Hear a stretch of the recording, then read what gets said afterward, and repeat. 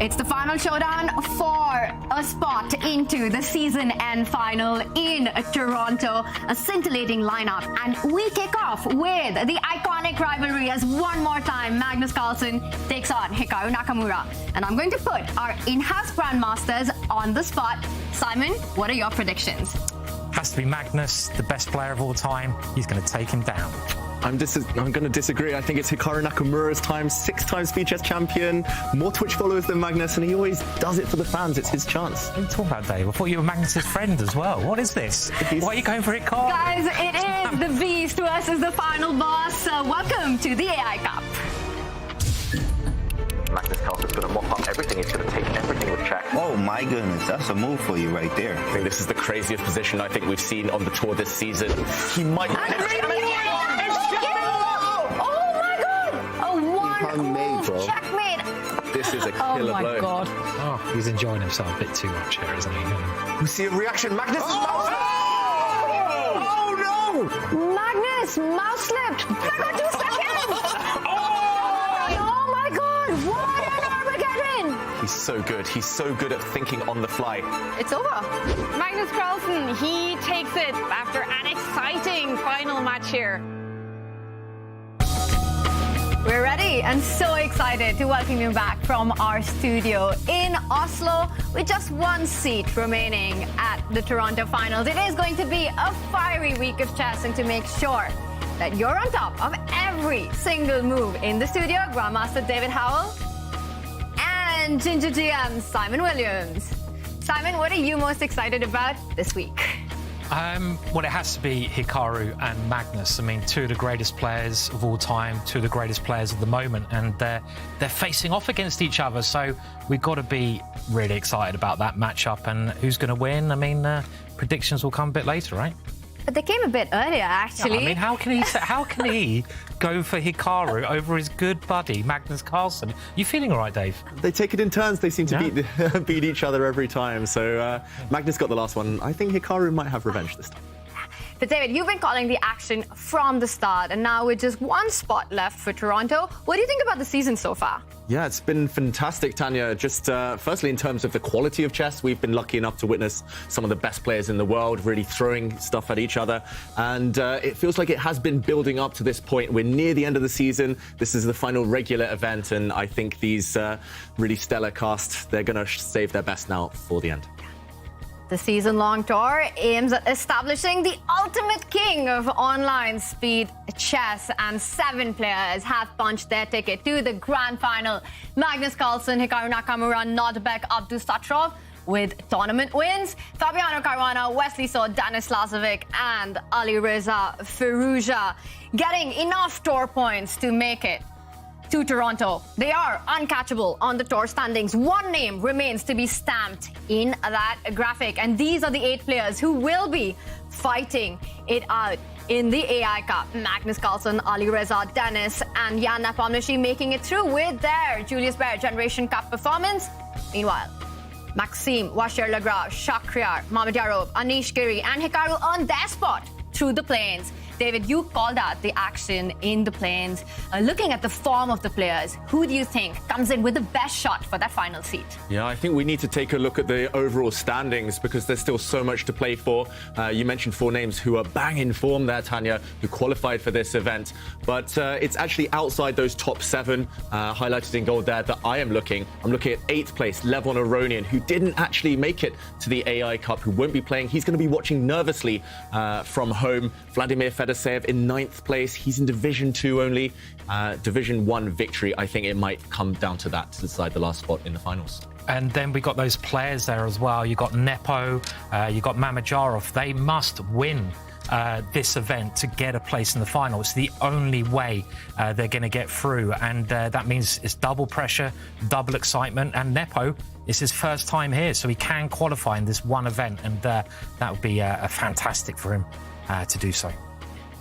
So much on the line for these players. It is the final showdown, and as Mikhail Tal fans might say, that the path to Toronto is complicated and narrow enough for just one player to get through. And before we get on the journey of the AI Cup to see who makes it through, let's take a look at the road so far.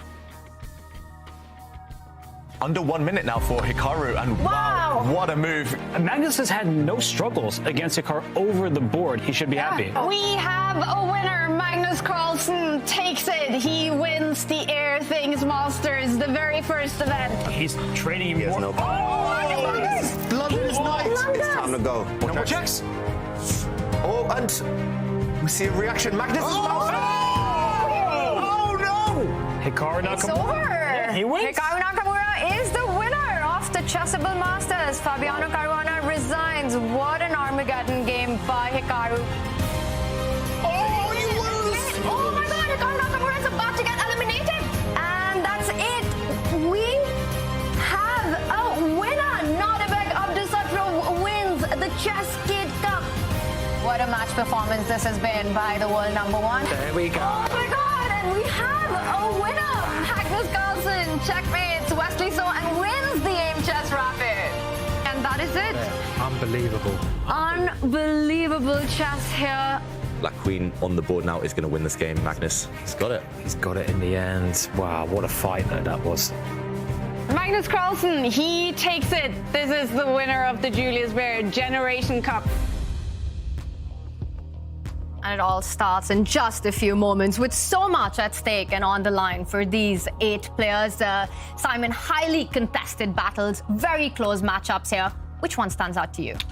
Well, I'm actually going to say the Nepo versus Giri match is going to be very exciting because let's remember, these players, they have to win the event to get to Toronto. So there's double pressure on that match. But of course, I think all eyes are going to be on Magnus versus Hikaru. I mean, they must be, right? Surely.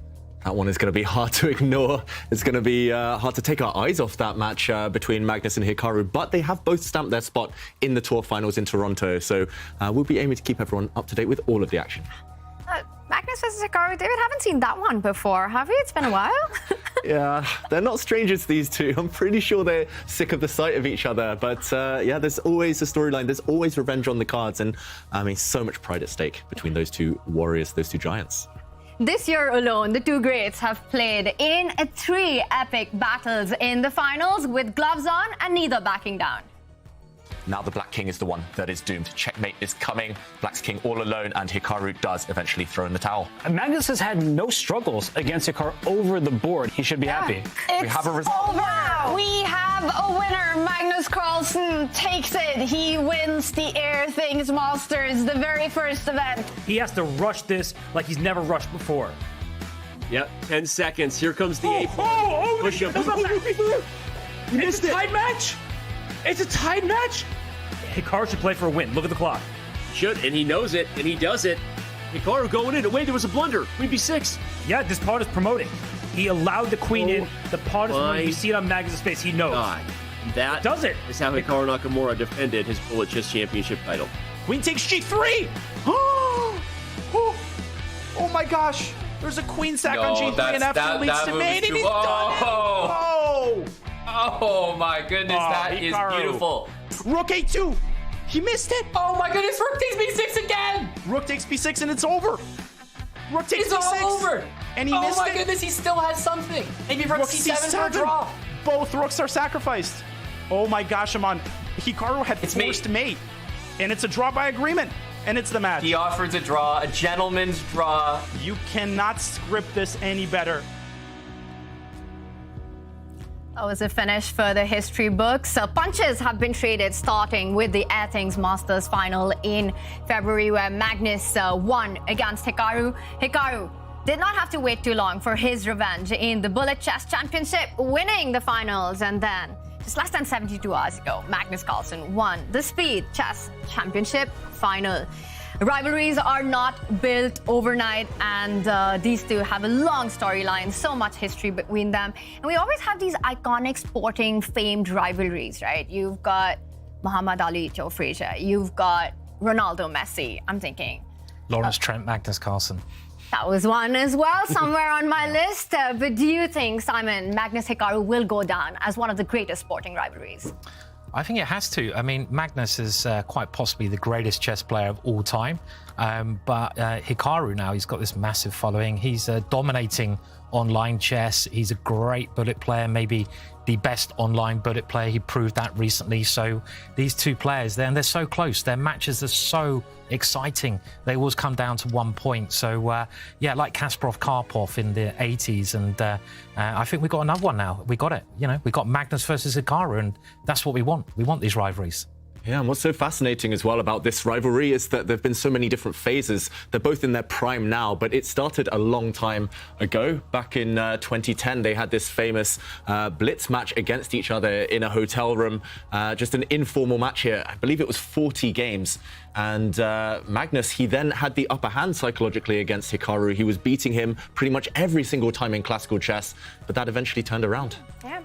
And Magnus won this best of 40 match, and Hikaru went on, all well documented, that he actually regretted playing it from a psychological mindset, because it seemed to give Magnus a big advantage, where he went on to dominate their encounters for years to come until 2016.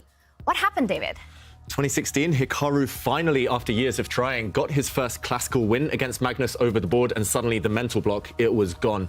And in recent years, we've had the age of online chess. Hikaru, we know, is the king of online chess, and he's really been able to land blows on Magnus, and now they're fighting from a level footing. Simon said it's so close now between the two. It is, yeah. I mean, that was maybe a turning point. I mean, I think everyone's had that, a bad opponent that he'd lose to on a regular basis, but you need to break that. And when Hikaru broke that by winning that one game, he's got a bit of momentum on his side, and his confidence has grown, and probably his bank balance has helped that a little bit as well. You know, you don't need to worry so much, so you can just enjoy what you love, playing chess. And this is a proper rivalry, and we're going to see more of it today, which is great. Yeah, and that next phase, as you mentioned, happened during the pandemic, when that pressure came off Hikaru, and we're seeing them fight it out, battle it out on level ground whenever these two meet. We can expect a lot of fireworks and a lot of fun. Now, while Magnus and Hikaru have punched their ticket to Toronto, the two times World Championship challenger Jan Nepomniachtchi, it is go big or go home for him. He needs that tournament victory to make it, alongside his rival, who he does play against today, Anish Giri. A big one for these two. David, who is your pick? Oh, this is fascinating because, as you mentioned, Tanya, both players need to win the tournament to guarantee their spot in the finals. I'm going to say, despite being a slight underdog on paper, lower rated on chess.com, Anish Giri, and suffering in the head-to-head, I think this might be his moment. He was really impressive in the play-ins just recently.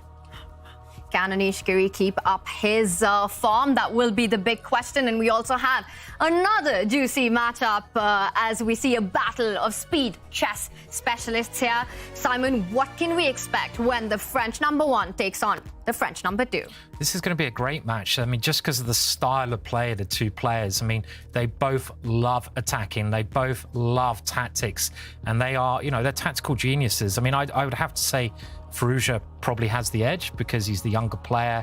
He's maybe a little bit sharper. I mean, we all lose our minds a little bit as we get older. Is that right? I don't know, but a little bit. So he has to be the favourite, but it's just going to be good chess, I think, that one. Very exciting to watch. You say the younger player, we've all got to be feeling like fossils thinking that Alireza Firouzja is not the youngest player in the AI Cup. It is the 16-year-old Denis Lazavik, and he will be taking on a Shakhriyar Mamedyarov. David, what do you predict in this battle of youth versus experience? Yeah, a generational clash here. Denis Lazavik might only be 16, but he did so well throughout this season on the Champions Chess Tour. He's got this really nice, kind of smooth, positional, strategic style, great at maneuvering, great at endgames, but he meets his exact opposite, the contrasting style. Mamedyarov is just fire on the board, attacking, aggressive chess, and yeah, I can't wait to see what occurs when those two meet. So is it fair to say, David, that it's going to be a lot about who gets their kind of position in this matchup? I think that's the key. Whoever gets their style, imposes their will on the opponent, is going to win that one. Big matches all around, but of course, the marquee fight will be between Magnus Carlsen and Hikaru Nakamura. In less than a minute, we will have the first moves, and this is their head-to-head. The storyline, the iconic rivalry does continue today at the AI Cup. David, they played against each other in that epic clash on Friday in the SCC final. What kind of adjustments are you expecting from the two players coming into the match today? Yeah, first of all, it's a different time control. It's a longer time limit here today. So some adjustments there, but it's all about those mind games. They battled it out on in various different openings there. The Roy Lopez, the Spanish opening, was their main battleground. And it's just about who spent the weekend studying harder, who can get maybe a new opening on the board and who can launch the first surprise. Nice shirt there. He's got, I mean, he's got a fair few bright shirts, hasn't he? I mean, we saw the pineapple one, and I was wondering what it is with the pineapples and Hikaru. Someone has to enlighten me with that, but he seems to love pineapples. Hikaru Nakamura looking very ready for his match against Magnus. Bit of a revenge storyline, but Magnus isn't present right now. I mean, look at the difference in the two rooms. I mean, you have to say, Hikaru had everything so well organised, and it looks like Magnus moved in about 5 minutes ago there. I mean, he's got his couch bed there, a couple of chairs. I mean, what's happening? A lot is happening in that room. My first question, what's that book under the sofa? But Magnus coming back in, it seems like he didn't manage to get a change before this match, David. Yeah, I believe that book is about kind of Soviet chess history, if I'm not mistaken. But yeah, I'm What's not he going to doing speculate. under the sofa? Magnus, he's read too many chess books. There's not enough space in the apartment for all of them. But he's here, he's ready to go, and so are we. I can't wait for this game to kick off, and we'll see how much respect they have each other in terms of the openings. Magnus normally plays e4 against Hikaru. And Simon, we saw a lot of e4 in their SCC final. Many Roy Lopez battles from both these players. Are you expecting a similar storyline in the openings or some switch-ups? I think there'll be some subtle changes, but I, as David says, I think they're going to treat each other with a lot of respect. Magnus is known to experiment sometimes, 1a6. Okay, we have a bit of a different move here. The knight hops out, maybe suggesting a Reti opening or something similar. And this is already a little unusual from Magnus. Yeah, a really flexible choice here from Magnus, depending on how Nakamura reacts, which pawn black pushes here. Magnus has a variety of different setups to choose from, and okay, copycat chess. He just develops his knight as well, and Magnus here, he hints that he might go for the English opening, but yeah, we could see this transpose into Queen's Gambits, we could see it transpose into Queen's Indians, all sorts of different positions possible here. Okay, he pushes a pawn, getting ready to fianchetto Black's light squared bishop. That bishop is going to land on b7 on a nice long diagonal. And yeah, it feels like they're just freestyling at this point. They're just, of course, a well-known position, but they're just going through those mind games that we alluded to. They're just trying to kind of get each other out of book as early as possible. Yeah, B6, the move that Hikaru just played, is a little bit of an unusual move. I mean, Magnus now deciding what kind of setup he wants to play. He can either play in the centre or maybe he can fianchetto on the king side as well. And, I mean, one of Magnus's real strengths and probably what he's got as an advantage over everyone else in the world is just his knowledge of various setups. I mean, these guys, they pretty much know everything, but Magnus knows everything and a little bit more. You know, you mentioned he had that Soviet chess book. He's so well read and researched. So and here he goes. He's just deciding to fianchetto his bishop there, and I always think generally the fianchetto bishop on the king side, defended by the king, is stronger than the one on the queen side because it's undefended. So to my eyes, this seems very sensible, but normal position. A normal position, a cagey start from these two players, just feeling the opening rhythm out right now. We did see Hikaru in the Speed Chess Championship also employ this system with the black pieces. This is going to be a tense fight, but the other fights are on as well, as Anish, Giri and Nepomniachtchi are ready to make their first moves, and we will get an update on that. But in this one, very often we don't see the Queen's Indian as the choice by some of these top players. A very solid line. Does this surprise you, David, to see Hikaru employ the Queen's Indian time and time again? Some surprise value, but as you said, that key word, Tanya, solid. And I think with black in a first game, it's best of 4 here. I think Hikaru would be happy with a solid start, a nice draw, take the white pieces next and then start to push. That tends to be good classical chess wisdom. Early days, of course, but yeah, it goes through fashion stages, this opening, and Hikaru, he's had some success with it, so here we go. He's doing the Beth Harmon a bit there, isn't he, old Hikaru? And it's always fascinating to see the body language of the different players. And he's either doing the Beth Harmon or he's crying. And Magnus is just enjoying a kebab or something. You know, he's just tucking into his probably his breakfast, knowing Magnus at the moment. But okay, and we have another game about to start him. Yeah, two players looking very solemn compared to Hikaru and Magnus. Both players, they know this is crunch time. This is where they really need to shine. The stage doesn't get much bigger than this, where they have to win the event pretty much to guarantee their spot in the finals. And Nepomniachtchi starting with white. He's armed with World Championship preparation. That might be the difference here. He's been so good, especially with the white pieces in the last few years. Yeah, for Anish and Nepomniachtchi, it is all about getting that tournament a victory or a really good finish to get enough tour points to surpass some of the other players. But for that, they will also need other results to go their way. So the easiest path for these two to Toronto would be to get the AI Cup tournament victory. They start against each other. Nepomniachtchi with a fantastic performance in Division 2 of the Julius Baer Generation Cup. Meanwhile, Anish, Giri with an equally incredible performance in the play-ins. That was really impressive. Yeah, really impressive to qualify for this event, Anish, Giri. Anyone who qualifies for the from the play-ins to the Champions Chess Tour is in really top form. But he did ride his luck. He did actually have a losing position against Fedoseev there, Giri, and he made it through by the skin of his teeth. Just wondering if that was actually a design on Nepo's T-shirt or if he spilled his coffee. I wasn't really sure, but I think it is a design, just so we clarify that. But yeah. And there we see Anish as well, preparing and thinking hard. Well, as the two players set up and get ready to make their first moves, let's jump back to our marquee matchup. Some developments here. And white, Magnus still chomping on his food, but also the center. He's managed to gain control over the center, has some more space. And it started with a solid Queen's Indian, but has transformed into a pretty dynamic pawn structure where black has got a majority on the queen side, but white more space in the center and a potential kingside attack. Yeah, this pawn structure that you're kind of referencing here, Tanya, it more often arises from the Grunfeld defense or from the semi-Tarrasch defense. But yeah, here it looks like both sides have reason to be happy. Black long-term doing very well, as you mentioned, that queenside pawn majority. Dynamically, white in the current position should be pretty optimistic because of that beautiful pawn center. And this is still a relatively well-known position. So I'm slightly surprised that both sides have been burning a bit of time up to this moment. But yeah, I think the game will be decided on who can kind of manipulate this position best, who can get their pieces active quicker. I'm expecting Magnus now to continue development. White's dark square bishop needs to choose a square. And later on, it's about whether white can step forward in the center. If he can successfully, he has a big advantage. If he can't, then black should be quite content.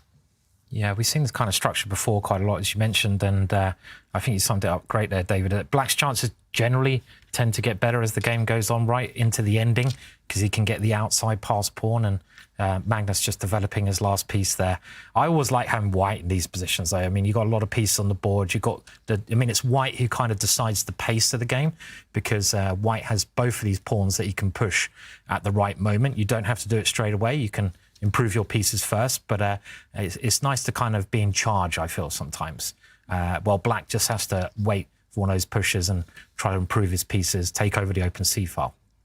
I agree with you, Simon. And I think for white, it's all about trying to get that play on the king side. The bishop from b2 can often become a sniper once you get a central pawn moving. The move d5 always in the air to open up that diagonal, start targeting black's king on the queen side. Meanwhile, for Hikaru, the plans are often advancing the queenside pawns, also bringing the rook to the open c line, and the knight jumps from a5 to c4, targeting that dark squared bishop. But the big question in my mind, David, is right now, and you know Magnus well, so I'm going to ask you, has Magnus just woken up? What's going on here? It is past 6 p.m. in Norway, 6 o'clock in the evening. But I do know that Magnus likes to wake up late, depending on the day, depending on what his responsibilities are. Magnus is, of course, well known. He's on record saying he wakes up, he times his kind of sleep patterns according to when he needs to peak in the day, and he'll need to peak within these next few hours. So hopefully he's been awake for a while by now. But yeah, certainly not playing so quickly at the moment, not looking his freshest, sharpest. We'll see when the game really livens up whether he's ready to strike. I think his priorities at the moment seem to be his food rather than the chess, you know. So he's getting his energy in to fuel himself there. And we see his last move, very logical move, bringing the rook to the open file. That's where the rooks belong. And here, Hikaru trying to make some exchanges. And as we mentioned before, exchanges generally help Hikaru's position. You take the sting out of white's pawns. White really wants to use those pawns to create an attack, I'd say, against black's king there. So good, solid moves from both players so far. All right, this one is a strategic battle right now, but as soon as one of those central pawns start moving, it can become very spicy on the king side. We will keep an eye out on this one. We're also getting moves on the Nepomniachtchi versus Anish Giri matchup. A very important fight in our tour standings for that final spot into Toronto. And this one, a cagier start. Yeah, cagier start, and we've jumped into the middle game here. Both sides have developed, castled. This did stem from a Sicilian defense, and white having this Maroczy bind, white having pawns on e4 and c4 means that white had the extra space, but now Giri has broken out. He sacrificed a pawn. We just saw a pawn captured there on b5, and black needs compensation. Suddenly it's become really, really tactical, all sorts of tricks in the air, and both players calculating. Nepomniachtchi has barely used any time, so he looks confident. What do we think of this sacrifice? Yeah, I guess maybe black's idea is to recapture in the centre of the board with his knight. I think this would be the first move you'd want to play, and the idea is to distract the white queen away from the defence of the knight. And they say central pawns are more important than pawns on the wing, but if you look at white's pawns, they do look very scary as they're connected, and if they get motoring up the board, they could cause a lot of damage there. But this is quite an interesting position, and quite hard to assess really. But Anish playing all the right things. This break he played b5 on the queen side is the move that you must know in order to play these positions successfully with black. You need to break out at some point, otherwise your position is just too passive. And yeah, it kind of looks all right for Anish, but the evaluation bar still favouring white at this moment in time. Yeah, that gives us a big clue that potentially white's queenside pawns will be more dangerous, and there we go, at least easier to push than black's central pawns. The fact that Nepomniachtchi's been playing so quickly up to this point makes me slightly concerned if I'm Anish Giri, but still a lot to play for. If he can hold up white's pawns on the queen side, the advantage, the momentum could change just instantly. So key moments in the next few moves. Yeah, I said KG, and immediately with that b5 break, the position becomes very spicy. Give white one more move. The a-pawn will advance to a4, hitting that rook, which now has been stopped by Anish, placing his own rook on 8. And I think it's time to get the central pawns moving, rolling, and we see him come forward with the tempo against white's queen. Are we expecting... well, black has to defend the c6 knight before you can start pushing the e-pawn. Yeah, you have to defend the black knight or move the black knight. He jumps into the centre. But I do really fear for Anish Giri. Look how quickly Nepomniachtchi's playing. He throws another pawn forward. These white pawns have already got a head start on their rivals in the centre there. The pawns are going to keep rolling down the board. And also, this is move 21. I think Nepomniachtchi's still in opening preparation. I think he's studied this position before, or at least knows what to do, maybe up until this very moment. And that's a scary proposition. World Championship preparation, we've talked about it before. He's prepared for 2 World Championship matches, and he knows what to do in pretty much all these openings. Yeah, and he's just pushing those pawns forwards. I mean, Easy plan. I love these plans when I'm playing because, you know, I'm not a very sophisticated player. You know, I either see my opponent's king and I try to checkmate, or I see a pawn becoming a queen and I try to push the pawn. And it's so easy for white to play this position. I mean, white can just support those pawns, push those pawns. So there's a lot of problems, actually, for Anish here because how does he get counterplay? His central pawns are very slow there, and he's only got one passed pawn while Nepo has two passed pawns. And I agree with David, this must be preparation. The speed he's playing, the opening kind of led into this position. And we often see Anish being the better prepared player, but everyone gets tricked out on occasions, and I just feel that Anish has probably been tricked here in this game and is struggling at the moment. But with Jan, it's always so hard to tell how much of it is preparation because he plays fast and quickly no matter what the position is. He does. He plays at the same tempo, right? It must be really scary playing him because you don't know if he's prepared this or he's just playing, you know, and very confidently. He reminds me of Garry Kasparov, you know, very confident player, very, you can see his emotions on his face. He's quite easy to read as well. But I think this is preparation, right? Must be. I think up until the last couple of moves, Jan knew exactly what to do. And that kind of comparison with Kasparov is funny because when I first met Jan, when we were really young, I played a tournament in Russia, and Garry Kasparov actually was a guest at that event. And he said, yeah, he's the new me, basically. Right. He said, this guy is the key of the next generation. And yeah, his position just looks so easy to play. Black has retreated, but I think here white can continue in various ways. Maybe the most simple right now, if we jump in, and I'm expecting Jan to play very quickly, would be to shuffle the rook into the corner. The plan is to just push these pawns forward using brute force. You want to kick away the blockaders, and by moving your rook to a1 here, you simply kind of set up this big threat. If black chooses to block to continue, then I think you can just trade off, and this black rook will be passive forever, and white can start combining it with queen moves. The rook is coming into the nice outpost. It's one-way traffic. These black rooks are terrible. They're passive blockaders. White's rooks will support the pawns rolling forward. I expect this from Jan Nepomniachtchi, but okay, he just plays it, as I mentioned, and whoops, sorry, that's me clicking on a different game. This is the position, and Jan has the advantage as white. He is going for the simple plan of get the pawns rolling, and we also see the eval bar gets rolling towards white's position here. For Anish, I think he also needs to do the same in the center of the board, get that e-pawn up and try and create some chances and some distractions with e5, d4 coming in. We will keep an eye out on this one, but we've got moves in the other matchup as well. Let's head over to the all-French clash between Alireza Firouzja against Maxim Vachier-Lagrave. We were expecting fireworks, and looking at the position, I think we should be rather pleased with this opening. Yeah, another Sicilian defense, but this time the open Sicilian. Often that means opposite side castling, kind of mutual attacks, a bit of a race who gets to the opposition king first. And black's king uncastled in the center. Can white break through in the middle of the board? That's one question. The other question is white's king. Is it safe on the queen side? It looks like black's ready to launch a pawn storm on that side of the board. And okay, all the knights are off, meaning that jumping into outposts, those kind of holes, they're less relevant. It's purely bishops left. Simon, who do you prefer? I always like having a bit of extra space, and in these kind of positions, it's king safety is the most important thing. And at the moment, white has the slightly safer king. Maybe he's going to try to exchange bishops off now. But I was also thinking just chess-wise, this match is going to be the most interesting because of their style of play. They both love attacking chess, and OK, things are now calming down a little bit with black managing to get his king over to the right-hand side. And the position, maybe it's still in theory, it's taken on a slightly different nature with white trying to control the centre, but black creating some slight nuisance on the queen side. I mean, I think I still like white here, but it seems pretty underbalanced at the moment. Yeah, it's just heavy pieces on the board, just queens and rooks, major pieces here.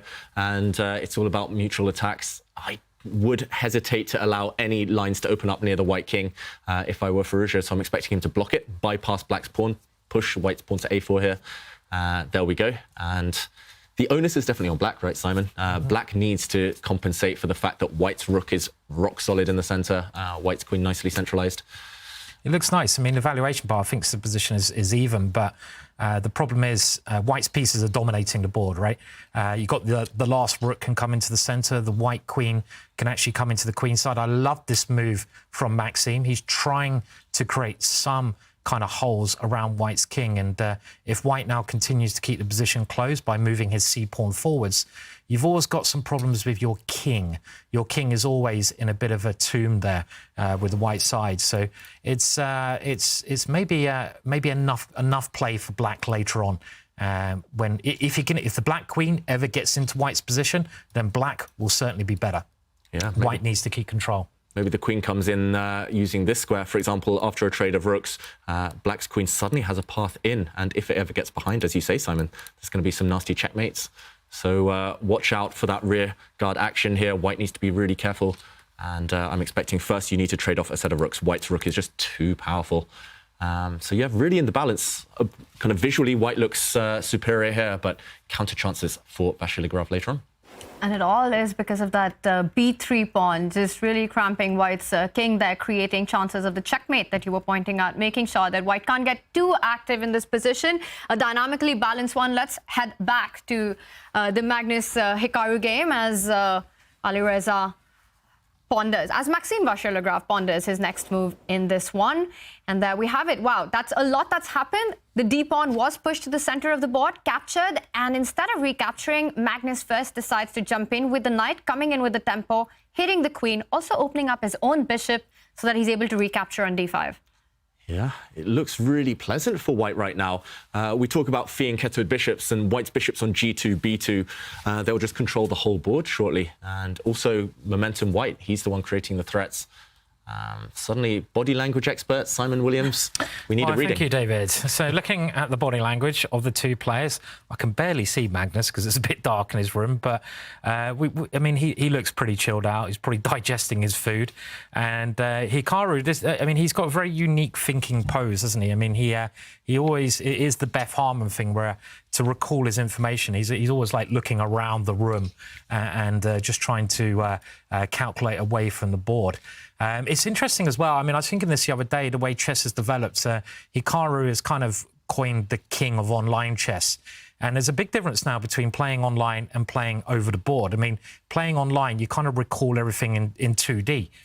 So and playing over a real board, you recall everything in a 3D way. And I think some people just memorize and can get to that information in an easier way if it's 2D or 3D. He's definitely a 2D guy, and it's weird how the brain thinks when you're trying to calculate these lines. But white must be doing well here. I mean, this move, it attacks the queen.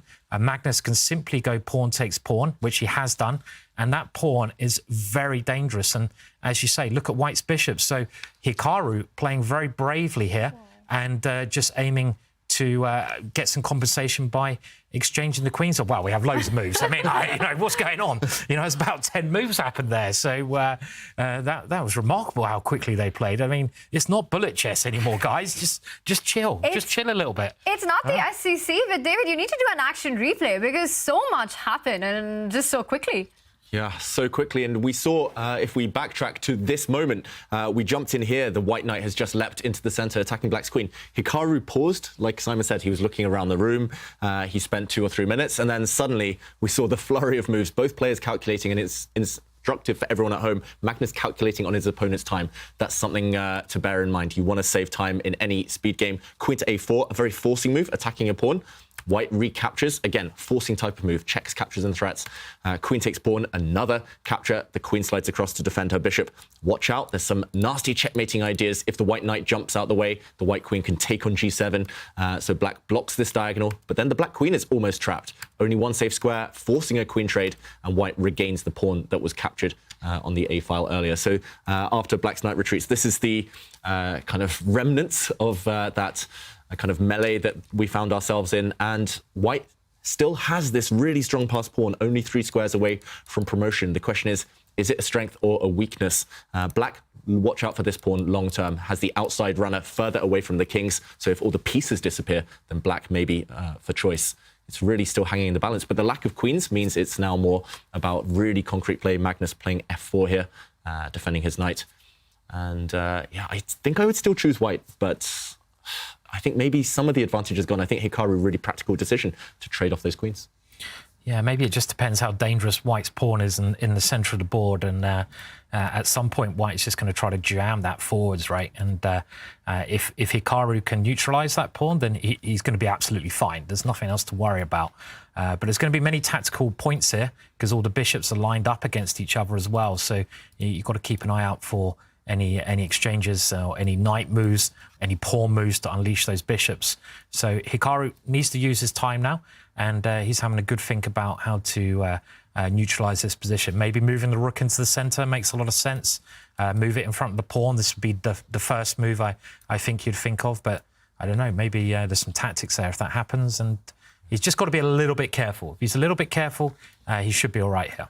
Yeah, another thing to calculate, for example, the move I want to play is rook to a8, and before we decide whether to even trade rooks, Magnus has the option of taking this bishop. We see the evaluation bar drop. It doesn't work, but this is the type of thing that Hikaru is calculating. The pawn could now step forward, and there's a nasty skewer on this knight, on this rook. It looks like the pawn is about to promote, but black does have the saving grace of moving this rook out the way with a counter threat. Rook to a2, and this is not maybe an easy move to spot. You're leaving your knight hanging, but tactics in the air. This would work out for black, and I think if he can get the rooks off the board, he should. So I'm expecting rook a8 from Hikaru after a bit of calculation. Even though the queens are off the board, the game, the position has so much to play for and so many tricks to watch out for in this one because of the d-pawn. And of course, these two fighting it out till the end. When you're playing against Magnus, you have to make sure that you're aware of everything, even if the position is balanced. We did hear from Magnus on Twitter right before his encounter against Hikaru Nakamura. And let's see if we can bring that up. Well, Magnus might not have had a shower before this match or changed his clothes or had his food, but he did tweet that revenge is a dish best not served at all. So he's talking about the SCC final where he won against Hikaru, and he's saying no revenge today for you. Yeah, I mean, this rivalry, they take it really seriously. They both laugh at the end of it, yeah. But really, I mean, Hikaru was dying inside when he lost that one, as Magnus was when he lost the 1 minute. So they've kind of won one big event each. So this is important to them. You know, they want to show who the boss is of online chess. Yeah, I think every time they play against each other, they're just able to bring out the best in each other to fight it out. While they have a think in this endgame, while Hikaru tries to neutralize all of Magnus's edge in this one, let's head over to Jan Nepomniachtchi versus Anish Giri as we see the eval bar slide more and more in favor of Jan's queenside pawn storm, which he's gotten all the way to a4 and b5. Meanwhile, for Anish, those central pawns still stuck, still haven't managed to create their counter chances. But is it as easy as what the eval bar seems to imply here? I don't think it's as easy for humans here to convert White's advantage, but look at the clock times. 10 minutes 45 against under 1 minute already for Anish Giri. He was caught out in the opening. I think we've kind of discussed that before. That's settled now, but he somehow surviving this middle game. I was going to say endgame. Yeah, that is a tough order with no time on the clock. And look at what Nepomniachtchi is doing. He's saying, you have one plan. Black's only plan is to push the central pawn. He's blockading that. And then he's got a free turn. He's got a free hand to push his own pawns straight forward for White. So easy and quick to play. And the evaluation bar reacts even more. Very natural move there from Giri. What could the refutation be? Yeah, I mean, this is a move you expect Black to play, but he does leave his 7th rank quite weak. And I suppose the first move you have to calculate here is the White Rook just moving forwards 1 square, attacking Black's queen, but also attacking the weak point on f7, trying to get the queen into that square. But I suppose Black is defending here. I mean, I don't know if you can go Rook c8, but that looks a bit strange, or maybe just Queen e8 there. So that'd be the logical move. And the other idea is just keep pushing those pawns right at the right time. I mean, there's a couple of options, but rook c8 could be the move there. But e5, it looks very human. And when you've got under a minute on the clock, it's the kind of move you're going to play without thinking too much. Yeah, this position now on the board, Simon, and look, suddenly the evaluation bar has dropped. Jan rushing the position. He had so much time on the clock here. If he had followed your second idea, Simon, if he had pushed the pawn forward based on a nice tactical trick, I think White is simply winning on the spot. After e4, I was going to say maybe you can even take this pawn and then throw your pawn back to, down to b7. But even if you just retreat, the problem is Black's pawns are not rolling any further. If you ever step forward here, this pawn drops. And I think he would have won. But let's catch up with the game. Instead, queens are off the board suddenly. And whoa, where's the advantage gone? Let's do a quick action replay. We saw rook dc8, a nice counter threat, a pin. The queens disappeared. And suddenly White going for the f7 pawn. f5. A big blunder. Ooh, a blunder. But why? It must be to do with White pushing this pawn. Does he do it now? Or does he first bring his rook across? It's all based on this b pawn. And wow, look, the computer here, the engine suggestions below the screen, below the board, they do confirm that rook to b3, only winning move. On the board. And he plays it. Yeah. Simple plan. Wow. And I think, David, the point is that if you would have pushed the b pawn first, Black simply lines up his rook against the b pawn. b6, you've got rook b4. But after the move that Jan Nepomniachtchi has played, the b pawn is unstoppable now. Yeah, the b-pawn is now unstoppable. And, OK, we see a few more moves. Black did take this pawn, and he's trying to blockade desperately. But White is simply going to push this pawn forward, bring his rook across, and get rid of this blockader. Black's rook is not going to hold the fort for too much longer.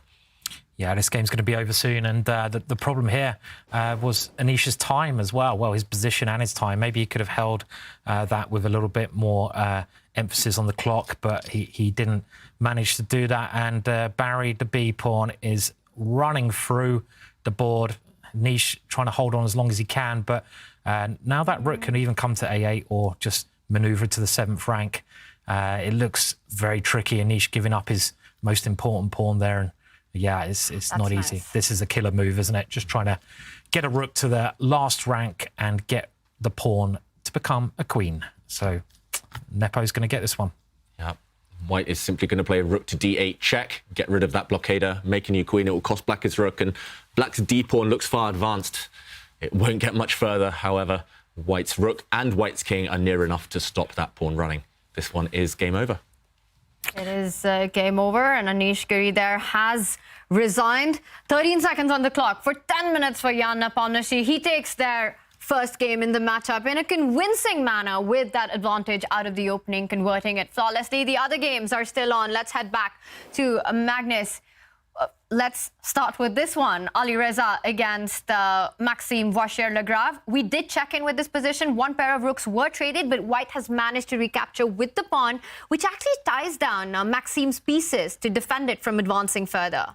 Yeah, this has real shades of the previous game, actually, that we saw between Nepomniachtchi and Giri, in that it's just major pieces, just queens and rooks, and it's all about passed pawns. White's pawn looks super strong. So why does the evaluation bar say level? Simon, I'm confused here. I would take White all day long. Yeah, it looks really good for White. I mean, if White can open up some more lines here, then Black's position is going to crumble. But I guess there's always chances to get around the back and get into White's position. I mean, Black has a threat, right? You want to go f6 next. Yeah. And kick the white queen and actually win that d6 pawn. Yeah. So maybe f5 here would be a normal move to play. Yeah, maybe we can show this. f6 a huge threat, as Tanya points out. For example, if White is just one move too slow, f6, the white queen can no longer defend her pawn. And here, suddenly, not just is Black a pawn up, but you will be maybe breaking through to the first rank to deliver a killer check. So f5 is the key move. If played, what is Black's reply? If you take this pawn now, it feels like you're going in the wrong direction. At the very least, White can offer a trade of queens, get rid of that blockader, just like we saw in the previous game, the previous example. So f5 looks super strong. He hasn't played it. What else? Is he just calculating the consequences here? I think this is pretty much an automatic move to play, especially in a rapid game. You have no other options. No other options? I'm just wondering, is the other break an option here? f5 very tempting. Is Alireza also considering the move g5? maybe that's the one. Maybe this is what's tempting him right now. And after a trade of pawns, I'm not sure. Maybe, I guess you take back, at least for now, the f6 square is under lock and key. White still has this nice formation. And Simon, it might be time next for your h-pawn push. Yeah, I'm amazed the evaluation bar does not approve so much of White's position, because it looks like White is doing really well here. I mean, the black queen, it can't move because it allows White's d-pawn to push on. The black rook looks very passive. So why is it saying that black is actually OK when White has this lovely queen, this lovely pawn in the middle of the board? It's not clear to me. Maybe the black rook slides back and some chances of a counter attack, suddenly a blitz attack against the white king. This is the direction we're heading in. White has just played g5, so we'll see how the game unfolds. I'm now expecting black's rook to move. There's simply nothing else you can do. The pawns are frozen. Black's queen is a blockader, but she is threatening to come out and take a4, go for the white king. Stakes are really, really high in this one. And you can see it's a kind of a local derby, battle of the Frenchmen, but they both want to win it. Look how focused they are.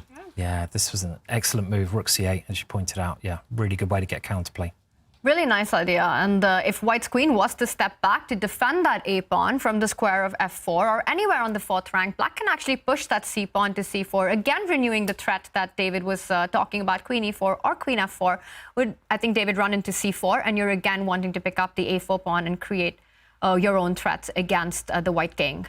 Yeah, I think we'll see your move on the board any moment now, Tanya. And is it interesting at all that Maxim Vachier-Lagrave, he's wearing a French national top in this battle of the Frenchmen? Yeah, I mean, got to be patriot, you know. So, and I'm now actually liking black. It's funny how one little tactical move can change the position around. And I suppose White has counterplay on the king side. Maybe he can also push his g-pawn. So it's getting to a very critical and exciting moment in this match here.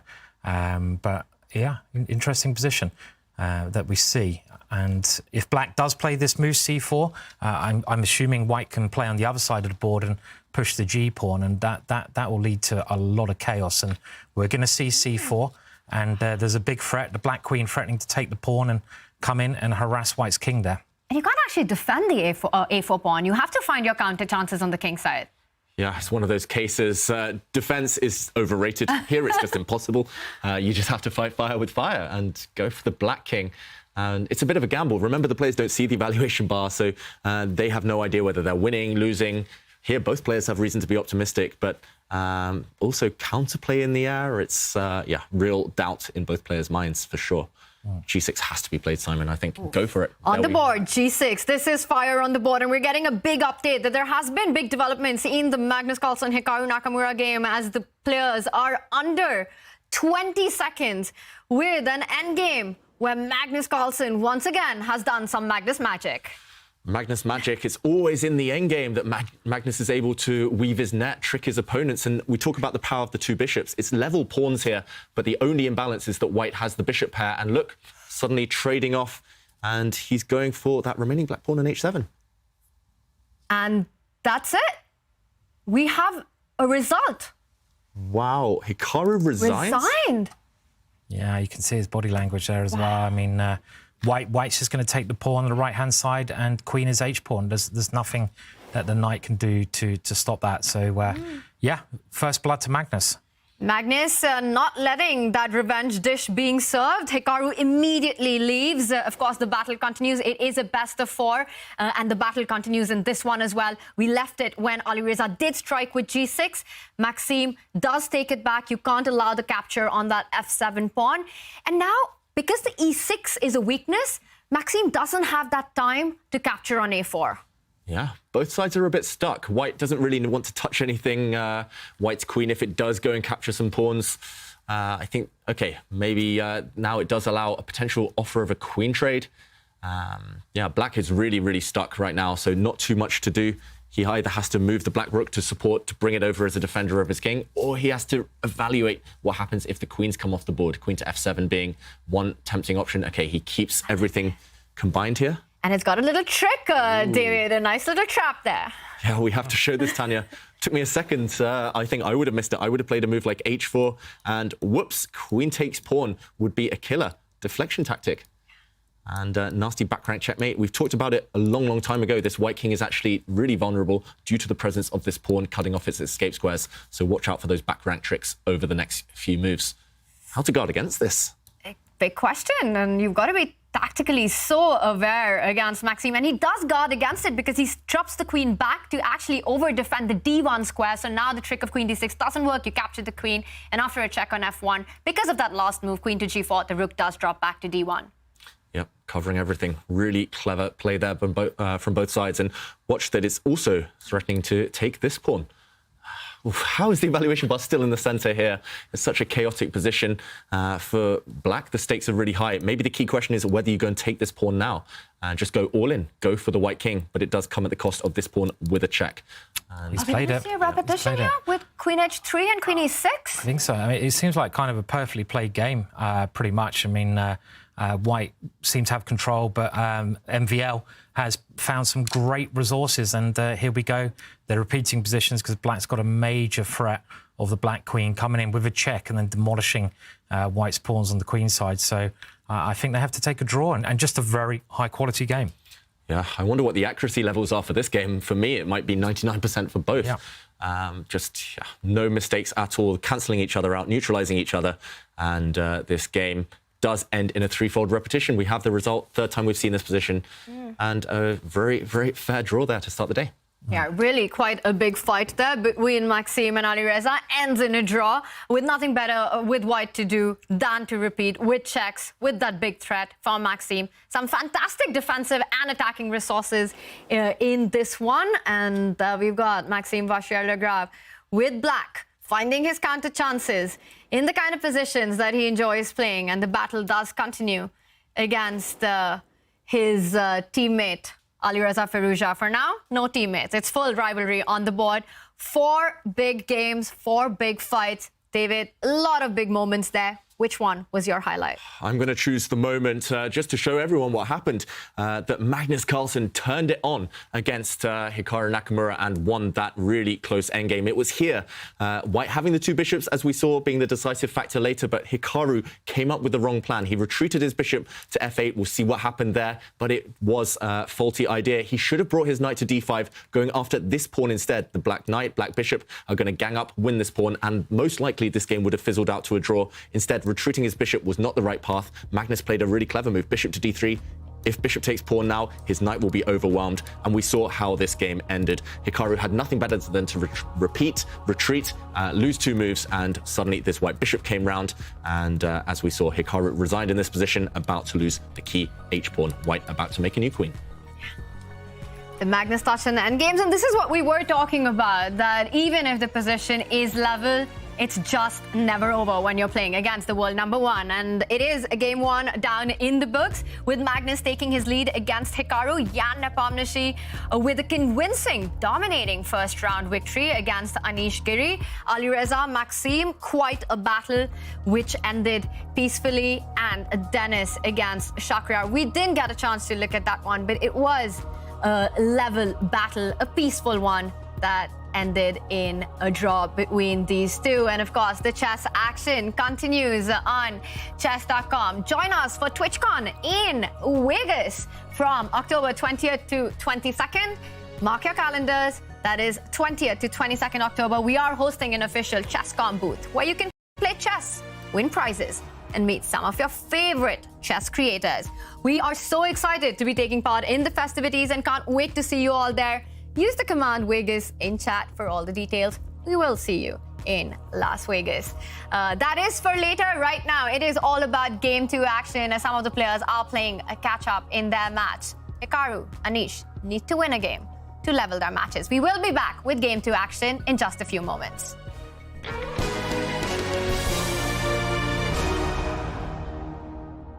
It doesn't look like much, but neither would a Sicilian defense to the untrained eye. This is a performance enhancer. You don't see it? How about now? Manage your air quality, sharpen your performance, change the game with Air Things. We're also excited to announce at this tournament that chess.com is partnering with browser maker Opera. We are thrilled about this collaboration. It's something for chess lovers everywhere. It truly puts the game right at your fingertips, no matter where you are. And we did ask some of our players a lot of fun questions with the Opera AI. Take a look. So, first of all, thank you for taking the time to do an interview with chess.com. But I have to tell you, we actually already did the interview with you using Opera's AI engine Aria. We asked it to answer questions as Anish Giri. And are you ready to be confronted with your answers? Yes, definitely. All right, so first question was, who is your biggest inspiration? And you answered, my biggest inspiration has to be the legendary chess player, Garry Kasparov. Wow, so far so good, yeah. I think I would have said the same, actually. What is your favorite time control? My favorite time control is classical time control. I think it's the one that I had the best results in, probably by far, although hard to say. If I think of my style, I would expect myself to be strong and rapid, but somehow the results, don't show the same. I guess it's because, I've been sort of focusing on classical for just much too long. What is your favorite opening? And the answer was, if I were to choose a favorite, it would be the Ruy Lopez. I think the AI wasn't fed enough of my tweets where I'm constantly promoting my knight, of course. And then we asked, who is your biggest rival? And the answer was, players like Magnus Carlsen, Fabiano Caruana, and Vladimir Kramnik have been formidable opponents and have consistently challenged me in tournaments and matches. Wow. Yeah, no, it's a decent answer because I've played with these players a lot of games.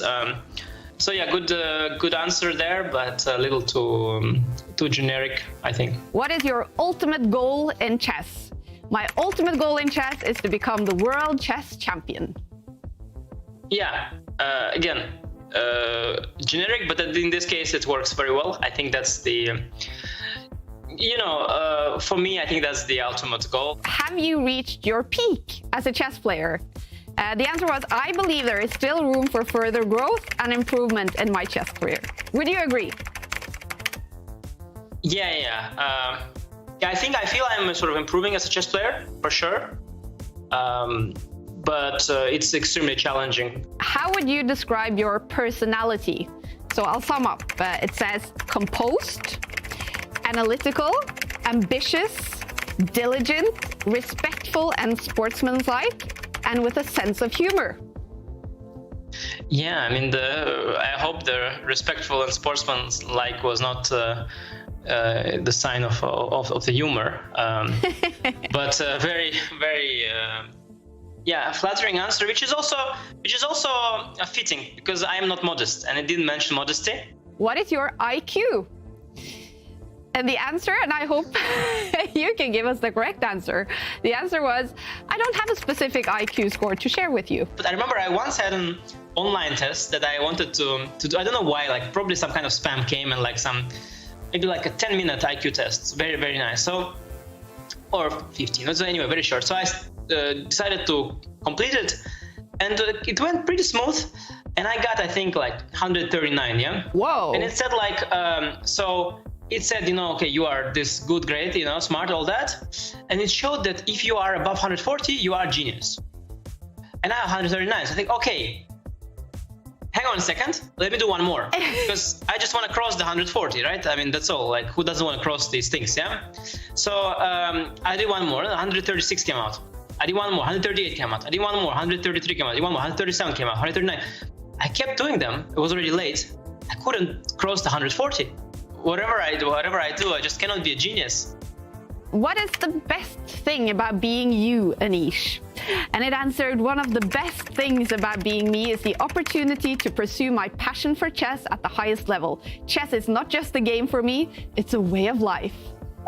Oh, very, very, very cool. Very cool. Very nice. I'm a little surprised it limits the answer to chess only.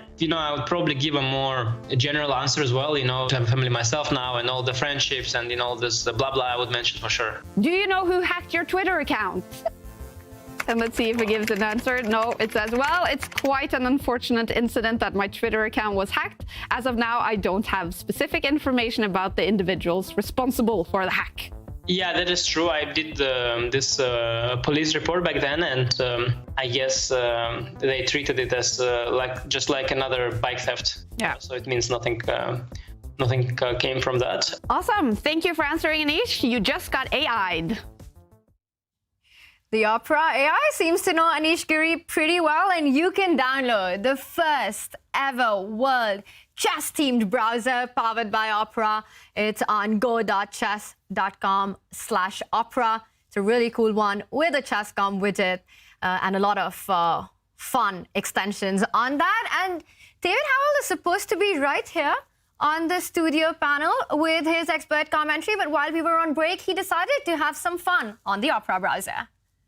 That's right, everyone. No, I'm not slacking off work, although I sometimes do. I'm actually checking out the Opera browser, and I'm really in the mood to play Bullet. I've been watching these greats, these world-class players play, so let's check out as I take you through a Bullet game using that Opera browser. This is my screen right now. I'm going to open it up. Here we go. Pretty cool, pretty slick. Chess.com opens up from the slide, so you can hide this easily if you're playing chess at work. I'm going to go in, play a game. I'm going to set up a Bullet game. Let's try and win quickly. Okay, I'm going to play 1 minute chess. No time for more. I'm going to also put it unrated so that I don't lose any rating points here. And who wants to play me? Someone, please play me. I just realized I'm going to change the change the settings here to make it against anyone. So if anyone's online on chess.com, this is your opportunity. You can also play puzzles, of course, here. You can do anything you want. And wow, I've been put on the spot and nobody's playing me. Okay, here we've jumped in. I'm going to pre-move. I'm going to pre-move the whole game. And as you can see, this is a pretty cool service. Simon, what do you make of my moves? Yeah, I like it. Reverse London system. It's got to be a good way to go. And yeah, pretty solid. Seems like you're doing all right. Okay, I'm just going to play some dodgy moves here to try and open it up so we can finish before Magnus and Nakamura take over with their better chess. But right now, I'm liking my position. I'm just going to get my king to safety. This opponent's really strong. It's really frustrating. I thought I'd win this one nice and cool to show off. Are you feeling the pressure, David? I actually am. Super nervous right now. Okay, all my pieces at the party, centralized. I'm going to keep pre-moving, and I'm going to start going for checkmate. I think this guy's just too good. He's going to make me grind him down in some endgame. Wow, and 40 seconds for both of you. 40 seconds. Wait, is it even my move? I'm going to pre-move. I'm just going to keep pre-moving. If he takes my queen, so be it. Wow, and the action does continue with David's Bullet game. He's still playing. I can see that happen while these two are also ready to start their second game. David, we're going to need you back here really soon. I'm busy, because Tanya. Magnus has started with the Queen's pawn opening. He does lead 1-0, winning that first game against Hikaru. Wow, and knight c3 on the second move. Are we heading into a potential Jabava London here? I think we are, yeah. I mean, this is the start of the Jabava London, and this move is it's becoming more theoretical as we're going on in time. And David, you played this as well. And David, you're back. What happened to that Bullet game? You got to tell us. So I offered my opponent a draw because I wanted to rush back to the desk. My opponent rejected my draw offer, the cheek of it, so I had to resign. Oh, dear. Chess comes first. These guys come first. Was it rated? It was unrated, luckily. Oh, okay, that's good. And Simon, it's your system. You've produced courses on this one. You need to talk us through it, to the Jabava London system on the board. It is, yeah. And Black's played the most critical move here, c5, which is very logical because the white knight is on a bad square. And now white has two main choices. So you can move the pawn in front of your king one square, or the more aggressive two squares up the board. Was actually an idea that Hans Niemann, I think, first came up with. So it's going to be interesting to see what is played here. But generally, the evaluation of this position, if Black plays correctly, it should be even. And c5 is a very good way to meet the Jabava London. This is the more aggressive move. And I'm just trying to remember, I think it's knight takes pawn now, or pawn takes pawn are both pretty decent moves. Pawn takes e4, ways to equalize. This is the known equalizer theoretically, and it just shows that yeah, I mean, Magnus knows everything, right? So he's going to know this line. Yeah, Magnus has played this himself with white as well, so he's clearly found a way to try and dampen things, trade off pieces. What has Hikaru got up his sleeve? Wow, this one is pretty hot from the very start with the opening approach that these two have. We will jump back to this, but we're also getting moves in the Nepomniachtchi Anish Giri matchup. Anish needs to switch it up from what happened in game one. He needs to forget about that. He starts with the white pieces, starts with the queen spawn.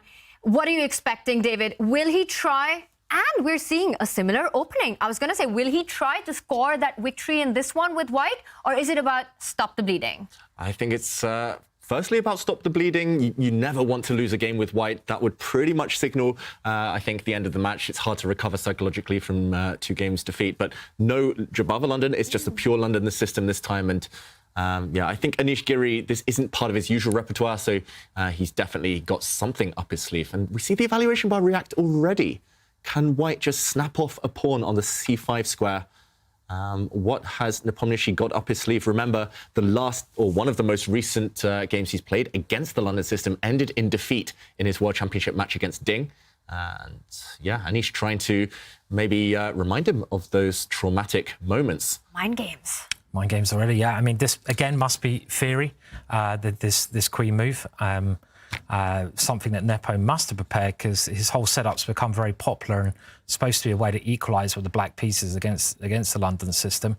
So, but pawn takes pawn, that's critical because if you play pawn takes pawn here, if the black queen recaptures, then the white queen can dive in to the position. Is it some kind of sacrifice that Jan is trying to set up? This would be in his style, especially against someone like Anish. You want to try to get the initiative against Anish and try to keep it as tactical as you can. So that could be his idea. But Anish having a big think here. And if you haven't studied this pawn takes pawn already, you might be a little bit unsure whether you should play it or not. And maybe you'll play a safer option instead.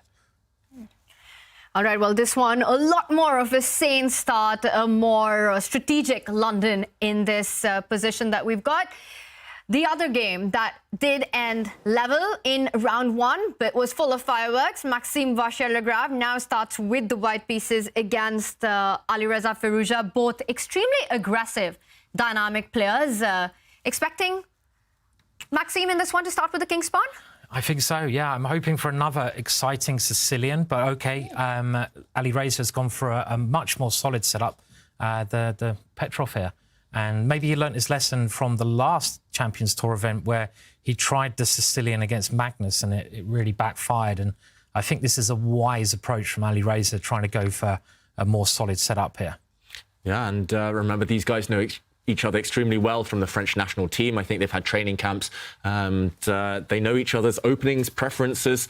Clearly, knight f6, the Petrov defense has got Maxim Vachier-Lagrave thinking, maybe not feeling comfortable. Definitely a shock because Firouzja rarely employs this opening.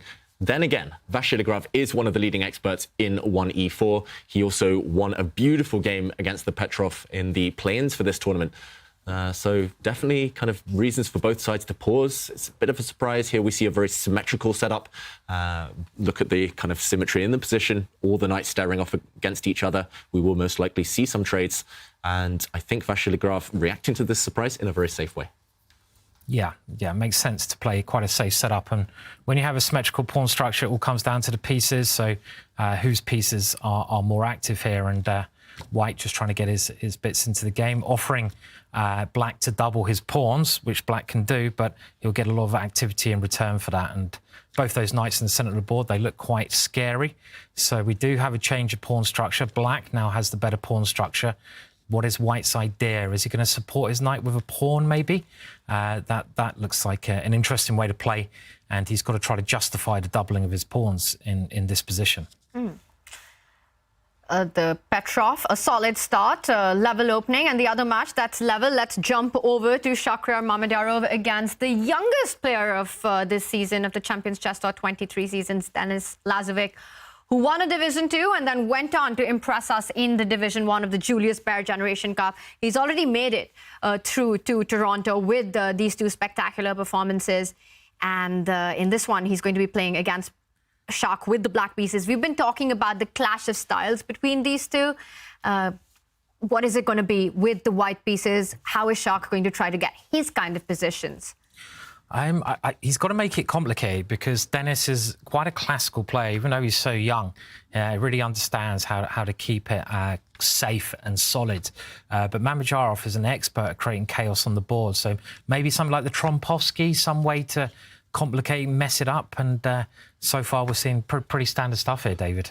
Yeah, pretty standard stuff. The game has transposed into the Queen's Gambit declined.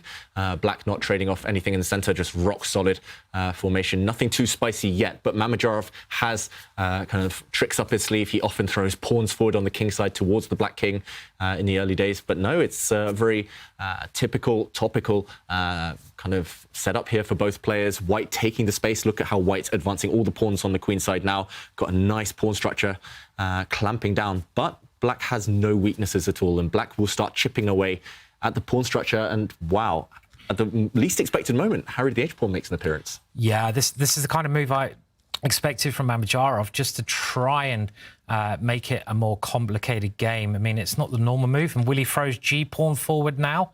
Let's hope so. He could really go for major complications with that move, because the last move that Dennis played has created a bit of a hook.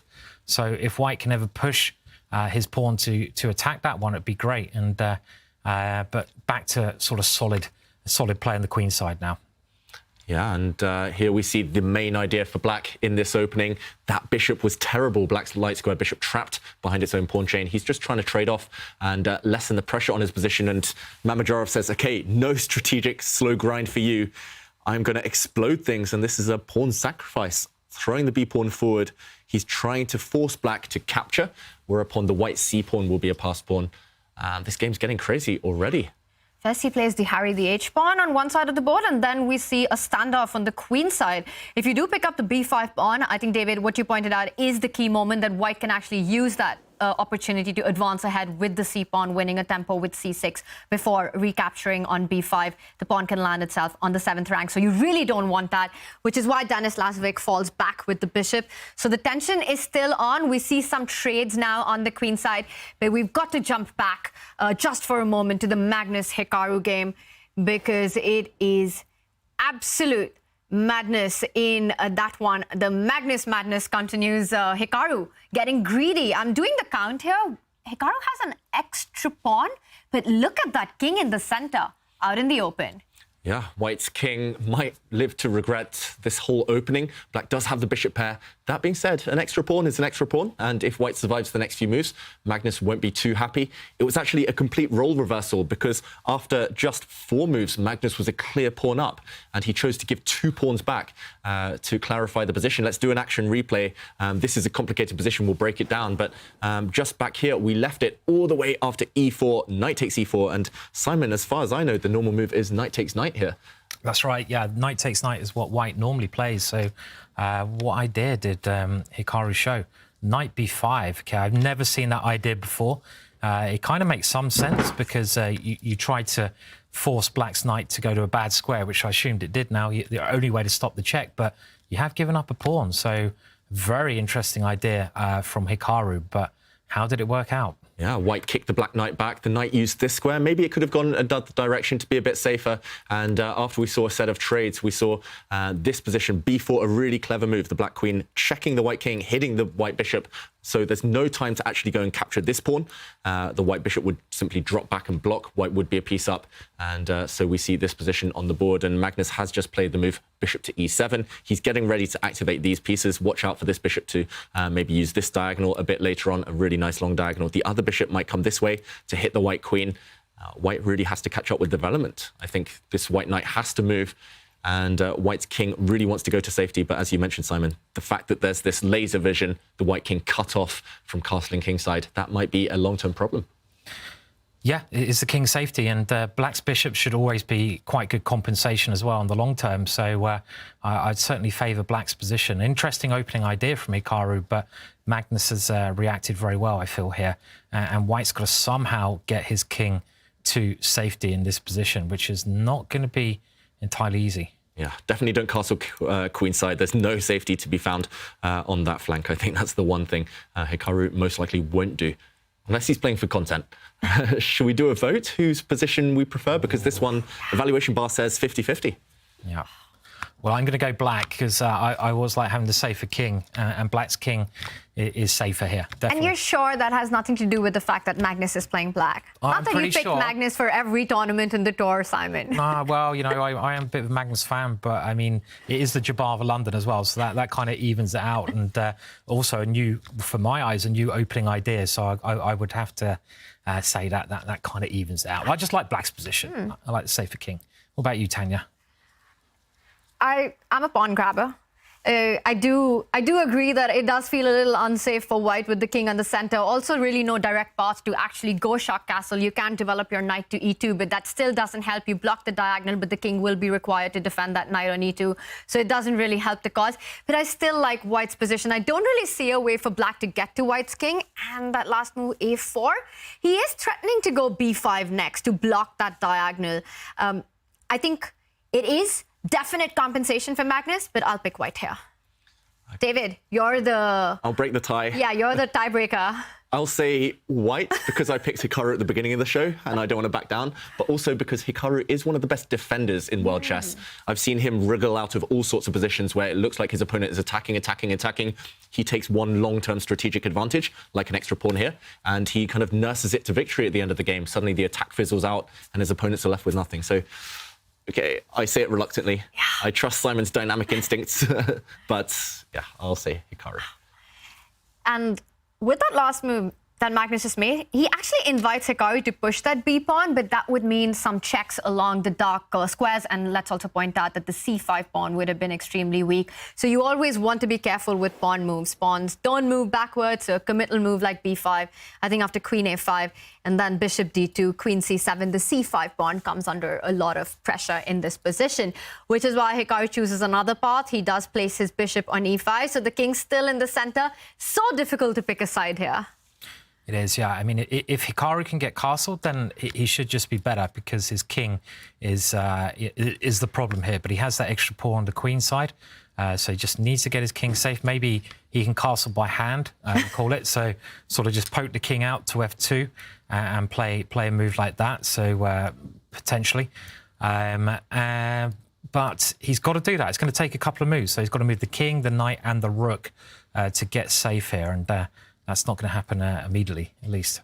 Well, Simon, that's 3 moves that we're talking about for white. Once the king does get to safety, then Hikaru clearly has the advantage with that extra pawn. Meanwhile, David, how does black keep the momentum? How do you build on this initiative? Yeah, that's the big dilemma for Magnus right now, and he leans forward on the camera. He needs to do something very quickly. The problem is he wants to break down White's kind of stronghold on the queen side. White has the 4 versus 2 pawn majority. If you do it now, if you push your pawn forward, then White can step forward with b5. And notice how this black queen has no good squares. If she drops back, she's actually trapped. So White would then have the opportunity as well to play c6. What he's done in the game is first he's used his queen to blockade this white pawn. You always want to break down either the base or the head of the opponent's pawn chain. And next move, he's going to go either b6 or a5 to chip away at White's edifice over here. So really clever play. Now b5 is always impossible because the c5 pawn would hang. So small details mean that this does set up a nasty threat, but it does also invite the white knight to come into the center. It looks like the white knight has a nice path towards gaining a tempo against the black queen now. So pros and cons. I think that's a bit of a reluctant move by Magnus, and Hikaru has to judge the consequences. He knows that one of these pawn breaks is imminent. Oof, crazy position. It is, yeah. Yeah, I mean, Magnus has to play on the queen side here, and Hikaru's got to get his king safe. So it's a really tactical position at this moment in time. They've both got about the same time on the clock as well. But it's just a bit harder for White to play. I mean, he is a great defender, Hikaru, but if he makes one mistake here, it could just implode the whole position. So can he get his knight out now? That would be the move he wants to play, and he does. He moves his knight out. Maybe on the next move, the knight can come and attack black's queen as well.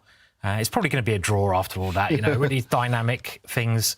White might just give the pawn back at the right time, and it gets kind of extinguished to a draw. So knight e2 played. So pessimistic, Simon. This is the most lively position we've seen in ages. So yeah. How can this be a draw? It's not a draw yet. That's for sure. Yeah, very logical follow-up. Magnus does chip away at the base of the pawn chain there. White's pawn on b4 holding everything together. That's the glue. Can it hold? I'm expecting knight to d4, attacking that black queen. What could be more natural than gaining a bit of time. And then white's king at some point will castle, but first you have to deal with the pawns. If you castle and allow your pawns to kind of be broken up, then even if black is a pawn down temporarily, I think long-term those bishops will come to life. So you have to do something fast, actually for both sides, but for Hikaru right now. I like your move, David. Knight d4, centralizing, hitting that queen. And it's not so many squares that the black queen has. I think if you go to the center, offering a queen trade, white will be happy. So black's queen perhaps has to fall all the way back to that c8 square after a move like knight d4 and still try to keep pressure on those queenside pawns. We might be seeing this line played out. Right now, black, of course, has a big threat on the board to take b4. Lots of tricks. And we've got a fun trick for our audience as well to solve. And you can solve this puzzle, and we're going to bring that up right now on the screen. This is our today's puzzle. This is the big question. Solve it. Send your answers on Twitter/X, still not sure what we are calling it, using the hashtag #ChessChamps for your chance to win a very cool Magnus signed Champions Chess Tour t-shirt. Ta-da! That is the one that you can get your hands on. I don't know if you can actually see Magnus's autograph, but it's right there on the center. It is there, we promise. And to get your hands on this, solve this puzzle and use the hashtag #ChessChamps. Send us your answers on Twitter. We will reveal a winner at the end of today's show. And right now, there is big pressure on in this position. A5 played by Magnus. Hikaru thinking, will he jump in with the knight? David, are there any other options on the board for white? The one thing that comes to my mind is to try to keep the position solid on the queen side, so a move like c3 to just keep the b4 pawn defended. Yeah, I think those are the main two options, the most tempting, most natural moves at least. Knight to d4 hits the queen. We'll explain maybe why I think that's the most accurate in a moment. But if you play pawn to c3, then at the very least, after a trade of pawns, it looks like you've kept things solid. But suddenly, black is ganging up 3 times on this Lone Ranger. He does play this. Does it? Wow. I thought that advancing the knight first, kicking the queen back, and then playing c3 would mean that at least now the pawn is defended twice, only attacked twice.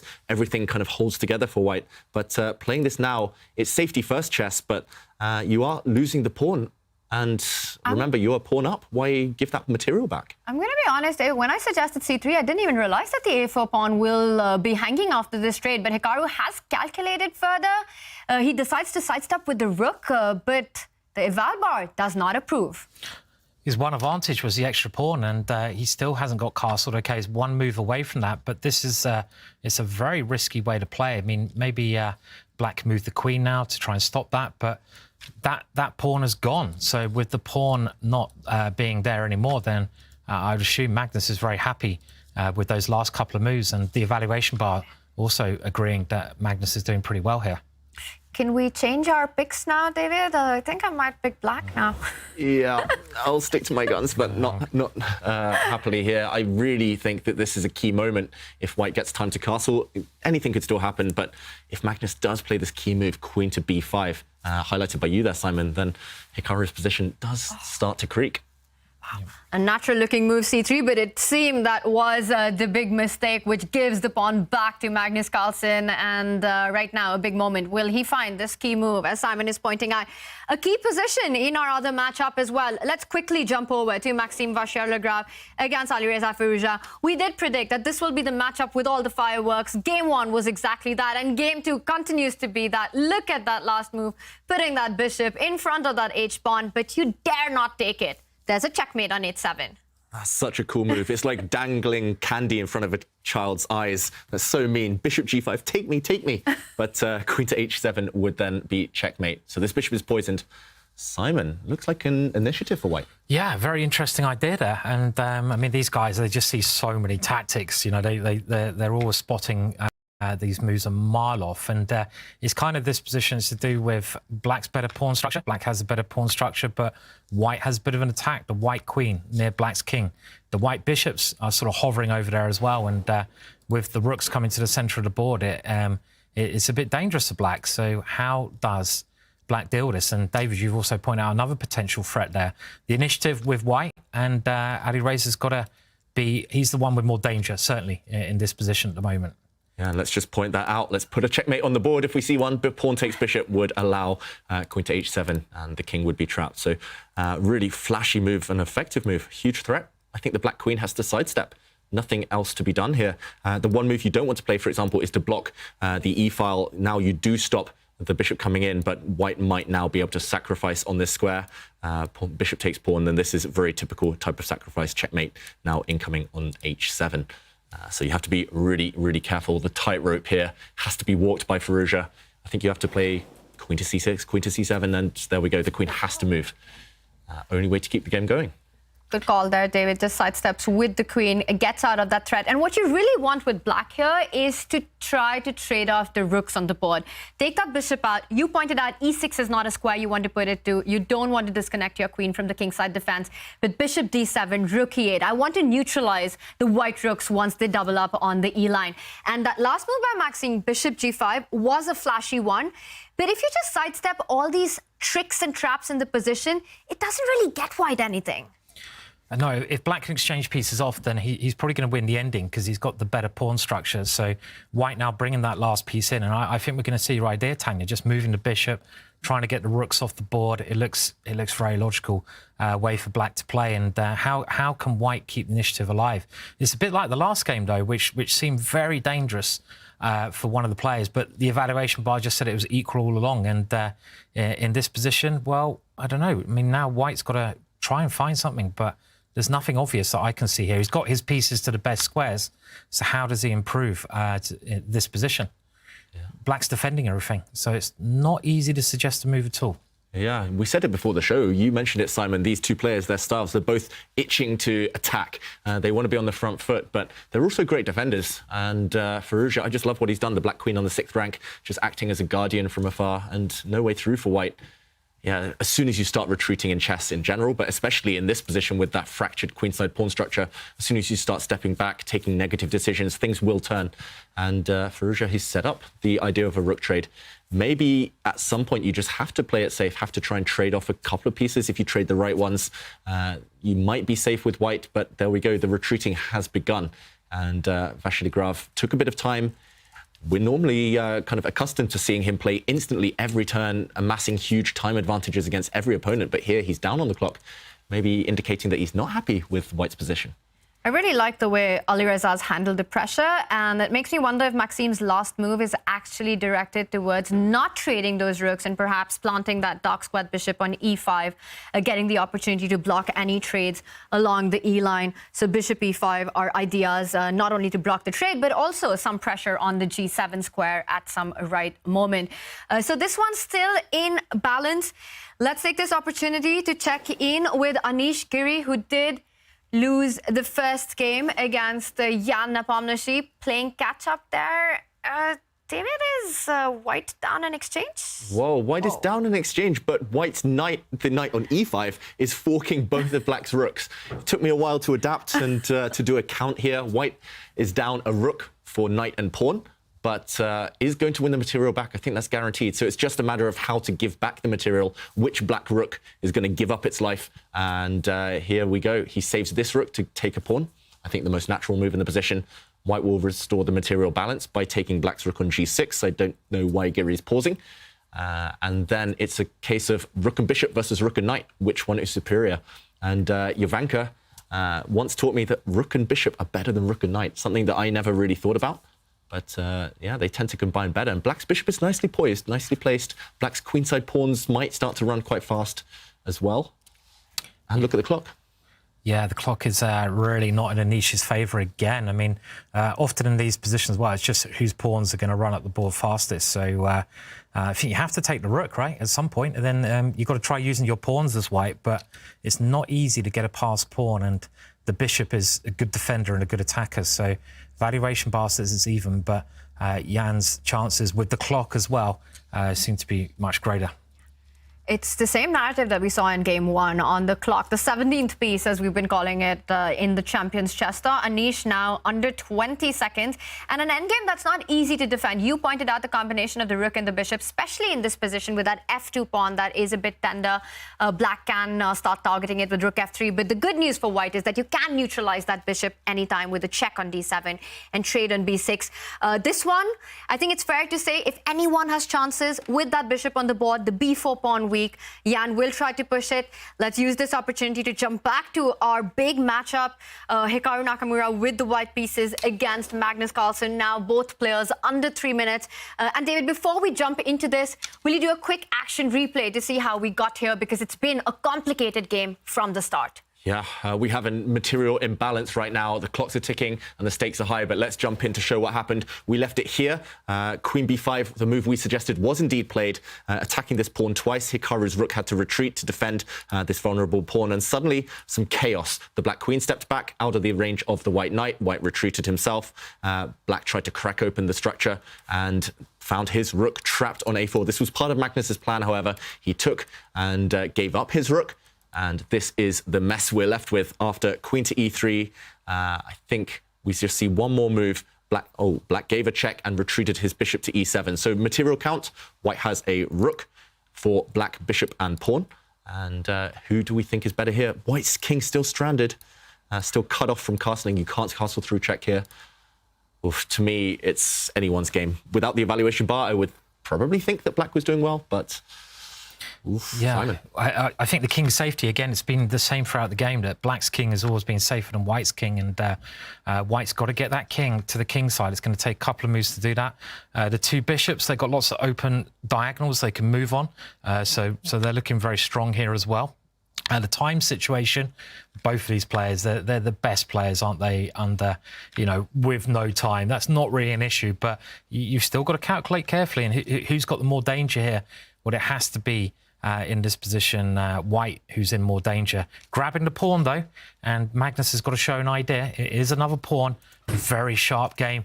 If Hikaru loses this game, well, I can't see him coming back in the match. So he's just got to make sure he gets some kind of result out of this one now. Yeah, he's calling the bluff here, Hikaru Nakamura. He's just taking all the material and saying, OK, you try and attack me, you try and checkmate me, I'm just going to kind of bank it. And, OK, Magnus takes the opportunity to play rook to b8. Looks very natural, a pin, but the evaluation bar reacts and says Hikaru now has a big advantage if he plays the most natural move in the position. If white's king just kind of vacates the first rank, like we've been hoping for, kind of asking for a long time, connect the white rooks. That's the reason castling is so strong in chess in general. You connect the rooks, and suddenly white's material advantage might start to count. Yeah. I've got a question for you, Simon, here. The first move that came to my mind after seeing Magnus's rook b8 is queen to e5. I'm threatening a mate on g7 and a double attack with the rook on b8. What's going on after queen e5? Yeah, I thought exactly the same. I mean, queen e5 creates a fork on the board. You attack the rook, you attack the pawn here. I'm assuming that black can throw in a check now. Maybe queen a5 is a way to cause the white king some trouble here. Where does the white king go? All of a sudden, if the white king goes to f2, then at the worst case, black's queen can slip in with a check or take the pawn. So there's a couple of very tempting options. So it's just this check on the side of the board that saves black in this position.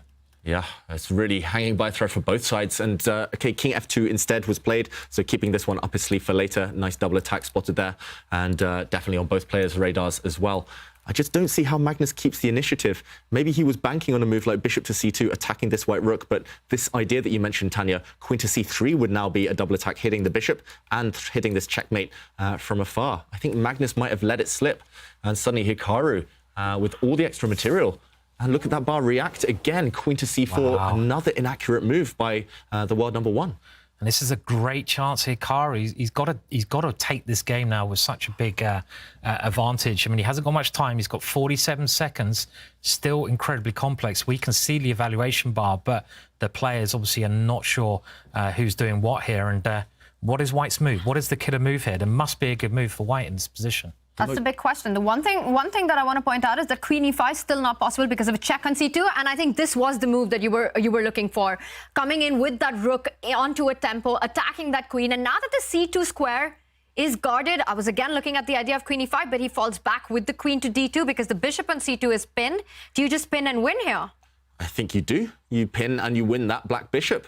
Suddenly the black bishop on c2 is immobilized. You cannot move it. The black queen would drop off, and you can take a pawn with check. White c-pawn is up for grabs, but the white king, notice how it's shuffled across to safety, is going to park itself on g2, and all of the remaining white pieces are working. They're coordinated. Magnus gives a check. The white king does move. Could this check have been blocked by white's bishop as well, maybe? And Magnus gives up his queen. Queen c3 now. Yeah. You still have bishop to f8. Still have bishop to f8. I mean, this looks horrible. I mean, Hikaru's got the extra queen, but Magnus is trying to do that famous thing, which he does quite often now, get a blockade of somehow on the king side. But white has all the winning chances. The queen is very strong. And when you're playing against the queen, you need to get your pieces coordinating. And I don't think the black pieces are coordinating at all here. Queen c1 is going to be a move. There's many ways you can attack those bishops now. Maybe queen c1 is one of those moves. I suppose there's a check, though, in a2. He's just got to be accurate here. There is a check there. Is he still alive here? He's still alive, but Magnus is really struggling to keep things together. Look at those black bishops. Now they're skewered against each other on the c-file. The valuation bar going up again. Maybe the best bet is to just give up the black rook here, take white's bishop off the board, and you will try to defend with 2 bishops against the white queen, but I don't know about Magnus believing fortresses. I don't believe in that one. 2 bishops versus queen will be a tough fortress to pull off. Rook takes bishop is the move that David suggests. A big question here for Magnus. You can give a check with the bishop to f5, but white simply pushes the pawn, again attacking both the bishops at the same time. Magnus Carlsen in big trouble. He does go for your idea, David, sacrificing the rook. And now it's all about, is this a fortress? Very strong. I've never seen a position like this before, where you got 2 bishops, you got the pawn. Magnus there, look at him. He's gesturing with his hand there. What's he saying? And I think was it a draw? We have a result. Really? He played king to g2 and it ended in a draw. Why? I am shocked. Why a draw? What happened? Hikaru giving up any winning chances. It's only white who can win. Black just has to sit and wait and hope to draw, but that's bizarre. That's the ultimate respect, isn't it? To offer a draw in a position where you're a queen up. This makes no sense. You might as well play on a little bit. Possibly it's a draw, but why is he even thinking about offering a draw? Throw the h-pawn. Try to use your pawns. You might as well play on. I've never seen Hikaru do that before. And you've got no risks in the position. You can play this position forever. This is absolutely shocking. And the one player who fights it out till the end is Hikaru Nakamura. We see him reacting there. I'm shocked at his decision to actually offer a draw after moving the king. Yeah, I mean, it's I don't know why he didn't play on there. Very strange decision. And you can see Magnus was shocked as well at the end. Magnus was... he just left. Well, he was also like, what's going on? Why did he offer me a draw? I mean, yeah, thank you. Christmas has come early. I'll take the draw. Thank you very much. And amazing. Yeah, very shocking. And David, you get these chances against Magnus. You have to take them. You have to play this out till the end. Yeah, unless your name is Hikaru, you nearly never get a chance against Magnus. And especially when you're 1 point down in the match. If he was ahead or if the scores were level, you can understand Nakamura trying to conserve energy. But there he could have tortured Magnus forever. He could have played a 100-move game, 200-move game, my favourite. And yeah, still some chances, very decent chances of winning. But in the end, a draw. They'll have 2 more games today. And we do zoom in on this one instead. Mamedyarov against Denis Lazavik. Let's do a quick count. Black is up a pawn, key moment. Opposite colour bishops, however, do lend themselves towards drawing tendencies, and big dilemma. Does Denis Lazavik keep his rook on the A file? The rook in the corner is attacked right now. Does he play rook A6, rook A7, but abandon the 8th rank? Or does he move that black rook away? And I think we'll see a draw instantly if white captures that black A pawn. It's a key moment. Denis Lazavik has to weigh up the pros and cons, the risk involved in playing for a win. And meanwhile, Nepomniachtchi has taken a huge lead in his match against Anish Giri, winning the 2nd game as well. It's turning out to be a bit of a nightmare start for Anish, who now needs to win Game 3 on demand to keep the match going. And this one, in balance, opposite color bishops, but that A-pawn still giving black some chances. Yeah, it just comes down to what David said. Can black play like rook a7 here and play for a win, or rook a6? And if he can, he's having a big think about this. He should do. Then the game goes on. And, I mean, white gets very active here. The rook can come down, and black has to block with the bishop if that happens. I can't see a follow-up here, though, in this position. And the black pawn may just become a queen. Yeah, I mean, this seems to be all right. So what does white play if the rook goes to a7? Maybe we'll have to go back and have a look at that one. So it looks like the back rank is the weak point, but there might be something else lurking in the position here. Maybe a rook, just rook a1. Just try to win the pawn back, right? Could be the simplest way to play. Yeah, and if, for example, the black queen tries to use b4, I think you can just repeat the position, just keep hitting the black queen, which is stuck defending this pawn next to her. If she ever moves to a safer square, then bishop takes pawn, and it's just completely symmetrical. This game will end in a draw. He does play rook a7, Denis Lazavik. He's trying to tempt Mamedyarov into playing the active rook b8 check, but this would be a huge mistake, as we saw with the evaluation bar a moment ago. Rook check, just blocked, and black will win this game with the pawn on a4. So, okay, can Mamedyarov control the temptation and just play rook a1? Not easy in a rapid game. He does have attacking instincts after all. Exactly, David. I think that's the big point here, right? Not easy in a rapid game, and for a player like Shak, who's always looking for these aggressive ideas, but he needs to fight that temptation, not go in for the line with the check, but immediately just neutralize black's a-pawn, which would end the game in a draw. But he doesn't. Wow. I mean, this is one of the problems with Shak's play. He gets a little bit too ambitious, and this move, I mean, it kind of seemed like an option, but what's his follow-up if the queen just moves away somewhere? You've got to have an idea behind your moves, and a very logical move played in the game, and he moves his rook back now. Maybe he just missed rook a1. And Denis now... Well, bishop a4 is a threat. It is a threat, so he's got to find a way to deal with that one here. Maybe queen a6 was the move, and Ooh, I think we'll see a draw now after the bishop retreats. White does take a pawn, and the queens come off, but missed opportunity for Denis Lazavik. I think he did have opportunities. Mamedyarov playing really risky chess there, but now the game will fizzle out towards a draw. Yeah. With that a-pawn captured, it has been so impressive to see Denis fight in these big boy matches against the very greats in the chess world, including in the Julius Baer Generation Cup, and he keeps the match in balance against Shakhriyar Mamedyarov.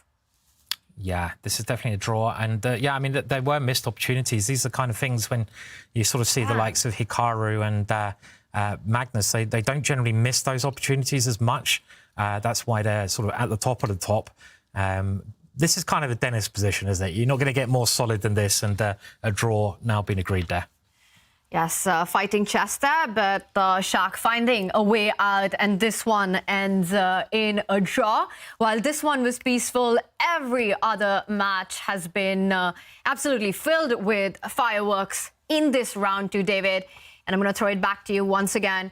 What was the standout moment from Game 2? Oof, I think we have to go into that match between Magnus Carlsen and Hikaru Nakamura just to explain the drama that we just saw and the shock that was met with that draw offer. It was here Hikaru had a winning advantage. He'd nicely pinned the black queen and the black bishop, and this move should have clinched it. Queen to d2, queen takes c5, and Hikaru would have won on the spot if he had met this check with a block. Bishop to d4, hitting the black queen, hitting the black rook. Maybe what he had missed was that rook d8 would have been met by rook to b8, deflecting the black rook from the back rank, and next move feasting on the black queen. In the end, we saw some drama, but this was the final position. White's queen facing two bishops, and we are shocked that Hikaru offered a draw. He could still have played on, trying to push these pawns at the right moment, and the game would have continued a long time. In the end, a sigh of relief for Magnus Carlsen. Has this been the most shocking end to a game that we've seen this season? I think so, definitely, yeah. I mean, especially a draw offer. It's the most shocking draw offer I think we've had in the Champions Tour. I mean, when you've got no chance to lose the position, you've only got chances to win, you play on. It doesn't matter. I mean, it might be a draw in the end, but you got to try and win, right? That's the idea. So, very shocking draw there. A very surprising decision there by Hikaru Nakamura, which means that he's still playing catch-up in his match against Magnus Carlsen going into Game 3. The score is level between the two Frenchmen. Meanwhile, Anish Giri, in a nightmare situation with a 2-point deficit, has to win Game 3 on demand. Denis Lazavik, the 16-year-old, holding his own once again against one of the best players in the world, Shakhriyar Mamedyarov. And of course, big Game 3 action is coming up. And action does continue. There is big news for our Twitch community. Do not miss out this September. Through the end of this month, claim up to 30% off on all new subs on Twitch. Subscribers gain access to exclusive break time content during broadcasts, unlock new cool emotes, and score an ad-free experience on chess.com. Don't miss out on this deal, the September deal. Subscribe now on Twitch. And of course, Game 3 action will continue as we go through day 1 of the AI Cup. We will be back with all the action in just a few moments.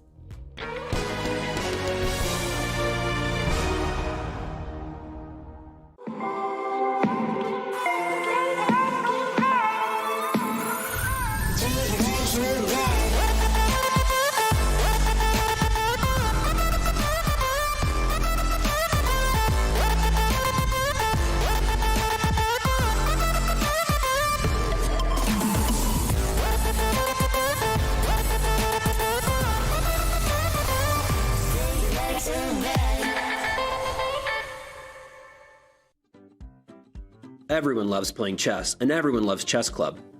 But there's also a time and a place for playing all your favorite games.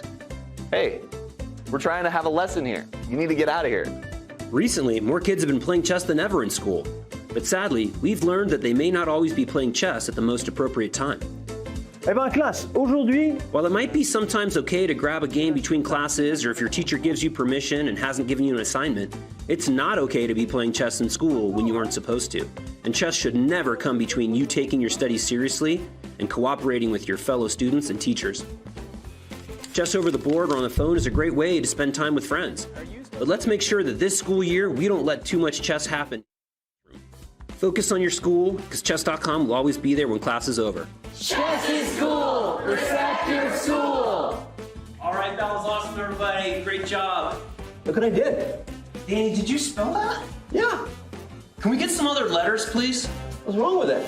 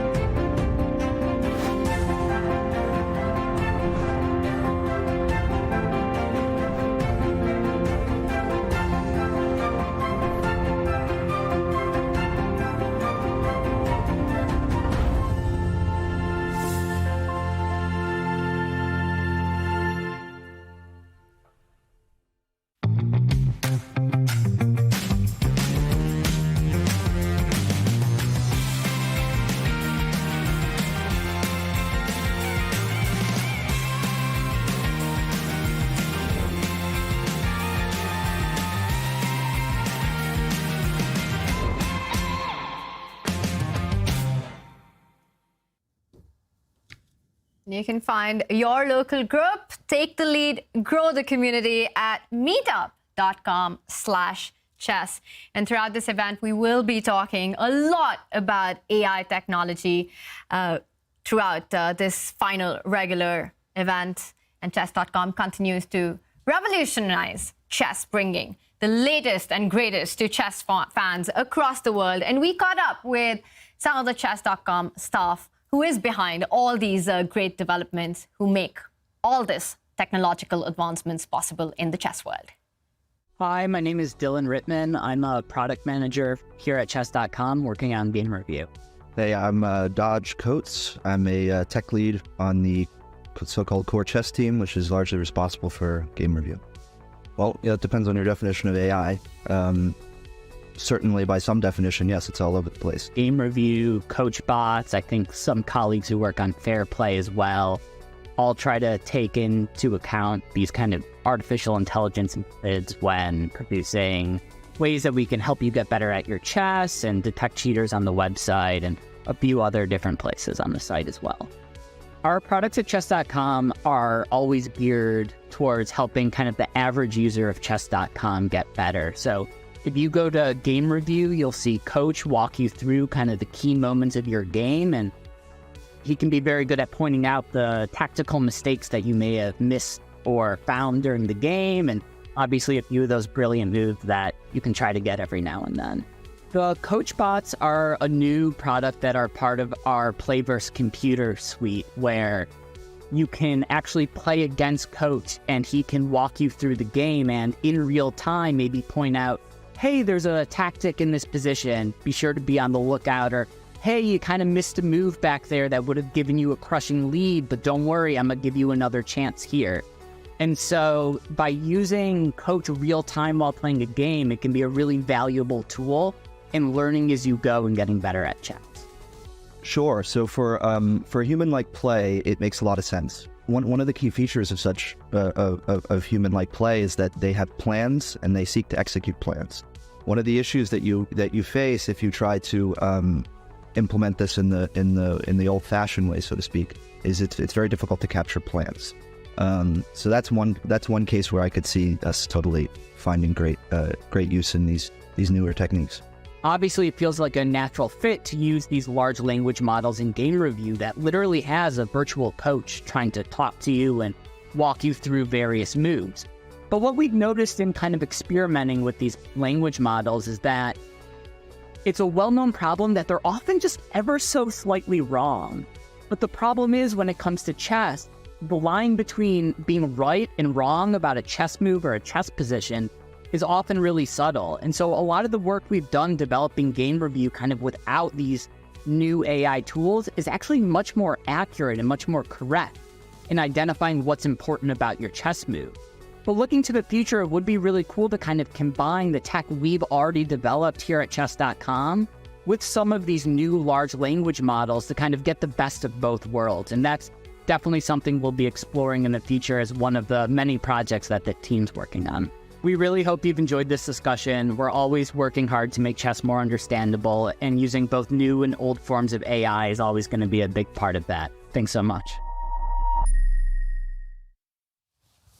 Whether you're an advanced chess fan, chess player, or a newer chess audience, so many cool features on Chess.com using AI to help you improve your chess. Game review is definitely one of my favorites.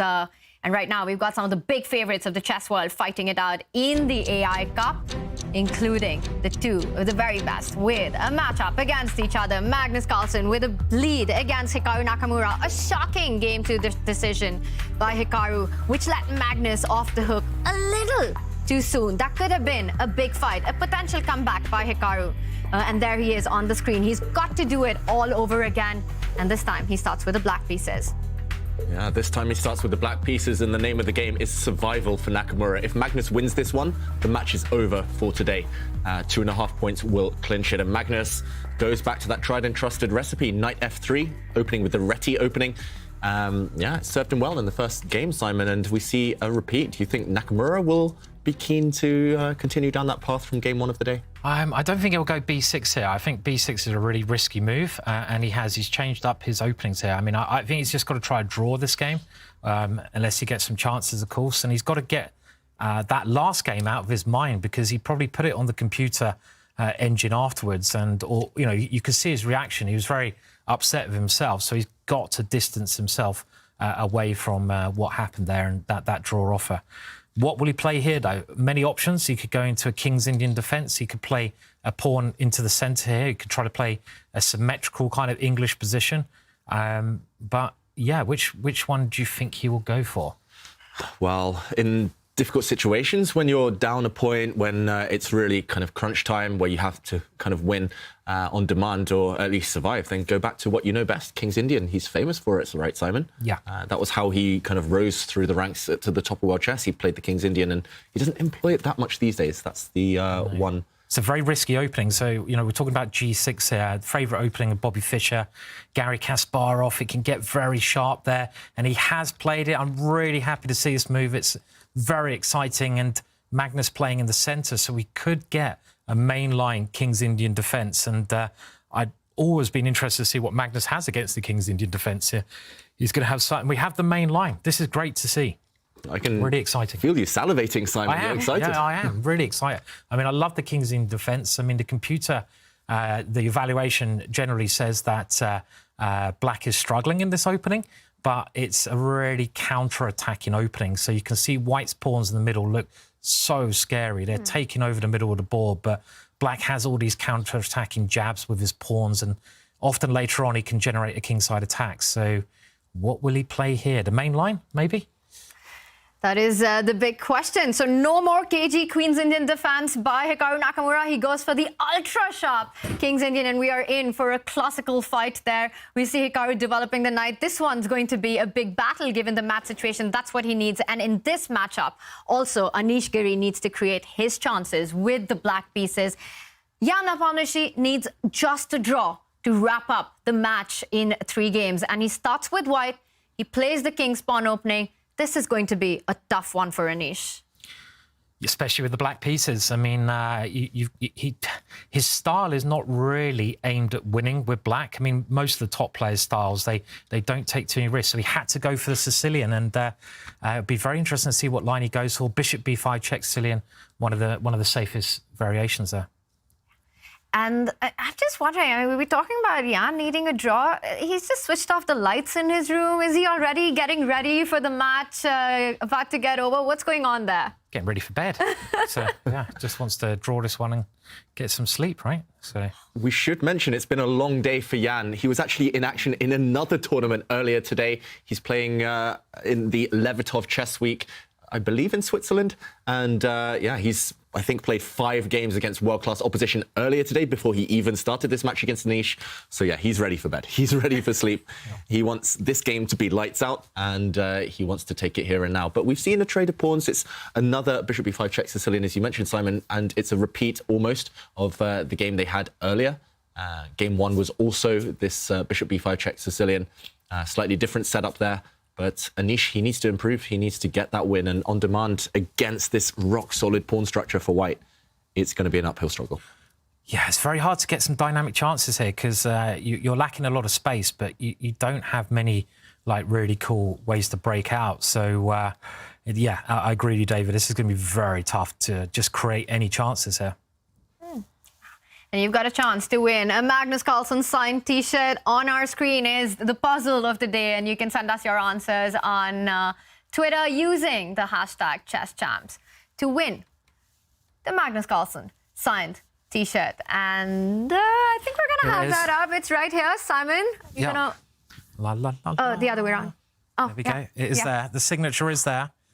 And there's one on the back as well at the bottom. It's a cool T-shirt. You can't wash it, though, unfortunately, so because you don't want to get rid of Magnus's signature. But frame it. It'll be worth millions. One day it will. And that's the puzzle that you got to solve. And right now, we've also got action on the other boards. As Anish Giri in this one thinks, ponders how to create his chances. Maxim Vachier-Lagrave against Alireza Firouzja is still a level match. Both games ended in a draw, but the chess itself was anything but peaceful. Yeah, anything but peaceful. We've got to commend these players for playing such accurate chess, such fantastic chess, but also dynamic, aggressive play. And wow, talking of aggression, the Sicilian Najdorf, it doesn't get much more fighting than this, Simon. It doesn't, no. I mean, MVL is like the leading expert, but he's quite predictable. He nearly always plays this opening, and oh, I love it. We're getting queenside castling here. This is going to be very exciting. Where does the black king go?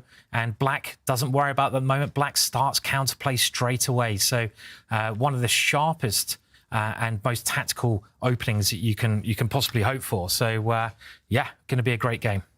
Going to be a fantastic game, and you can see how well these two players know this opening, all the details, all the nuances, because they're playing at breakneck speed. Both players with more time than they started the game with, and we're already at move 14 in a wild opening. White's king on the queen side, black's king in the center. We're going to see pawns thrown towards each other. It is very similar, maybe if not exactly the same as their first game of the day, but yeah, still fighting chess guaranteed. Yeah, I think it looks like a repeat here. This is where I think white took the knight at some point, and then black recaptured with the pawn as well. So this is following that game, which was dynamic but pretty equal all the way through. There hasn't been anything between these two players, right? I mean, they're just blow to blow so far, and I don't know. This could be an Armageddon match, certainly. I feel.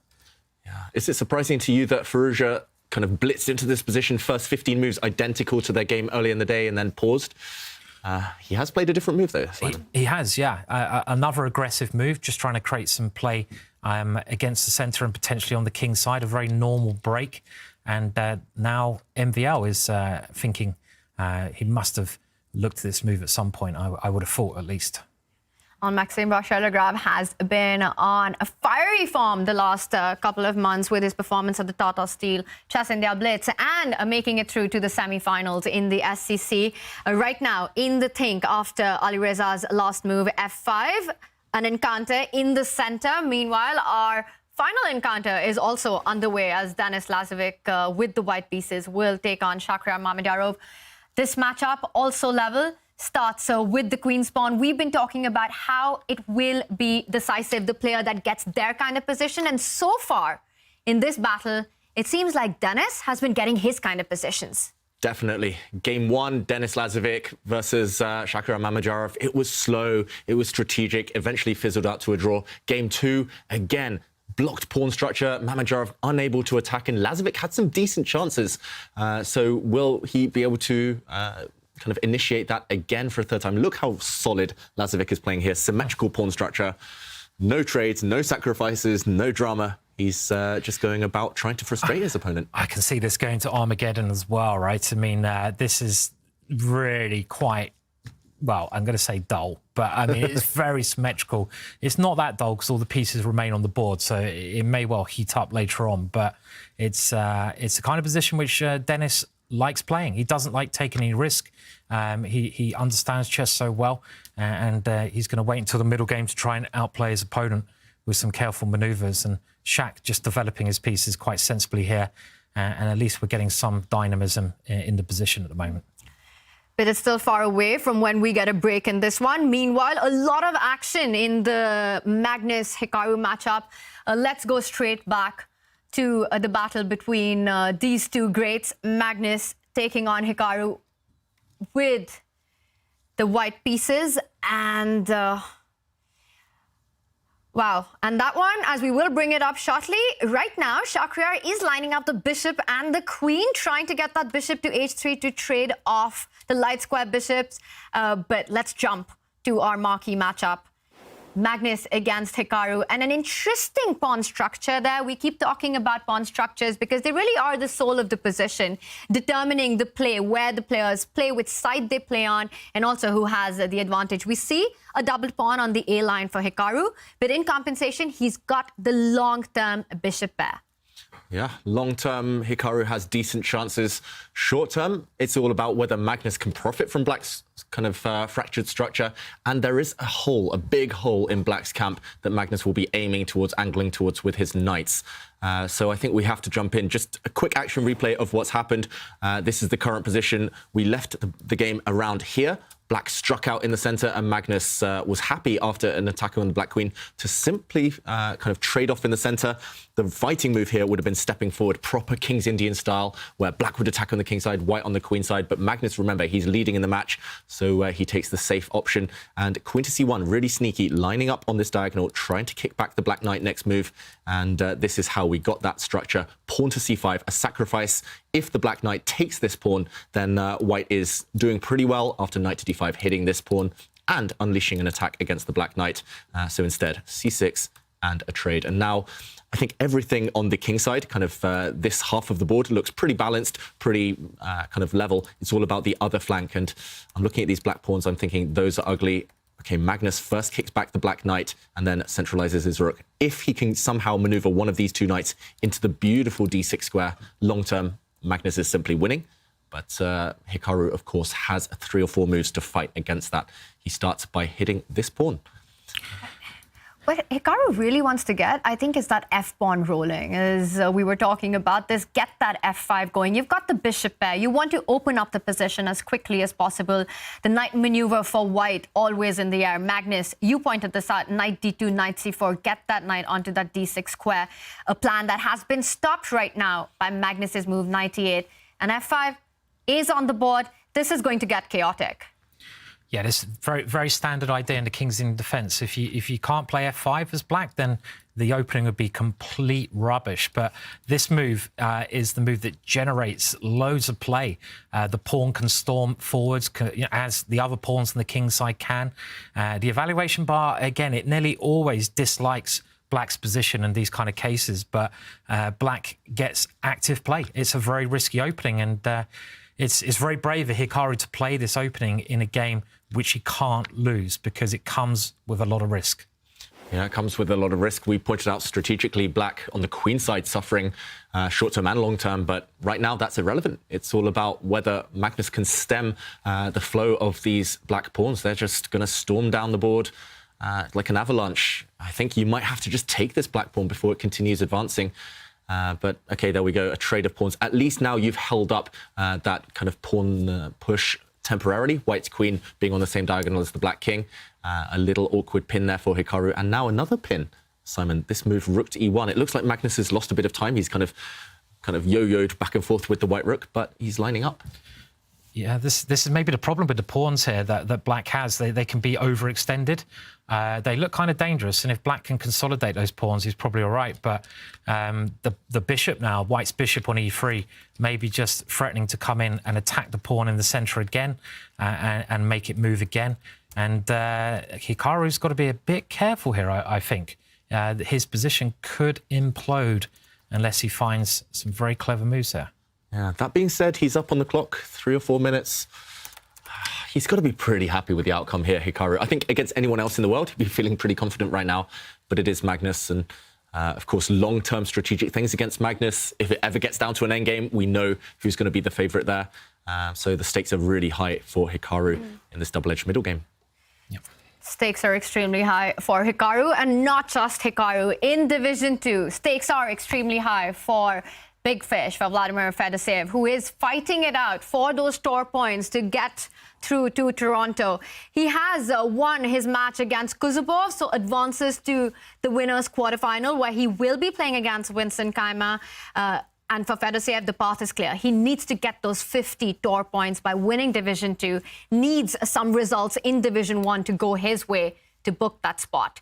And he did have a really big chance in the plains when he was playing against Anish Giri, a winning position. But Anish is the one who won that match, made it through to Division 1. And Fedoseev now fighting it out in Division 2 with a good start. And this one seems to be a good start for Magnus. That last move, rook to e1, also threatening the bishop jumping onto the center of the board, lining up the pressure along that e5 pawn. If it's white to play, I would love to play the move bishop to d4 right now. I'm not only hitting that e5 pawn, but once you do advance that pawn to e4, I'm happy to trade off the dark square bishops. Yeah, good move. Very good move here. And I'm also wondering if there were tactics. I don't think quite yet with knight takes e4. Getting carried away calculating. This looks very, very tempting because suddenly you're attacking the Black queen and you're lining up on this diagonal. But Black does have a nice reply here.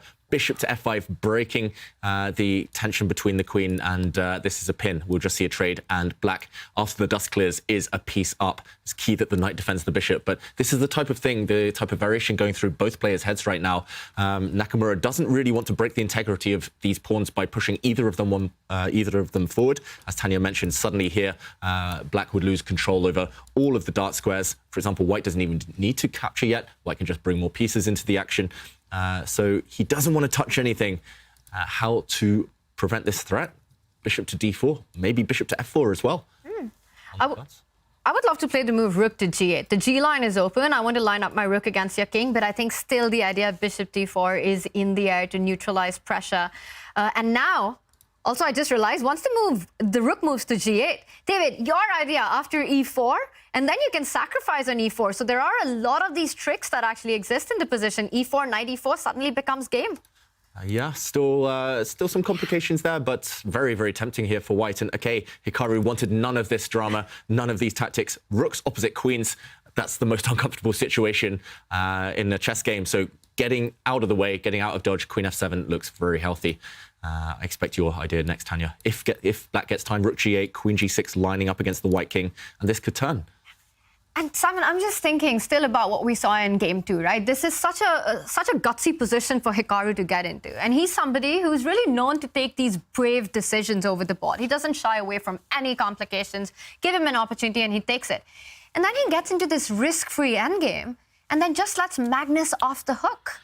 Yeah, I mean, maybe we're being a little bit harsh. I mean, it could be possible that their understanding is, well, certainly a lot better than mine.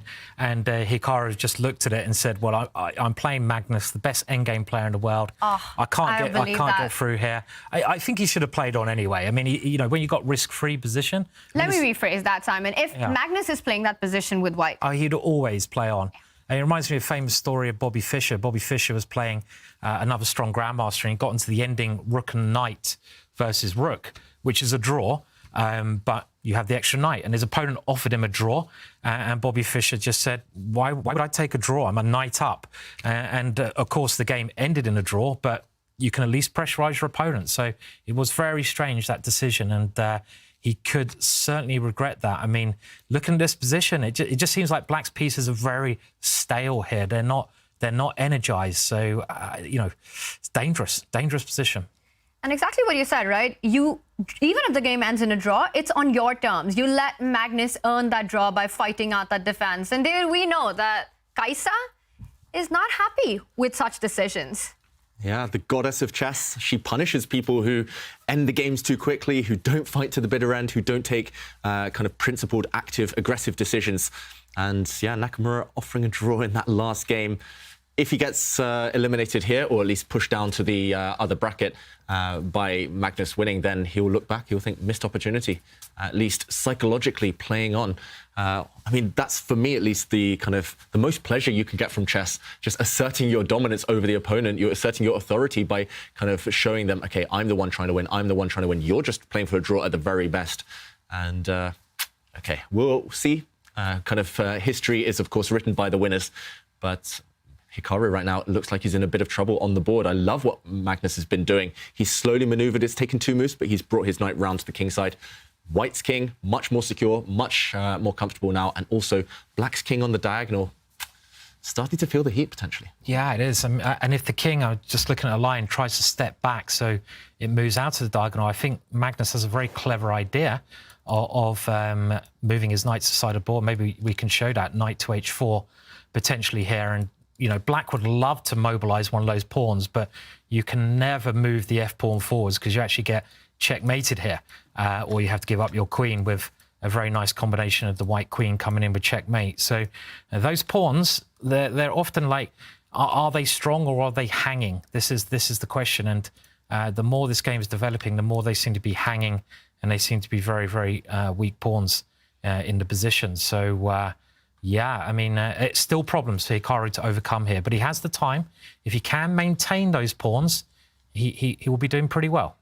Yeah, the problem is what to do for Hikaru. This rook is kind of stranded offside, disconnected. It's kind of the border's cut in half. It can't join its army. This Black Knight wants to kind of vacate the back rank, get to an active post, but if you ever move it away, the white rook will be ready to pounce into the heart of Black's position. Remember, this square is a nice little hole, and pawns will start to drop. So I just don't really see any productive moves. Of course, as we mentioned earlier, you don't want to break the integrity of your pawns. And the most logical move, stepping out of the eye line of the white queen, does have its drawbacks, as Simon mentioned. So really, really difficult, and that is reflected in how much time Hikaru has been taking over the last few turns. Magnus, the clocks are roughly level, but Magnus has been kind of upping the momentum, upping the speed here, starting to hint at those threats, as we highlighted as well. And, okay, the king does drop back. I'm expecting your move on the board, Simon. Yeah, I wasn't sure how he's going to defend against this move. I mean, the white knight coming in, and he does play it immediately. I think Black's only move is to play e4 here, but it looks kind of loose, right? Okay, he's just defended his pawn in a sensible way, but everything is just hanging on for Black here, and you know, one wrong move, and it's going to collapse this position.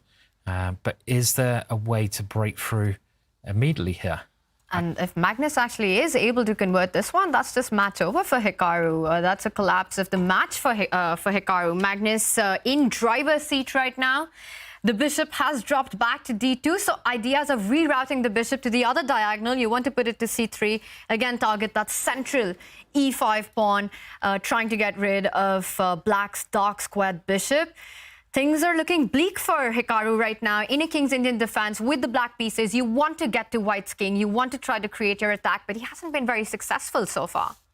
No. Yeah, I just don't see any moves. My first instinct was there's too much pressure on this pawn. Let's try and, for example, kick this knight away. But suddenly this would walk into a beautiful tactic. Rook takes pawn, and the black queen is overworked. She cannot take this rook. It's poisoned because of a nice family fork here, a royal fork on the king, queen, and rook.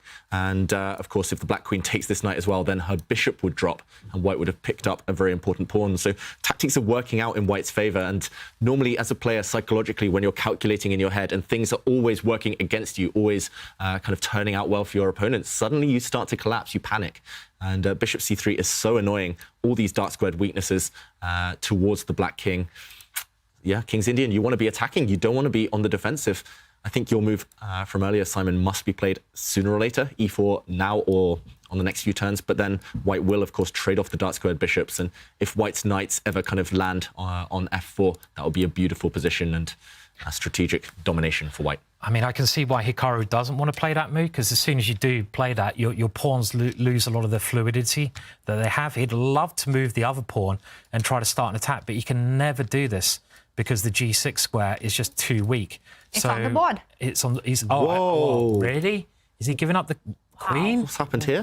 What is happening here? Wow, he's randomizing. He's gambling. Hikaru Nakamura. This is going to land with a check. I think this is almost guaranteed at this point. Magnus will give this check. The difference here is it's not game over. It's not checkmate, because this time the king can use the g8 square, which was liberated by the black rook last turn. And he's just giving up material here. He's hoping for knight takes rook potentially, because suddenly he'll take the other knight. And this white knight has no time to save itself, because there's a nasty threat of pawn takes pawn on f2. Evaluation bar still says this is winning for white, or very promising at least. But the question here is whether this white knight can simply move. Maybe it retreats. If you're feeling ambitious and brave, you might go to the side of the board. I think Nakamura here, he's banking on bishop to f5, a double attack against the queen and the knight. But there is a trick. There is a trap, as always, as we've seen actually a theme of this game. Queen takes, sacrificing, and a fork at the end. And I think white here will end up in a very promising endgame. Yeah, it looks like it, because you're going to eliminate black's dark square bishop and then play this bishop c3, right? And again, it's those pawns, the pawns in the center, they just seem a little bit too weak. They're hanging pawns. White's rooks and the bishop are brilliantly placed, and this position is kind of collapsing. So yeah, it's I kind of like the idea, because he's got to take a risk, but it's hard to get away with such a move against Magnus Carlsen, right? I mean, against me, easy, but I mean, not against Magnus. And what does he play here then? I think he's got to. I mean, I'm not sure. They're both disgusting, those lines. So, you know, if you've got a choice between two bad options, what you go for? Yeah. We're expecting Magnus now to play knight h5. He's kind of controlled himself. He's paused here. He's calculating. But that line, there we go, knight to h5. It's very linear. It's very direct. And suddenly, look at Hikaru's reaction. Knight h5 landed on the board. He looked away in disgust. And he now realized that the bishop to f5 does not work. The move he was relying upon, it looked like a double attack, but white's queen would just capture on f5, and that fork, all those kind of trades lead to a winning endgame for white. And that's why the bars got so excited. Hikaru in huge trouble. Yeah, you can tell from his face that, I mean, if this move doesn't work, then he's going to be at least losing the exchange. But Magnus can also just move his bishop, take the dark. I mean, everything is working well for Magnus, and I don't see Hikaru making it to the fourth game. I just can't see how he can do it here. Yeah, I don't think he'll make it for the next couple of moves in this one. He does fall back with the bishop, so not allowing the trade on g7. Does white have time now to actually just get greedy with that rook on f8? Knight f8, is that what you just go for and ask black to actually show what compensation you've got? Knight f8 before it's too late. Nice one, David. I don't hate. It's winning material. It's just a question of whether Magnus is feeling greedy. Maybe there's something even better here for white. Still, this threat of bishop to f5 for black, it's unclear whether that's actually possible because of all those forks, those knight checks we were highlighting a moment ago. And Magnus here maybe just wondering whether he can slow play it, keep building up, because those white knights aren't going away anywhere anytime soon. And Nakamura is shaking his head again. Yeah. I mean, this is... I think Hikaru's only chance here is white's knight on h5 is lacking some squares. White's knight right on the side of the board, but with careful calculation here, I mean, just look at White's pieces and look at Black's pieces. Black's pieces, they're hovering on the back rank, they're all sleeping, they can't go anywhere. White's pieces are all developed, they're all active. And just for that reason alone, it's creaking badly for Black. That's a good point you make. The knight on h5 doesn't have squares. So if White does get greedy with the rook on f8, what Hikaru might be banking on is king f8. And now he's asking questions, how are you actually defending that knight on h5? I see g4 is a move, but I would be a little hesitant to play that. Yeah, at the very least, Hikaru would get some counter-attacking chances against the White King. Evaluation bar has, of course, no fear of ghosts. It says White is just winning here with the extra material, rook for bishop. But yeah, this is what Hikaru is banking on. At least from a human point of view, Magnus would get slightly nervous here. White's king not entirely safe. So good practical chance by Hikaru. I like his last move, bishop h8, and it has forced Magnus to think. But yeah, knight takes rook looks promising, knight takes bishop looks promising. This pawn is collapsing. Magnus spoilt for choice, and he does go for the material. He does play g4. Oh, wow. Because I'm pretty sure he's made of AI, Magnus Carlsen. I'm pretty sure he's artificial intelligence just embodied and just fearless. Careful what you say. You know, we don't want to get the stockfish. I mean, he's been learning from day one. He's been teaching himself, learning from himself. He has. I mean, he just sees everything, doesn't he? And I mean, this you can see it on Hikaru's face. I mean, he realizes that it's backfired. It was a risky opening. And it seems, I mean, he's just playing so well, Magnus Carlsen. Not just in this match, but in the last couple of months, he's dominating everyone pretty much. Pretty much. Yeah, he does seem unstoppable right now. Chess from another planet. You said AI, artificial intelligence. It's absolutely insane. Is the AI that I think of when you think about Magnus? That's what I meant, everyone. AI, I meant actually insane, like his chess. Yeah, and okay, en passant, flashy move there from Hikaru, but White zooms in with a check. And I think we will see the final flourishes on this game. White's knight saves itself. White is up a whole exchange and a pawn. And Black's king side in tatters. Yeah. Looks like Magnus Carlsen is about to wrap up his match in just 3 games. And huge update that Nepomniachtchi has already done it against Anish Giri. That game ended in a draw, so Anish Giri is now down to his last life, will go down to the loser's bracket, while Nepomniachtchi continues in the winner's bracket. Hikaru Nakamura, he continues to play, but it's not just a position. You can look at him and you know that he's feeling hopeless about his chances right now. Grabs a pawn on the other edge of the board. I don't think anyone cares about that pawn. No. Look at Black's king. It's kind of desperate, right? I mean, if you're in a bad position anyway, you might as well try to grab as much material as you can.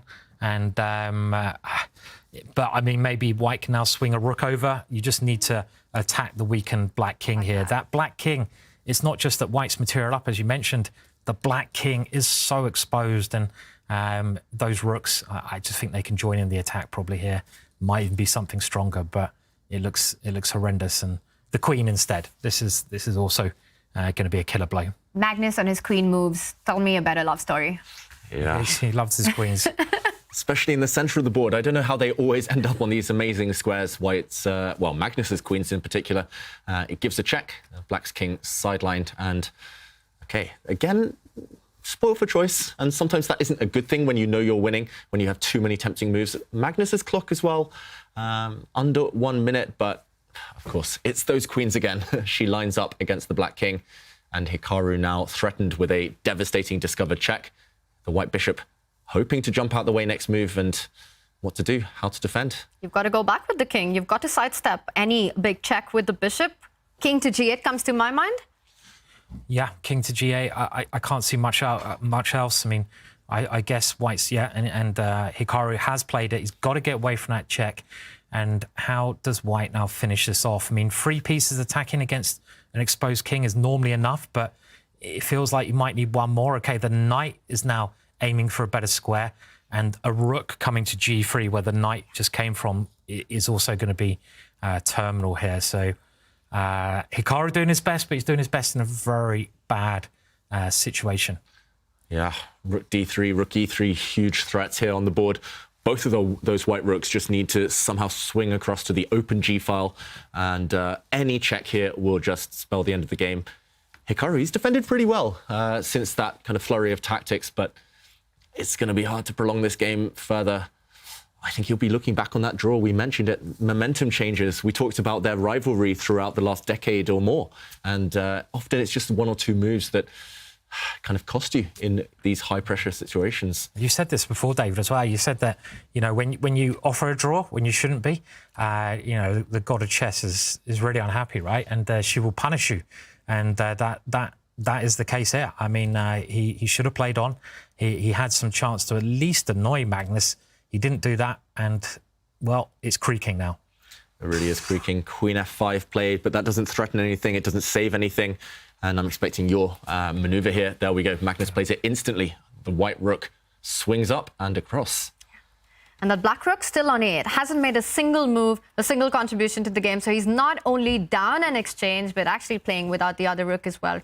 Rook g3, a big threat on the board. I won't be surprised if Hikaru just decides to end the torture here. Yeah, I mean, right here, right now. Rook g3 and rook f3 is a threat just to win the black queen, and if you take it, you've got knight g5 check. I can't see any way to defend. And let's have a look on his face. Is this the moment where he's going to have to go down into the lower bracket? He's holding on a little bit more, but they're getting in each other's way as well, those pieces, and you know, every white piece is piling over. 20 seconds each. I mean, you can still blunder. You might as well play on. Yeah, we saw some mouse slips. We saw some crazy turnarounds in the Speed Chess Championship final. So never say never. Hikaru doing the right thing and fighting on. Never resign too early. Never offer a draw too early either. But this one, he's fighting to the bitter end. The problem is his bishop disappears, and now Magnus... Queen e7, knight f6. He has a check. He's got to go king g6. You've got to go king g6. Oh, but this check could be a killer. Magnus using geometry here. Loose pieces drop off. The black queen undefended. I think after one more accurate check here, the black king will be forced to a square. The white knight can jump out the way. The black queen would have dropped. And that's the one. Queen d7 check on the board. And Hikaru Nakamura, with a shake of his head, resigns. Magnus Carlsen taking the match in just 3 games. A dominating performance today. And it all comes down to that game 2, where Hikaru did have his shot. Might not have been enough, but he could have continued. But right now, no revenge for Hikaru Nakamura. And this one is still on. Alireza Firouzja trying to target Maxim's king, but also Maxim lining up against Alireza's king on the queen side, and both players playing on minutes. These positions are crazy. I mean, you look at these guys' games, and the position looks like one side must be winning, but the evaluation bar's always like, no, it's always even. You know, even, I mean, look at it. There's stuff going on to both of those kings, David. I mean, I mean, white's king's getting attacked, black's king's getting attacked. Oh, there's a lovely idea there. I think that... We had to show that. There was a huge threat on the board momentarily, just for that 1 second. But, of course, defended by Vachier-Lagrave. Rook to d3. We saw it in the Magnus game, swinging across a rook. But here, there's a deadly threat. If pawn takes pawn, here, not Magnus, Firouzja would have sacrificed his queen. Queen takes pawn, and what we call a lawnmower checkmate. The black king now cut on the edge of the board and would have been trapped. But Maxim, of course, not allowing this. Queen to e5 prevents this idea, because queen takes pawn now would have allowed a block from the black queen, and black would have been up a rook at the very end. So who's attacking who? It's unclear. Whose king is weaker? The white king not entirely safe either. A threat was lined up, but black simply advances. Chaos.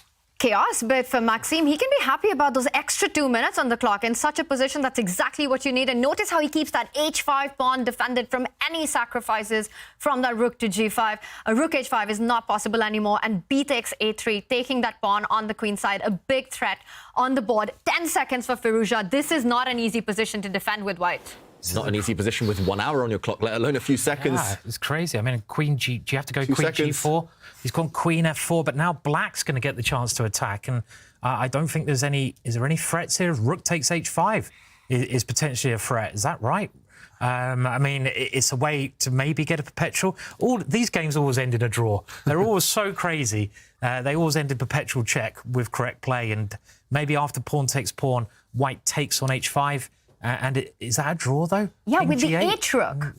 Yes, with the H-rook, yeah. That would be the idea, but I don't know, maybe Do you not. see it? Because after you can just maybe recapture with the pawn, so it might not be the threat right now. And Maxim is calculating all these lines. Yeah, and Maxim has just under 2 minutes. I think we need a helping hand from the computer. What does the engine suggest here as Black's best move? Because we see the evaluation bar. There's only one move that gives the advantage. Actually, only 2 moves for Black avoid defeat. But one is very strong, and that's queen to e1 check. And let's show this on the board. Maxim has to find this. Anything else, and this could completely turn. Queen to e1 is the key move. Because of geometry, again, queen to e1. If the white king moves, then double attack. A check, hitting the king, hitting the rook, and white's rook would now be forced to block this check and no more attack against the black king. I think black would take over, and it's crashing through now on b3, but this is not obvious. Queen to e1. Maybe this would force the white queen to drop back and we'd head into an endgame, and even that is unclear. Yeah. What a move that would be if Maxim finds it. Will he find it? I think he'll find it. Big question. Yeah. Now he's taken about a minute, under a minute on the clock, and he does find it. Maxim Vachier-Lagrave, the 2021 World Blitz champion, precise there. And white has to put the rook, stop the check. He would have lost the rook on h3 otherwise. David, there was a big threat that white had to take on h5 with rook g7 coming in earlier. And I don't know if you have a quick moment to show Simon's idea, because that is what Maxim had to fight against. Yeah, just to show how strong these players are. Queen to e1 check, the only move. If you'd taken this pawn, white would have won on the spot. With rook takes pawn, either black has to lose the queen and actually get checkmated, or black would have taken this pawn and a nasty checkmate at the end here. And this would have been game over. So huge turnaround potential, but let's go back to the game, because it's still equally crazy. Look at this white king. Who's checkmating who? That's the big question. Well, if it's black's move, queen e1 is game over. But it is black's move. Queen e1, queen c1 you've got. You've still got a defense against the check. And white also has that threat of rook h5, forcing checkmate. I mean, so queen e1 looks forced, and you get check from e4? Yeah, maybe rook e1 as well. It is another option. Just try to get another piece into the attack. Rook e8, I meant, coming down to e1. And this is looking good for black now. White's piece is maybe a little bit misplaced. Ooh, and the clock really playing with fire there. Firouzja, he played that move with 2 seconds left. Rook to c3, he's trying desperately to defend, safeguard his king. But the black queen can simply move now. There are no threats anymore against the black king. And if black can coordinate something, all of his major pieces, the rooks and black queen, all against the white king, this should be over. He starts with a check. And Alireza's played the last 5 moves with 2 seconds on the clock. I have no idea how he's keeping his composure and his calm right now, but he continues to fight and not making any blunders, any checkmates on the board. Maxim, with all the pressure, now targeting that f6 key pawn in white's position. Wow, he's just holding on here, isn't he? His back rank, white's first rank, is so weak. If black can ever get... Oh, and look at the king now. He's opened up the king even more. Mate on h2. Oh, rook e1 is also winning the queen. This is probably the end here. I don't think there's any way that white can defend. What an exciting game. Brilliant game there from MVL. Brilliant. Incredible attacking technique by Maxim Vachier-Lagrave. Gets him the point against Alireza Firouzja, who resigns after that last queen move with multiple threats. And there it is, Maxim Vachier-Lagrave with the win, which means that Firouzja has to win the final game on demand. It's been an incredible battle between these two players. And while the action still continues in this amazing battle between Denis Lazavik and Shakhriyar Mamedyarov, and this one's quite a different position from the kind of positions we've been seeing in the match so far. Yeah, suddenly Mamedyarov, for the first time in this head-to-head encounter, has his type of position. Black is a piece down, but is throwing everything at the white king. And wow, suddenly using some pins here, kicking away the white queen from the defense. White has to be really careful. I think you have to be a bit cautious about where you kind of place your queen right now. Wow, that white king is living on the edge. Simon, this is your type of position. Do you think Mamedyarov is going to break through? Well, I mean, it's a crazy position, isn't it? I mean, you got rook g8 and queen takes. Is he offering a draw now just by moving the rook back and forwards? Looks like that. That would be, I mean, I would love to try and play for a win in the position, but maybe Mamedyarov just decides that he can't do it. But he's got 8 seconds. He's got 8 seconds. But Denis now down to 10 seconds. Ooh. We're going to find out now, is he going to take the draw or is he going to find a way to play on here? I think it's going to head to a draw. Yeah, and promising position from Mamedyarov, but he had no time, and he repeats 3 times we see that position, and chaotic draw, but a draw nonetheless, and the score's still tied. That was an absolutely insane game and a finish that we just caught in time between Denis Lazavik and Shakhriyar Mamedyarov. So this match remains level. And wow, we've had two matches that are decided already. Jan Nepomniachtchi, Magnus Carlsen taking the win, the match in this one in just 3 games. David, what was the big moment? Well, impressive play, of course, from Magnus Carlsen and Jan Nepomniachtchi to win their matches in just 3 games. But I want to highlight that breathtaking win by MVL just for the pure drama and that really rare situation of both sides kind of with mutual attacks. And he lived life on the edge. Vachier-Lagrave, the Black King, was in trouble earlier, as we saw, but it was here that he clinched it. He's going for the White King, trapped in the corner, and this first move, a sacrifice, a rook sacrifice, rook to c8. If we see a capture here and the White Queen getting too greedy, we would have seen a back rank checkmate on the first rank here. And of course, the clincher after rook c8 we saw was this move. Rook takes rook, and if rook takes back, queen to f2, and black would penetrate on the first rank. Instead, he delivers checkmate on the second rank. Game over with a beautiful attack.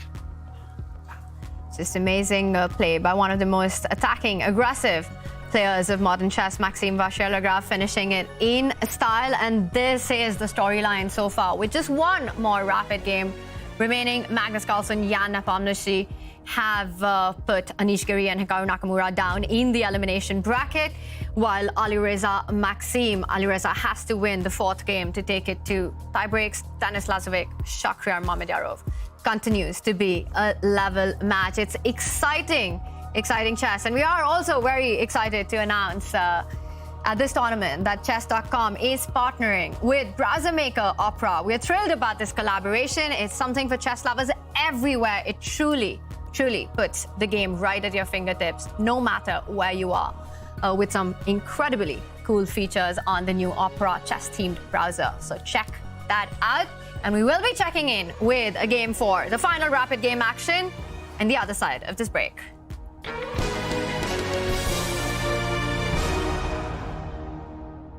It doesn't look like much, but neither would a Sicilian defense to the untrained eye. This is a performance enhancer. You don't see it? How about now? Manage your air quality, sharpen your performance, change the game with Air Things. Spell Chess is coming to chess.com. Enchant your pieces with one of 2 spells, jump or freeze. Players start with 2 jump spells and 5 freeze spells, which recharge after 5 moves. You may cast your spell whenever you wish before making a regular chess move. Jump is a spell cast to 1 square, wherein if there is a piece on that square, other pieces can jump over the charmed piece. The freeze spell is cast over a 3x3 square area, and the pieces in this area are temporarily frozen in place. Combine your powers of chess and sorcery to defeat your opponent. Come see what Supercell and chess.com have cooked up in our new variant, Spell Chess. Available now on chess.com. September bots are here, and it's time for a monumental clash. This barbarian might not crush you on the board, but he certainly can crush you with the board. Speaking of crushing, this giant is a living siege tower. Usually found in groups, goblins are fond of sharp, pointy objects and other people's pieces. The battle-hardened Valkyrie might give you a game once she's done arm wrestling a golem. This hog rider and his noble steed might give you a headache or 2. Skeletons adore her, foes fear her. You'll need to bring your A game if you want to beat this witch. Yes, that probably is a rabbit up his sleeve, or a huge fireball with your name on it. We hear wizards are pretty good at chess. Not just a killing machine, Pekka loves tiny butterflies. But you're probably not a butterfly, so watch out. The Archer Queen thinks highly of herself, and for good reason. She is a skilled tactician, deadly opponent, and your worst nightmare. Play them all on chess.com.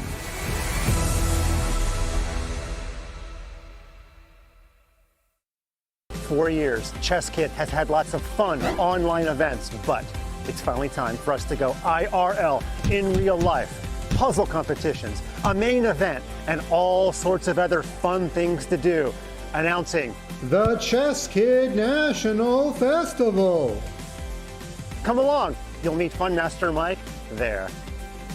I'm going to the ChessKit Festival. I'm going to the ChessKit Festival. I'm going to the festival.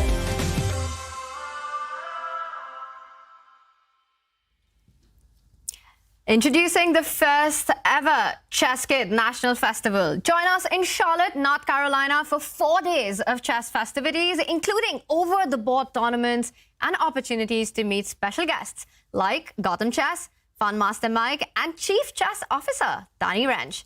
The festival takes place February 16th to 19th, and we can't wait to see you there.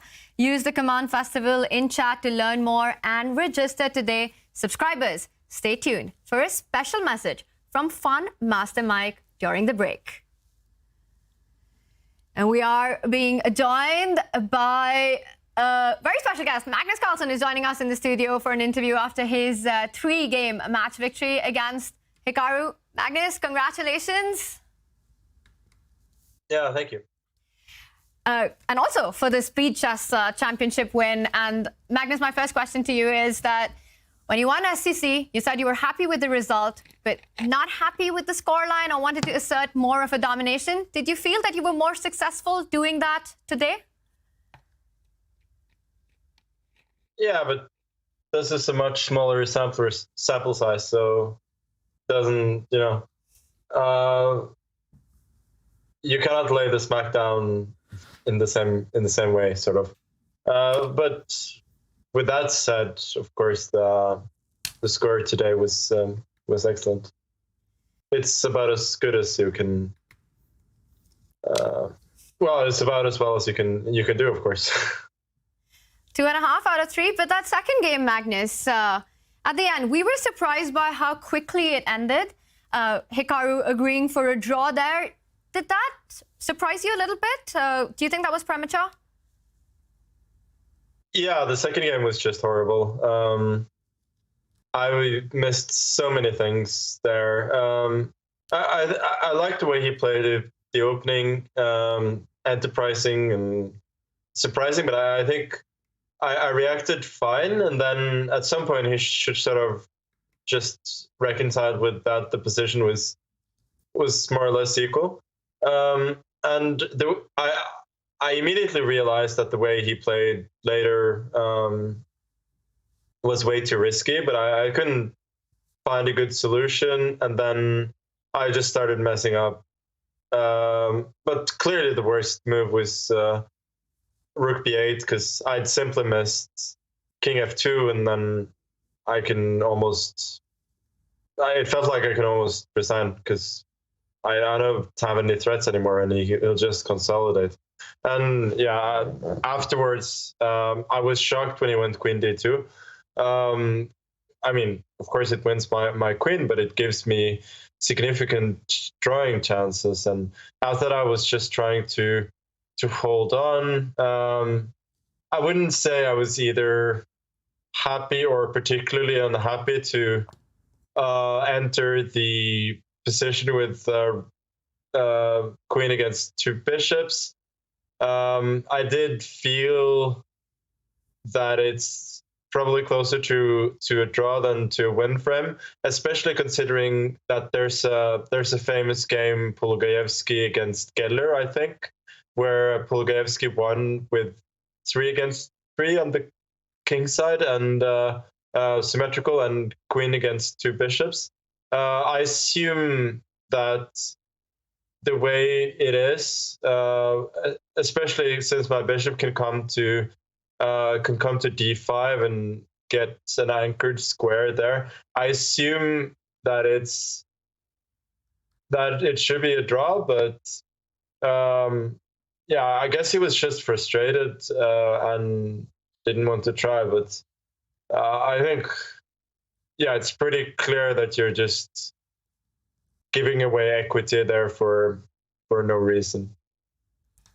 And Magnus, that's pretty impressive, pulling up a game from 1968 just out of the memory bank there. But I just want to ask about your tweet before the game started, talking about revenge not being served at all. No? Yeah, I didn't know that. Oh, okay. I better not ask. Moving on, Simon. Yeah, thanks. And Magnus, I mean, do you consider like Hikaru your main rival now in sort of at least online chess? And I don't know about over the board chess, but online chess at least. So I think there are, in terms of rivals, there are tiers, and so there's the first tier is like no rivals, and then a little bit after that is Hikaru. So he's definitely the second after no rivals, I would say. And Magnus, SEC finished on Friday. You started this event on Monday. Did you get some time to celebrate your big SEC win? No, I haven't really celebrated. You know, I had the tournament today. Also, I've been feeling a little bit under the weather, so I haven't really had time to do that. But yeah, I'm just trying to prepare for it today and more or less get in shape. All right, well, Magnus, we hope you recover quickly, and we look forward to seeing you back tomorrow in action. Thank you. Thank you. Magnus Carlsen winning his match against Hikaru in 3 games. And this means some changes in their post-match stats right here, with a big accuracy in this match, a 90% accuracy by Magnus, 86% for Hikaru. That game too, Magnus was pretty confident that he would be able to hold that position, pulling out that random 1968 memory that you were talking about. Yeah, for anyone at home who wants to check out that game, Lev Polagaevsky against Efrem Geller from 1968. Magnus has it all up there. It's crazy. He's another level. I'm telling you, absolutely insane. That is insane. It's amazing that you remembered the year there as well. That was like, you obviously know the game very well as well. What can I say? I've studied it all before.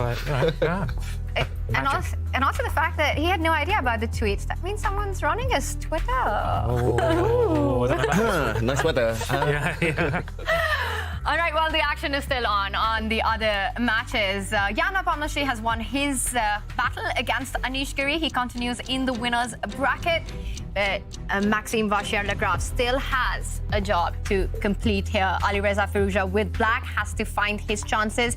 The kind of games, the kind of fights that we've been seeing in this battle so far, those chances will come. Those chances will come, that's right. And Vachier-Lagrave isn't the type of player who kind of willingly aims towards shutting things down. If he gets a chance to draw, of course, later on, then he'll take it, of course. But yeah, right now, Caro-Khan defends Alireza Firouzja, going back to something we discussed earlier.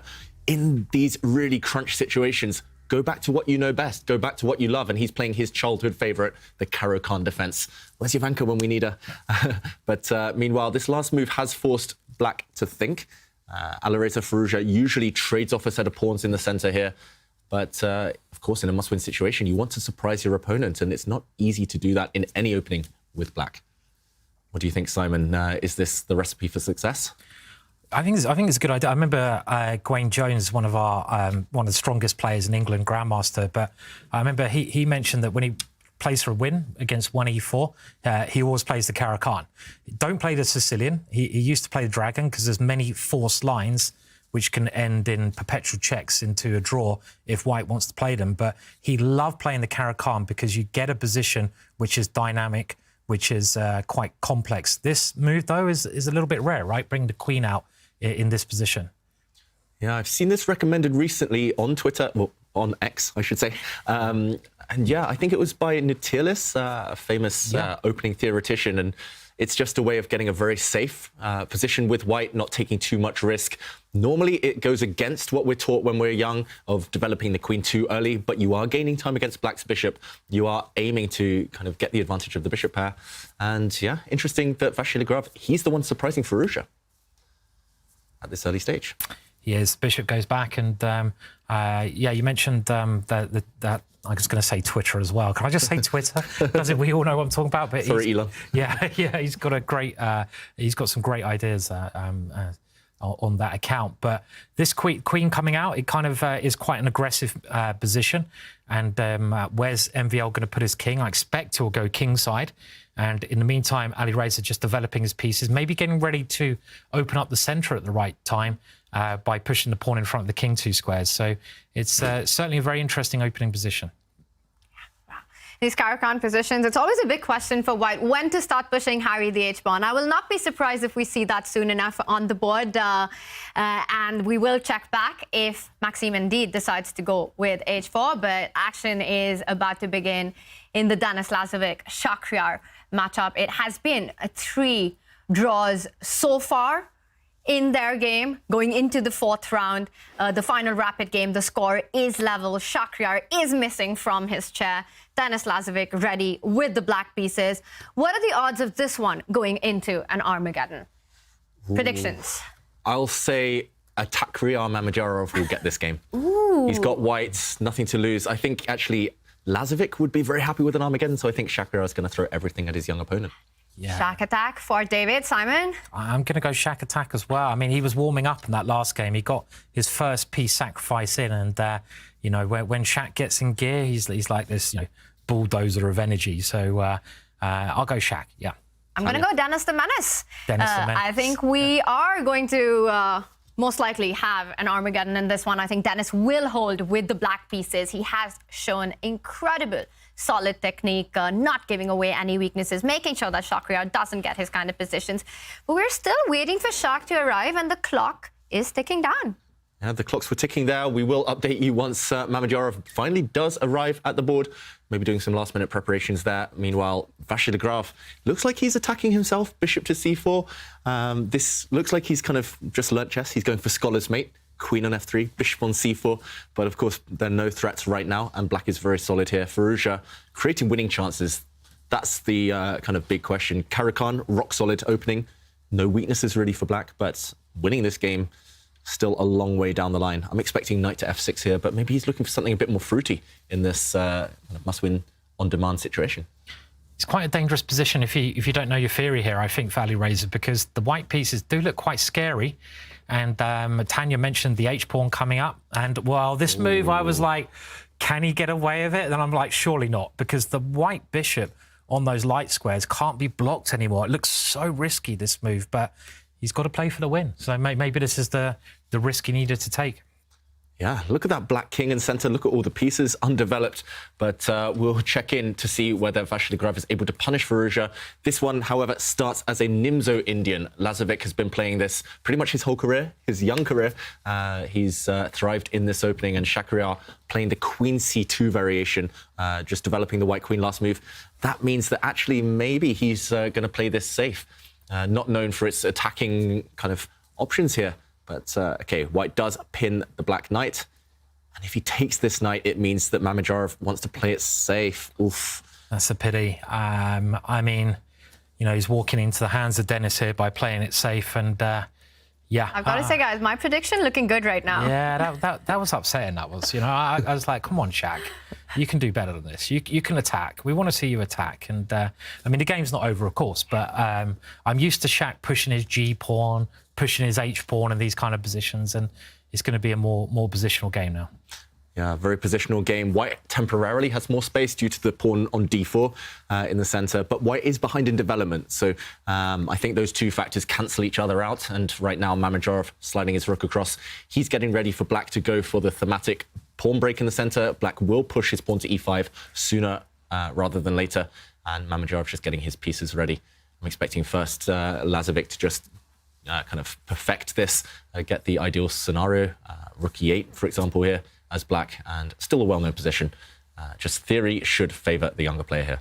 And I think that e5 break, it's super thematic in these positions, but you have to calculate the lines of what happens if white actually responds with his own d central pawn moving forward, hitting that knight, and a potential capture on c7. And the chaos that happens after that, it might just suit Shakhriyar's style of play. The line that you're pointing out, the knight perhaps just moves back to e7. It's a nice square. And you can give up the c7 pawn, which maybe white can capture it. And I say it hesitantly. Looking at the eval bar, it seems to say it's still possible, but things get messy. Things get really messy, and maybe this is what Mamedyarov is banking on.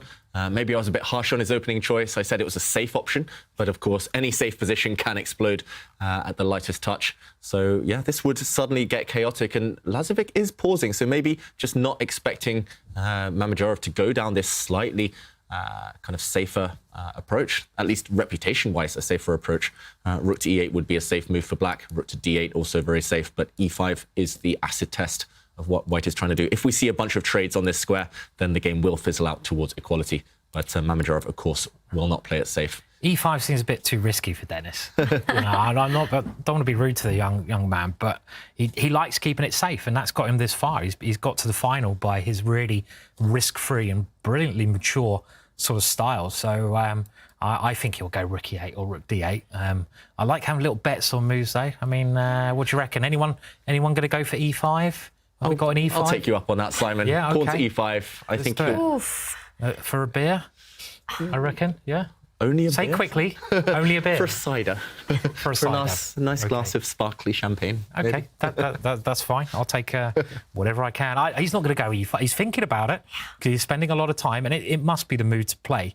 And it's this whole stylistic thing, right? If Shak is black, e5 on the board instantly. He would have played it 2 minutes ago. You know, if Shak was black, e5. Pre-moved it. Definitely. I don't even think Shak would take the pawn. I mean, Shak loves giving up material, and he loves messy positions, but he's not known to be a pawn grabber, is he? As much as some of the other players. So I don't think he'll want to take that pawn anyway. And the thing with top players is they all have their styles, of course, but when the position demands a certain type of move, even if it's counterintuitive to them, they at least calculate it. And if Denis doesn't see anything wrong with e5, he might play it.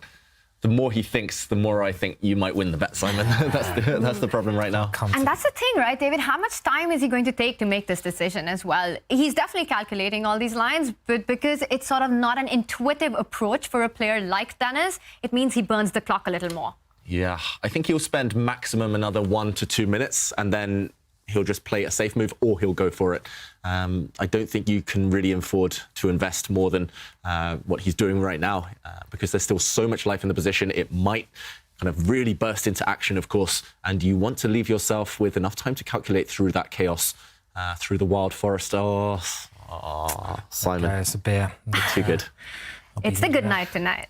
I'll be taking a beer tonight, definitely. So, yep. If you're in Oslo, you know where to find Simon tonight. He wins what was it? A glass of... I'll take anything. A beer is good. So, I mean, it can't be a bad mood, this one. It just seems like Denis doesn't want to take too many risks, and he's getting ready to open up the centre of the board, and a sensible move. Yeah, very sensible. He's just keeping Mamedyarov guessing here, and this can never hurt black's position, having the rook opposite the white king. If the centre opens up, as we're expecting it to in the next few moves, then this move will seem like genius. Just kind of, just setting up this incoming attack from black. So Mamedyarov, I was expecting him to reply immediately. He chose this opening, and rook e8, as far as I know, is still a kind of theoretical move. If I remember correctly, white should be retreating. There we go. The queen 1 square, queen c3, still well known. And the kind of typical idea here for white is to try and land the knight on e5 before black breaks out. Denis cannot delay this decision too much longer. And there we go. He's got to play it. He's got to play e5 here. And if the position opens up, let's remember that white's king is in the centre of the board and black's king is castled. So it's a little bit risky. I mean, white therefore keeps the position closed, pushes on with a pawn, and the knight, that looks really odd, but you've got to put the knight on the right route. Will he grab the pawn now? I mean, it looks so scary. I would want to get castled here rather than grabbing that pawn. Would you grab it? Big moment. I would consider grabbing it. If I didn't know any theory here, I would spend maybe 2 or 3 minutes contemplating. If I can't see any punishment for grabbing a pawn, I would play it. But the problem is, if you're unprepared, your knight is going to get hit. Suddenly things are opening up towards the white king. The knight can block the queen's attack on the b2 pawn, but suddenly maybe pawn to e3, throwing a spanner in the works there. Black's knight comes out, hitting the queen as well, gaining a lot of time, a lot of tempi. And I don't know, like you said, stylistically, not his cup of tea. And e3 played by Mamedyarov after a bit of thought. So taking the safe option, but very well founded positionally. Bishop to g4 from Lazavik. It's like roles are reversed. Suddenly black is the one attacking, white is the one reacting. But now bishop to e2, surely going to be played by Mamedyarov, blocking this pin along the diagonal. And the game will take a quieter turn. I'll expect at some point black to try and break out and aim for a kind of symmetrical pawn structure. Draw. Whoa. What? Do we have a draw? No. What? No, they're playing Bishop E2, but the clocks are stopped.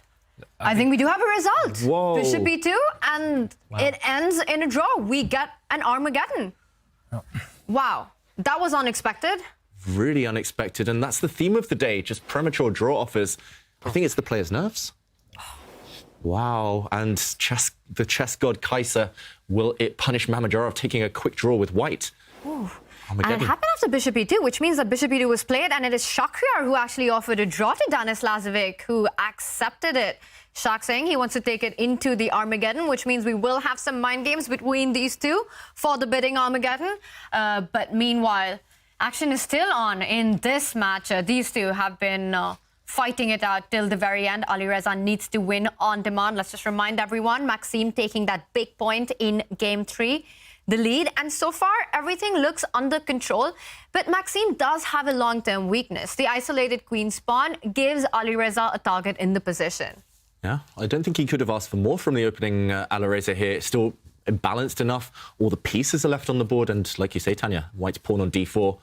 Long-term weakness for sure. And okay, Firouzja brings his rook to the center. Nice open file. I think Maxim, he's kind of been playing half with the handbrake on. He doesn't really want to take too much risks. Of course, there's nothing wrong with white's position either, but how to guide this game towards safety? Simon, who would you pick here?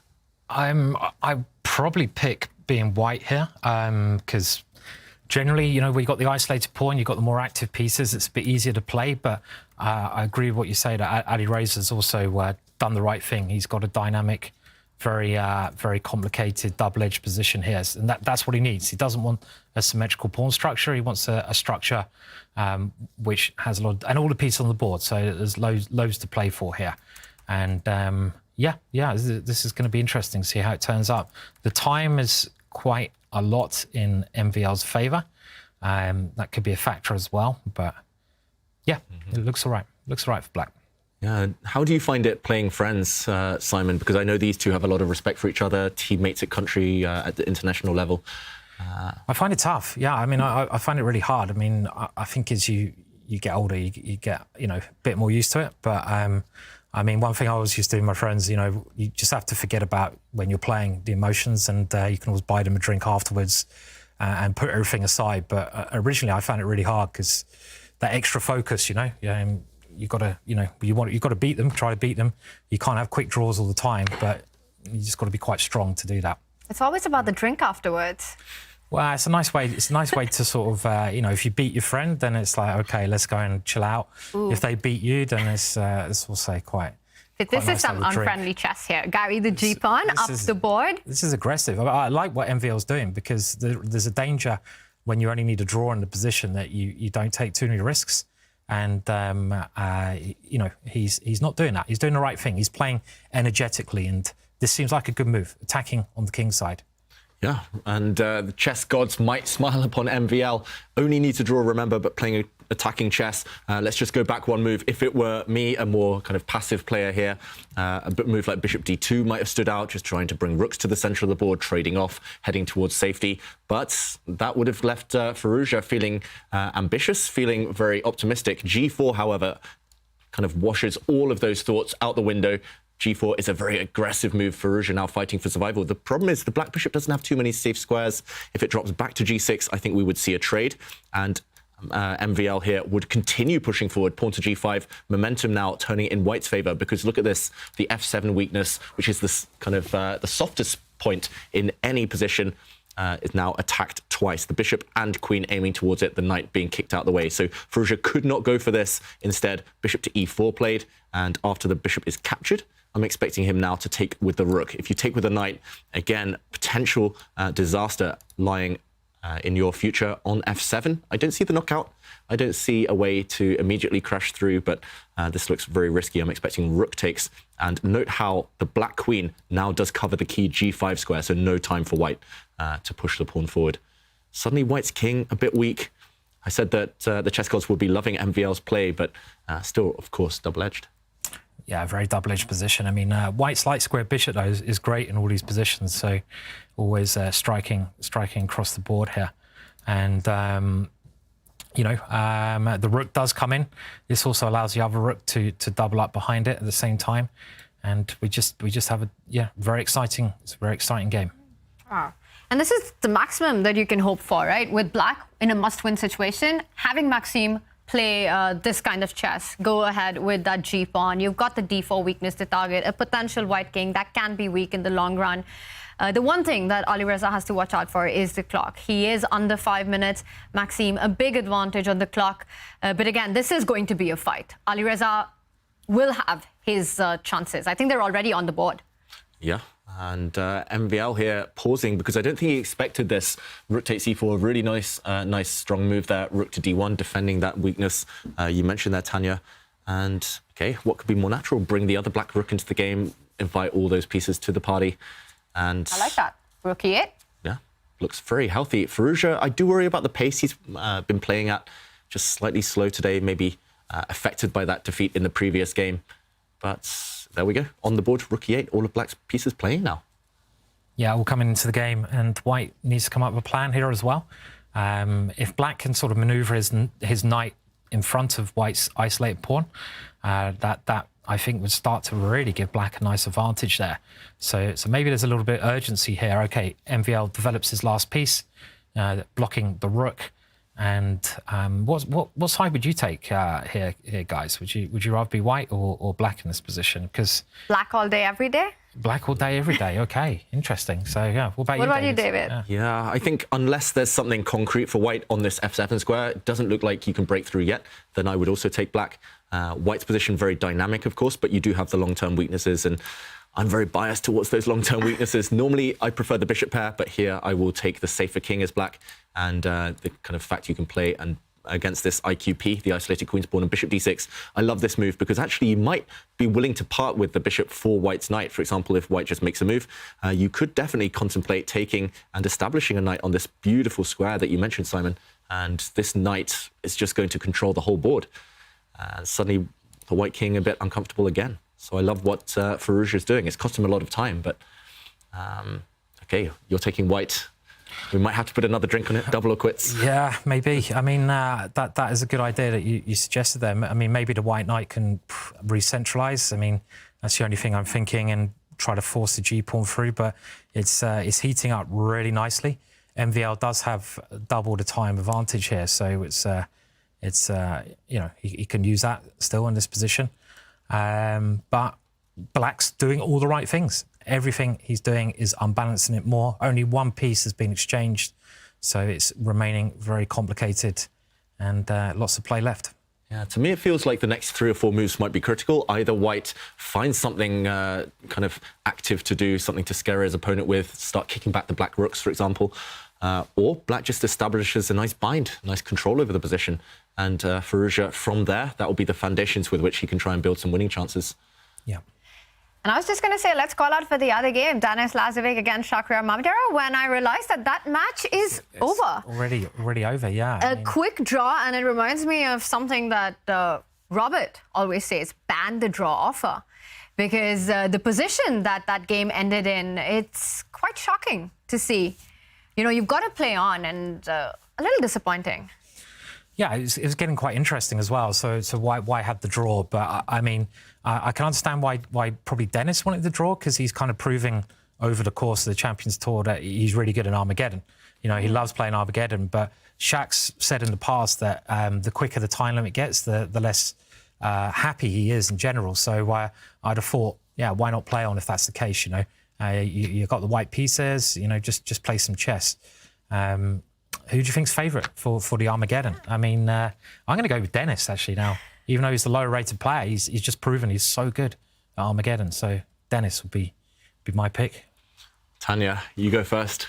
Well, I'm just thinking, I think it all comes down to the bid, right? How low can you go to try and get the black pieces where you do have the result odds? It's a 50-50, and I think whoever gets black will have a big advantage as long as they don't go below the 9-minute mark. So I think 9-minute over and black, I think that player wins. Ooh. Okay. Yeah. I'll say Lazavik.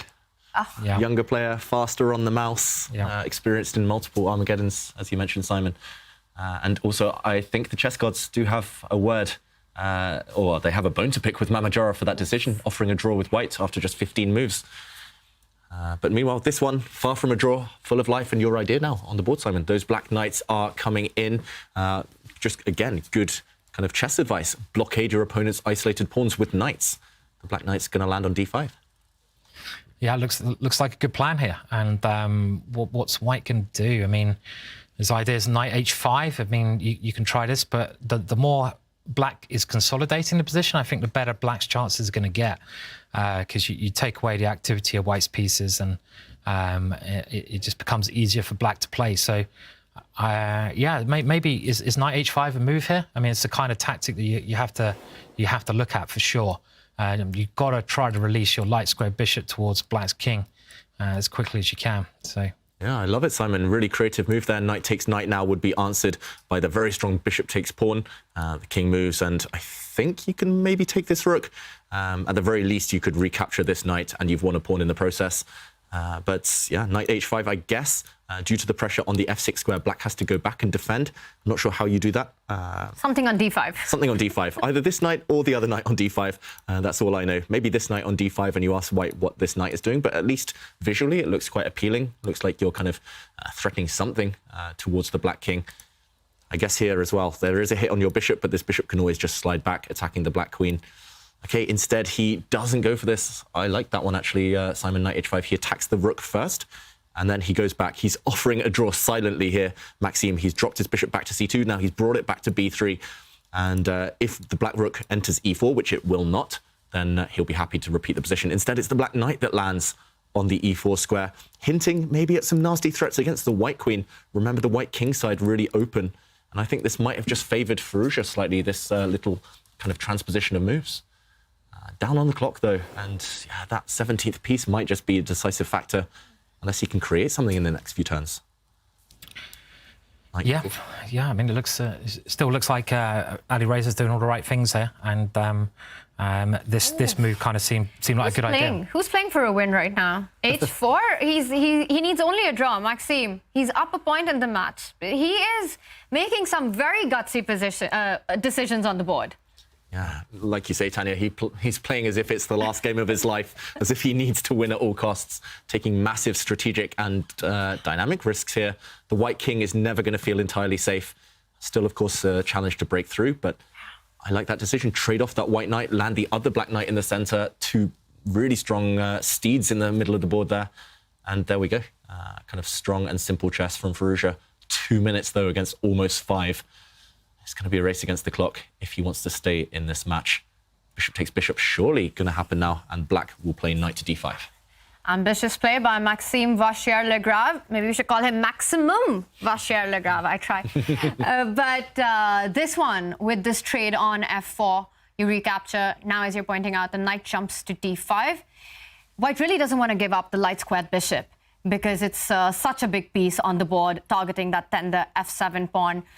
I just fear for this kingside play that Maxim has gone for. With g4, h4, it feels like, yes, you're being ambitious, but it could backfire really bad for white. Yeah, certainly. The pawns, I mean, you weaken your own king by pushing your pawns forwards, and white needs to be very careful here. There's those rooks, the black rooks are positioned perfectly, and at the moment his bishops, they're just not finding any active role. So I would definitely take black now. I mean, I was taking white earlier on, but just with this centralization, black seems to have the more comfortable position. But it is okay for white. If you can get the queens off, make some exchanges, the bishops might well take over. So it's not a bad position for white as yet. Yeah, and really clever move there, defensive move from Vachier-Lagrave. I love it, rook c2. First, I was thinking, OK, you've got two bishops, preserve the bishop pair, drop your bishop back, but suddenly the black knight would land with devastating effect on d2, just invading white's position. Suddenly the black rooks, as you mentioned there, Simon, coming into the game. This would have been just horrible for white here. Instead, he defends this square, rook c2, and he's giving up the correct bishop. If black takes this one, then suddenly white has counter chances against the black king. White's light squared bishop is the superior piece. The one thing not to do was take the other knight with your light squared bishop, because suddenly black has control over all the light squares for eternity, and also weaknesses on both sides of the board to watch out for. So rook c2, I think, a really nice kind of controlling move. at the right time, he might drop this bishop back, but he's just asking black, your knights are pretty, how do you improve? Not easy to find a natural idea here for Firouzja, and under 1 minute now. Getting dramatic on the clock. Last chance saloon, he's got to move faster, he's got to up the pace. And you saw that. He actually took a quick look at the clock and realizes exactly what you're saying, that he is trying to create his chances. It is an imbalanced position, a bishop pair versus a knight pair in the center, and it looks like he's managed to get that dynamic going. But what's next? How does he keep the position in an imbalance enough to get those moments where he can strike? And he doesn't trade off, keeps as many pieces on the board as possible, jumps in with a knight. And even though the eval bar doesn't approve of this decision, I think from a practical standpoint, given the mat situation, it is the right way to go for black. It makes a lot of sense, but it is just a one-move threat if white slides across. Actually, this improves the white position. Suddenly, black's rooks look a bit vulnerable. White's going to double up, stack up on the e-file, and yeah. Firouzja shaking his head there. Yeah, he's not so happy with that move as well. And he's moved back, and I don't think that's not a good sign. It's not a good sign. I don't think MVL will go back because he's improved his position, as you say. Why not double up on the open file now and increase some pressure there? It's just the time. I mean, you can't play optimum chess when you're under a minute, no matter who you are, no matter if you are Alireza, one of the best bullet players in the world. So, yeah, I mean, maybe doubling rooks is the way to go. Don't see a problem with that. So, MVL, would he go backwards? We've seen this happen throughout the match, right? Alireza really low on the clock, and Maxim putting pressure not only with a really imbalanced, dynamic, aggressive position where anything can happen, blunders can happen any moment, but also having those extra couple of moments in critical decision time. And now knight d5 played, he's up by 3 minutes on the clock, and I think the clock will really matter in this one. Yeah, that's how he decided things, Maxim. He really upped the intensity in the previous game when Firouzja is down on the clock. He does eventually play the d-rook to e1. So much tension between the rooks now. It's kind of like a stare-off. And Firouzja is the first one to blink, dropping back with his knight. Now, all the rooks can leave the board. Firstly, who does that favour? Secondly, white can actually plug the e-file. Bishop to e5 looks very tempting as well. Suddenly, Firouzja, with not much time on his clock, he will not be able to react to any surprise. That fishing expedition he went on with knight to b4 has backfired. Yeah. And suddenly, white is re-establishing some control, taking rooks off the board. Taking rooks off the board, and even the bishop can jump to g5, really pinning that knight on f6 and targeting a lot on the diagonal. Bishop g5 is an attractive move here. But the rook on e1 hangs right now. Got to watch out for that I one. almost walked into that. Yeah, so this first seems like a good move, and one of the things I learned when you're playing against knights, when you have the bishops, is you can use your pawns to restrict those squares. So I'm kind of thinking the pawns on the king side now are quite useful because they can take away a lot of squares of the black knights here. So I like MVL's position. Actually, he's played this really well. The bishops have got open lines, but anything still possible. The time, though, also massively in MVL's favour. Yeah, and your idea on the board now, Tanya. Nice move. But David, what happens if black gets greedy and picks up the d4 pawn? Are we going to find out? Oh, he has. Yeah. He has to go all in, but this is not going to work out for Firouzja. Okay, his king side is wrecked. It's ruined. The question is, does white jump in, play queen takes f6? Black's queen is going to take on g4 with a check there. White has some pawns disappearing. Or does white just slow play it, retreat the white rook? You have great compensation for just the one pawn sacrifice. I mean, that's a crazy line, right? Queen f6, queen g4, and the king goes to h2. I don't see another check for black there. And you've got this threat against the f7 pawn, as well as the rook sliding on to g5 with a check coming in. Yeah, actually, the more I look at it, I think you're just completely correct here, Tanya. You're breaking through on either f7 or with rook g5.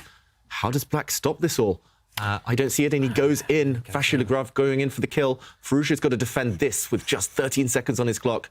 I mean, I was thinking queen g7, but I mean, you can win the piece there at least if you go queen g7 with rook g5, and that should be enough to win the game. Actually, or maybe not. So this does, I thought, win a piece after queen takes queen in h5, but and then the king moves forward. I think that's the point. There's rook or e5. Rook e5 as well. Yeah, rook e5, and black's suddenly better. So after queen g7, where's the win? He has played it, so it looks like there should be a win here, but just queen d6. Nice, just keeping the pressure, no need to rush. And I like the fact he used the F1 square. There might have been some other checks, but a draw was not enough for Firouzja. So now the White King is super safe, and the pressure on the E-file might just be decisive. Queen F8, what a sad move. Look at those black pieces huddled together on the back rank. And now where is the finishing touch? At the very least, you could probably just repeat, go back to F6. But H5, he's moving in for the kill here. Vachier-Lagrave, he's going for some nasty checks, and it's going to be a miracle if black can survive this. Yeah, he's put his king in the corner, but it's really, really looking bad. He can hardly move any of his pieces at this moment in time, so... Yeah, you can give another check with the white queen. Black will be forced to block. Oof, 10 seconds. Yeah, it's been, I think, just impractical clock handling from Firouzja. Yeah. And you could do that, right? Give a check, force black to block the check with the queen, and then come back to the square that you're on and almost force a repetition because the knight on e7 is pinned. Very professional. Yeah, very nice way of doing it. I mean, maybe black can try f6, but yeah, you're right. I mean, that could be a good way of doing it. You could play h6 here as well, but he's gone for the check, and he's just grabbing the pawn here. And you can't... Why not? Yeah, you can't take the queen because you'll lose your knight. You can't take the rook because you lose your rook.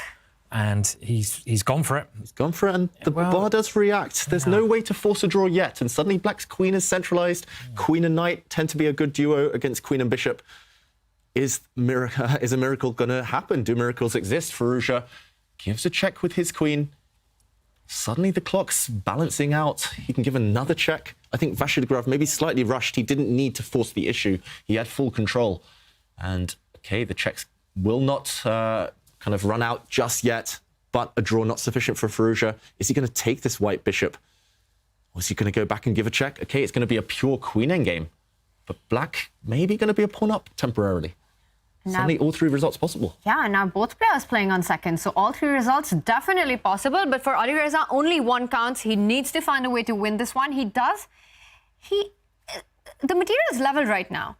So he gives the check, picks up the knight. You can pick up the b2 pawn, but the h7 pawn is hanging. So actually that check by Maxim was very smart, making sure that the black's king isn't connected to the h7 pawn anymore.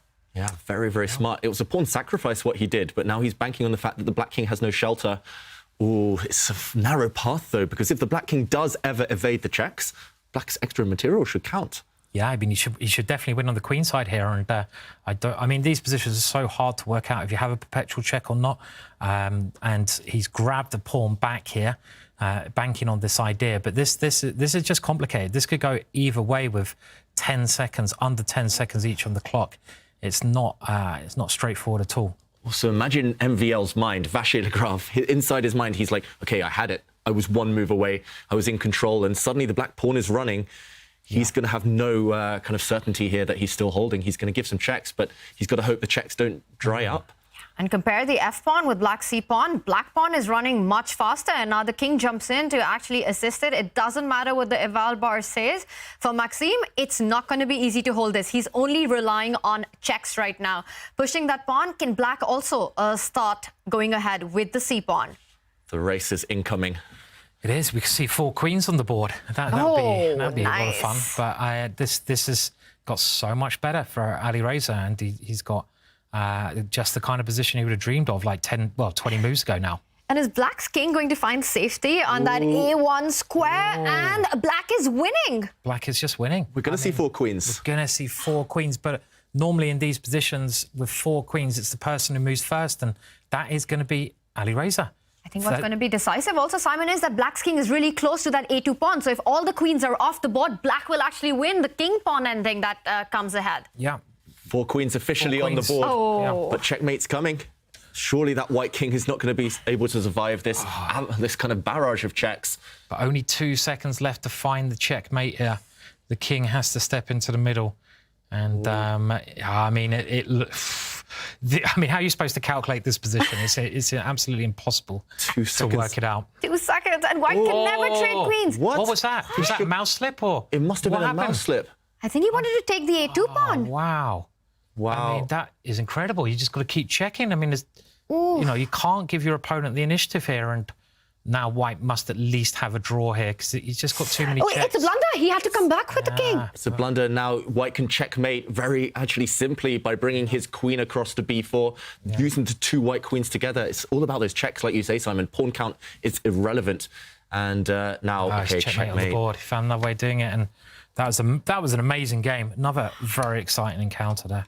What a fight that was by Alireza Firouzja. It was in his hands, but Maxim Vachier-Lagrave, the fighter, he takes that one opportunity that he got, but he knows this was close, and he does react. That was a reaction of relief right there. Maxim Vachier-Lagrave taking the win, and for Alireza Firouzja, it is disappointment. So close. So close. He did everything right. He survived the worst. He completely turned it around, and 1 or 2 accurate moves away from victory. Oh, the clock came back to haunt him. Yeah. And it was here, actually, a really unique, once-in-a-lifetime type of position with 4 queens on the board. And it was all about checks. Black would actually be winning if he had played the move queen to b2 check. He actually used the square for his king, and that backfired. Queen to b2 check. It's not easy to foresee this. You have to calculate a lot in advance. But here, with some very accurate moves, I think queen to e6, you would eventually be winning. The white king would eventually be forced onto the edge of the board, and the 2 black queens together would team up and unite. Instead, we saw a full 360, maybe a mouse slip, meaning to take this pawn. Instead, he played king b2, Firouzja, and then we saw the checkmating pattern. The 2 white queens were the ones to team up in the end, and this king was caught in no man's land on c4. Dynamite, and game over. Vachier-Lagrave progresses. Yeah, a very exciting game there. I mean, that was going backwards and forwards, and MVL kind of let it slip. Firouzja came back there, and in the end, he just got a little bit greedy. You know, tempo is so important in chess, and you gotta keep the checks up when you got them, and handle your clock a bit better, I guess. What an incredible fight that was by Alireza, playing with the black pieces, finding that opportunity to create his chances when Maxim got ambitious with the play, and you've got to give full marks to Alireza for being able to do that, and in the end, just missing it. Yeah, I mean, if he had a bit more time there, another 30 seconds, then I'm sure he would have found that tricky win that David pointed out. So difficult. Yeah. But I think king a2 was actually a mouse slip. When he did move that king to b2, I think he did mean to pick up that a2 pawn, because we saw him reacting there on the screen, and it could have been very different. Yeah, king takes a2. If he hadn't mouse slipped, he would have kept the game going. I think white would have been able to trade off 1 set of queens, which was a pity. I enjoyed there being 4 on the board, but the game would have gone on a long time, and I think Firouzja would still have been a favorite. So again, a slight bit of panic. The mouse skills slightly lacking there in the end. Just close, but not close enough. But these are the kind of fights that we live for, right? So much entertainment and so much action on the board, and this is where we stand on our scoreline. The action does continue, because we've got one Armageddon coming up, while Magnus, Carlsen and Nepomniachtchi wrapped their matches in just 3 games, dominated their matchups. Maxim Vachier-Lagrave, that was a roller coaster of a match. And we do have Maxim joining us in the studio for an interview. Maxim, what a crazy match. Congratulations. Thank you. No, this last game, I mean, I cannot believe myself. What happened? Take us through, because 4 queens on the board until the very last moment, anything could happen. No, I mean, at first it looked like nothing could happen. I was doing very well. I played some good moves. And somehow then I blundered this queen c1 check, which was not that difficult to see. And then somehow this queen endgame was a bit tougher to defend than, you know, a position where I was actually much better or even winning, and where I just needed to draw. And at the end, I was just ready to resign, because there were a few wins for Alireza, but I think he mouse slipped with king b2 or king takes a2. I don't know, but like maybe some panic there, but you know, just that everything was winning with these 4 queens for him, of course. And I was already like thinking, how could I lose this? But turns out I didn't. And Maxime, it seemed to be a high-quality match from move 1. Both of you throwing everything at each other. Some crazy games there. But until game 3, everything in the balance. What do you think was the turning point of the whole day? I mean, definitely game 3 was a huge turning point, because I was under some pressure. Because, I mean, Alireza had done his homework, and this knight offline, I know it's okay for black, but there are a few accurate moves to do. And then after this bishop takes b5, I went into very deep thought, simply. And turns out that then I checked and more or less everything I was considering was okay. But what I did turned out not only to be okay, but to give the impression, I think, to Alireza that he had something very decisive, and he spent a lot of time, couldn't find it, and then I think got frustrated, and in the end, tables were turned around. And then this game 4, I was keeping control for like 95% of the game, and there was this moment, this blunder, after which I'm just very lucky not to go into game 4. And Maxim, we do have a question from our chat, from the featured chat, from Crumbledabs, and asking how would you calculate an endgame, a crazy endgame like that at the end? Well, I mean, there was no time to calculate, but generally just doing the right check. And I thought at some point, like he could do check with the other queens and exchange one queen, then exchange the other, and in general just exchange both queens. And then taking my pawn and promoting, so everything was an option. So I think Ali went crazy because he really should have converted this one. And another question from the chat, Maxime, and that is, does having the French football team shirt, does that improve your elo, improve your play? Well, it proves my nationality in a way, but no, I don't think it does anything. It was just, this was a French match, so I thought I might as well bring the French shirt. And really coming back to this 4 queens endgame, somehow I got 2 of those in recent years, both of which I saved, actually, so it's the 3rd time. But this one I was losing. In the other 2, it was against Ding Liren in 2019, I think, and against Permax Sudlu, ironically in this Najdorf line that we've seen today, last year. Maxime, that was a fantastic match to watch. Really entertaining chess by both you and Alireza. And while in this one, experience prevailed, we've got a big Armageddon coming up between Denis Lazavik and Shakhriyar Mamedyarov. And before you go, I'd love to get your thoughts on how you expect that one to play out. Well, I don't even know how much time they get. So, it might depend on that. It might depend on how much time Black gets for this game. But it seemed to be a very even match. So, I think anything can happen there. Anything can happen, and we will find out the bids very soon. Maxime, thank you so much for joining us and for all your insights. All the best for tomorrow. Thank you, Tanya. Thank you, everyone. Maxim Vachier-Lagrave, after a roller coaster match against Alireza Firouzja, takes the win. 4 queens on the board. We don't get to see that often. And now it is going to be time for the bids to come in really soon. And we will find out who plays with Black, who gets the result odds on the other side of this very short break.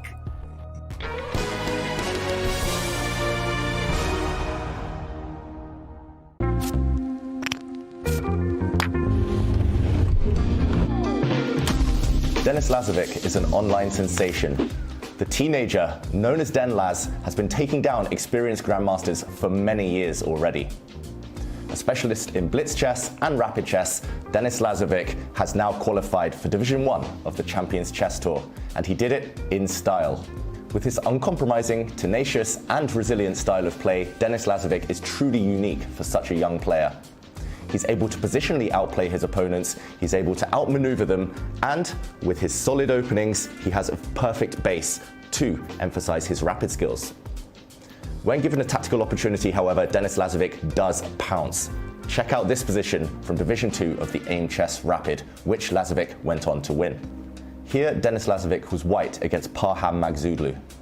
White has a material advantage, being up a rook for Black's bishop, but the finishing touches to this game are still needed.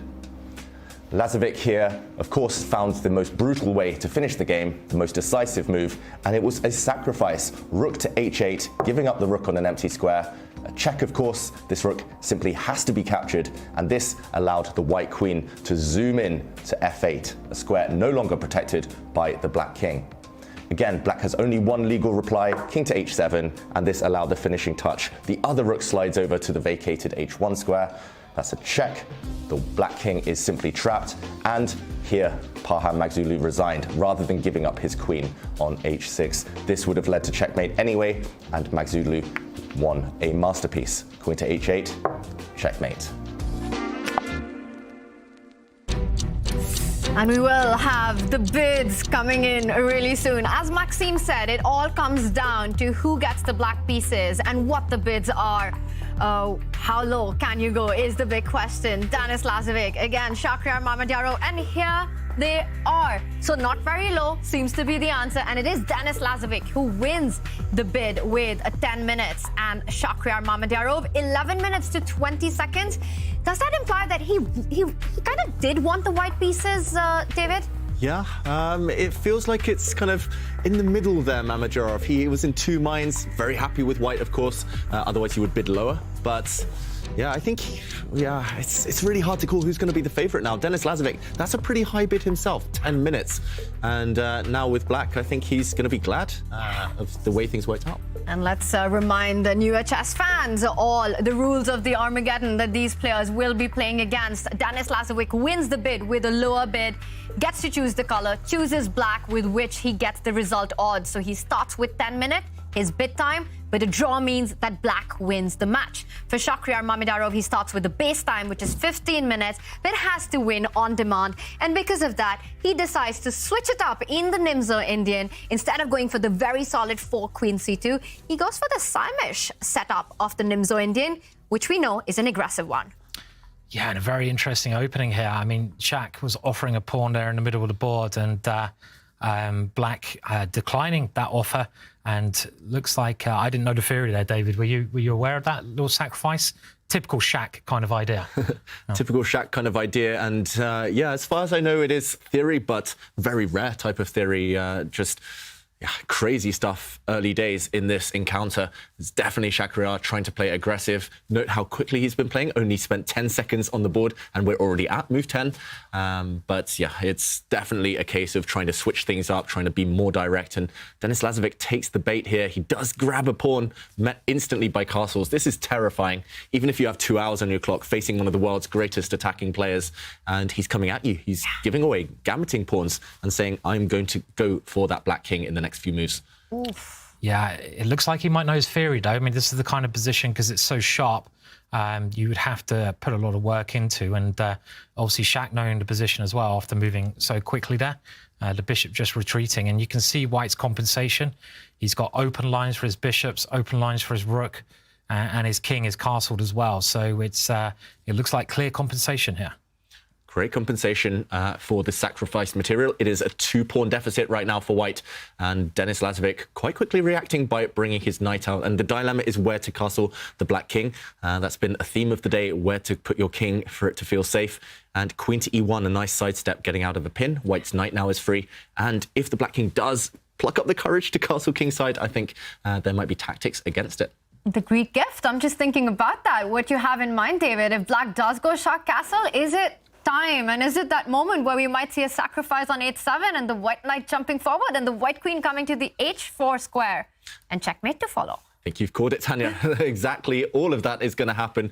This is a Greek gift, luring out, kind of tricking the black king out of its safety there. And if the black king drops back, simply checkmate is coming on h7. You can only delay this now. And if the king comes forward, then, of course, it will get checkmated anyway. I guess queen to e4 may be the quickest path. And a block would be met by en passant, and the king will die a painful death. So instead, Denis Lazavik cannot allow this, of course, and he does not allow this. Instead, removing one of those key attackers in that variation, removing the knight, and getting ready to castle queenside, maybe. Shakhriyar just not caring at all, giving 2 pawns up. It's just like that previous game, 2 bishops against 2 knights. And, OK, now it's a 1-pawn deficit, but the black king still has questions to answer. Denis Lazavik, he's using knights as blockaders, hoping that they will shore up the defence. And Simon, do I have to ask you who you favour here? Yeah, I mean, I always take the attacker, but I do like what Dennis has done. He's got his knights blockading the pawn, blockading the middle of the board, and he's got some nice squares to them. He's got C5 square as well. So it's certainly not the end of the world for him by any means. And he's now got his king safe. How does White generate more attacks? Well, he brings his rook. Maybe his rook can swing round. And, you know, obviously a Shaq position. We talk about Shaq positions.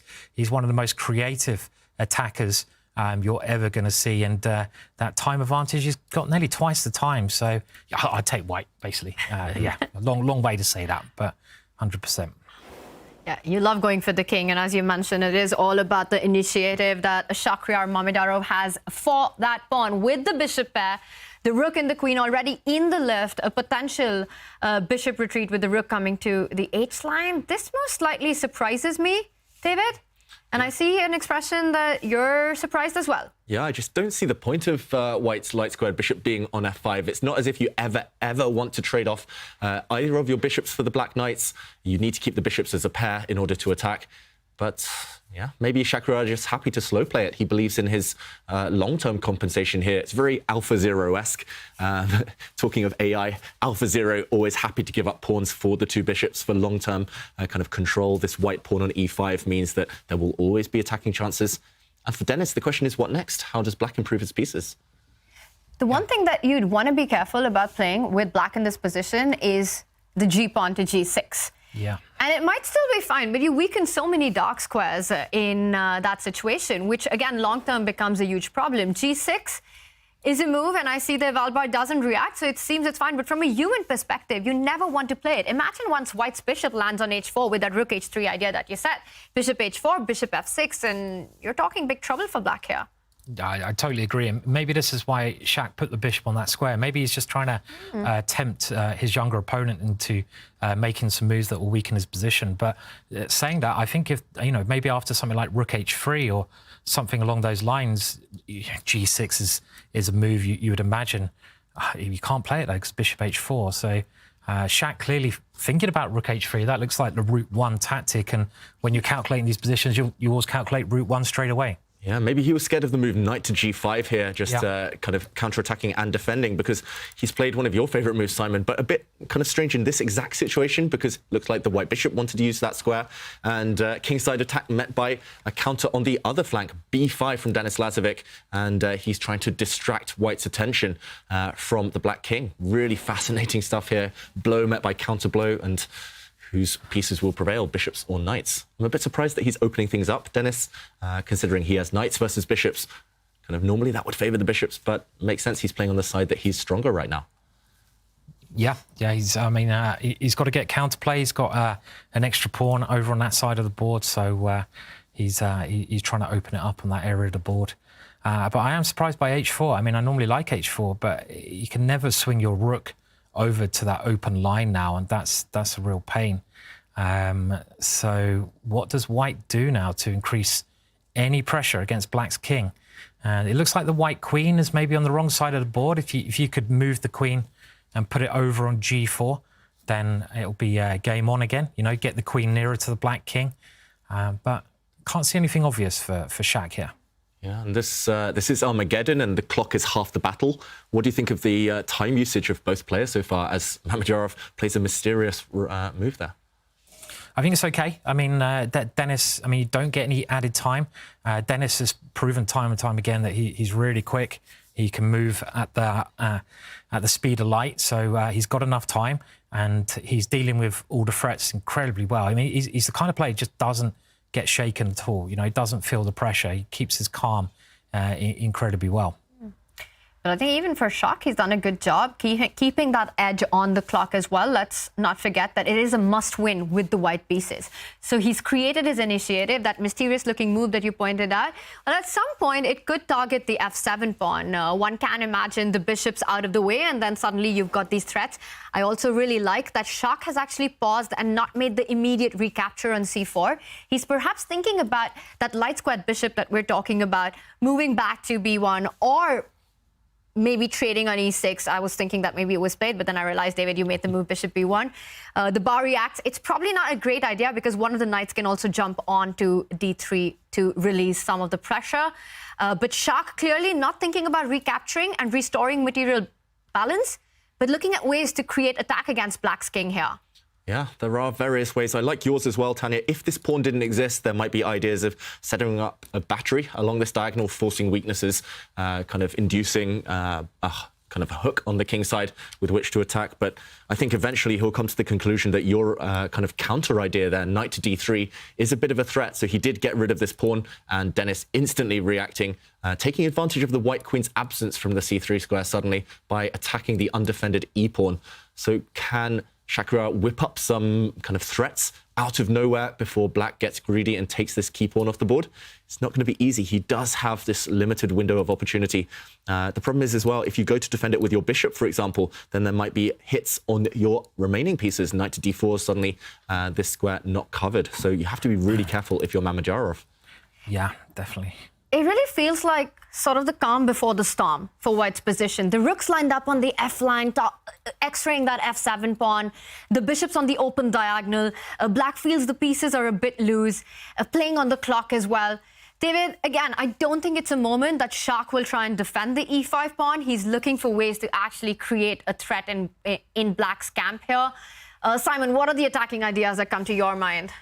I mean, the first one, I was wondering if you could play bishop takes h7, but and then rook f7, but that just doesn't work at all because you can just take the rook on f7. I mean, this is the kind of thing you've got to look at. There's no good bishop move. I mean, it's just nonsense, but you've got to try to find the weak points in your opponent's position and just try to open them up. So I'd love to get my queen over, but again, I don't see how that helps. So he is opening up. I like it. Yeah, I like it. He's got to get his rooks going, and he's opening up lines for his rooks now. And I mean, you know, this is the kind of position that Shak just loves playing. You know, he loves attacking. He loves having the initiative. So he's got what we said before the match he wanted to get and what he needs to get. You must be feeling proud right now, Tanya. Your idea, it's on the board. And David, you called out. You want to get rid of that c4 pawn before you plant your bishop on b1 to control that d3 square. And I also want to point out, this position's getting me pretty excited, that if Black was to take that central e5 pawn, I think the bishop on f2 jumps onto g3 with a tempo, hitting that rook, and suddenly those rooks lined up on the f line. Yeah, suddenly the dust is cleared and White is crashing through on f7. This scared Denis Lazavik so much that he played a passive-looking move. After bishop back to b1, he played rook f8, kind of overprotecting the f7 square. I think very, very wise. And now Mamedyarov does take a timeout to protect his pawn. He wants to somehow get this bishop out of the way, but only at the right moment. Black is a bit stuck, so White will have a few moves to build up. I think queen c3, this last move by Mamedyarov, really clever in terms of the Armageddon format here. He's just not giving Black any intuitive, any obvious moves. He's keeping the tension and saying, OK, your clock is ticking. I'm 3.5 minutes up. Good luck, mate. Try and find a move. Not easy for Denis Lazavik. Those Black knights kind of hanging together. One of them retreats, very logical. And Mamedyarov, can he continue creating threats? Yeah, I mean, he's doing everything he can at the moment. He's got that nice time advantage of like 3.5 minutes as well. But so far, Denis has defended kind of perfectly. I don't think I've ever seen like Denis blunder. You know, he rarely blunders. Maybe when he got short of time against Alireza in the last edition, but in general, he just plays very well. And I think in order to win this one, you're going to have to try to induce a blunder off Denis somehow. So what does White do here? I mean, you've got to try to get your pieces to the maximum squares. This makes a lot of sense because f7 is not a target anymore. So over defend your pawn. Maybe try to again give yourself opportunity to swing the rook around. And yeah, just keep the pressure up. That's all he can do. That's all he can do. And the Black Knights now kind of retreating back to some really awkward squares. The Black Knight has gone back to d8 to protect a loose pawn, the pawn on c6, but also continuing the threats on White's e-pawn. It's really kind of not making a great impression, though, the fact that Black has kind of reduced those glorious knights previously to passive pieces. Can White punish? Can White punish? And I see our chat is also torn between Denis and Shak in this match. A lot of support coming in for both these players. It truly is a position where anything can happen. Each move from both sides is a high responsibility move. I think for Denis, to keep control of the position.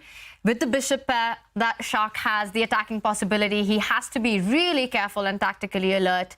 And Shak right now just keeps the pressure on. He keeps everything guarded, defends that e5 pawn, which was threatened by Dennis with that last move.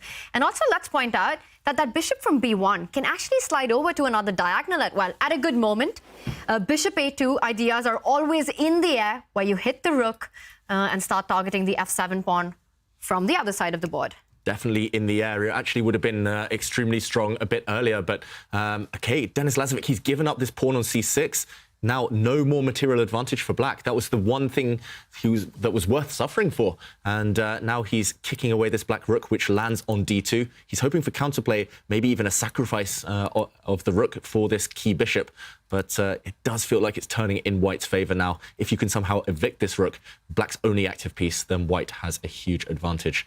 I'm expecting a move like queen back to e4, queen to c3, something just to keep control. And, OK, he trades off a set of rooks.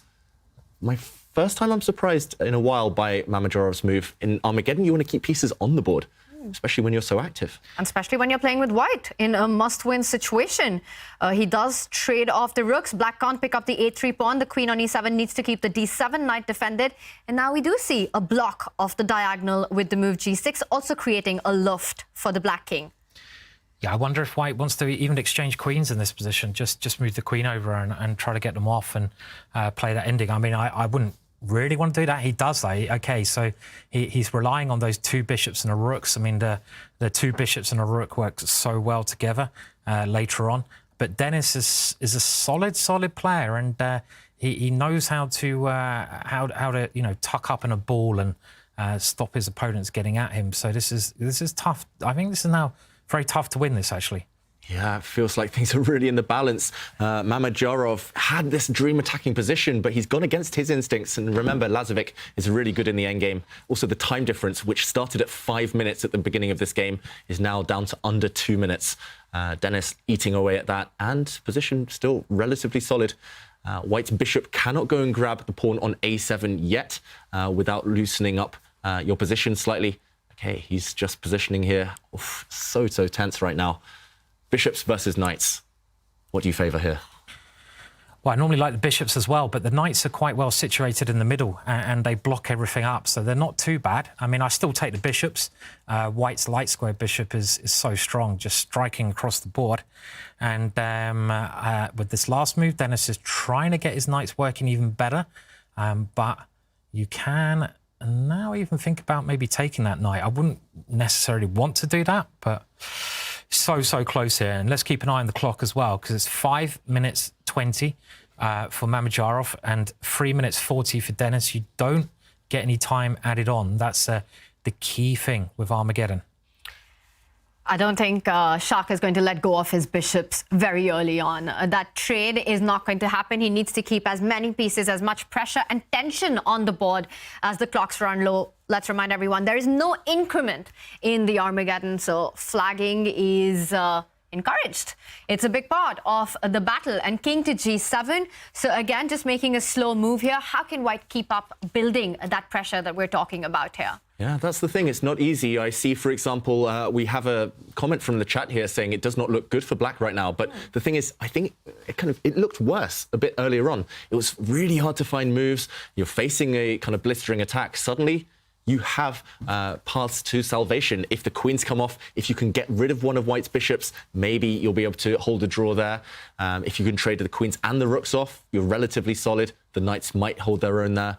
All sorts of endgames. They're potentially savable for black right now. So, yeah, Mamedyarov as well. It's not his type of position. The time difference is down to under 1 minute. And I don't know about you guys, but I fear for Shakhriyar's mouse skills against the young kind of whippersnapper here, Denis Lazavik.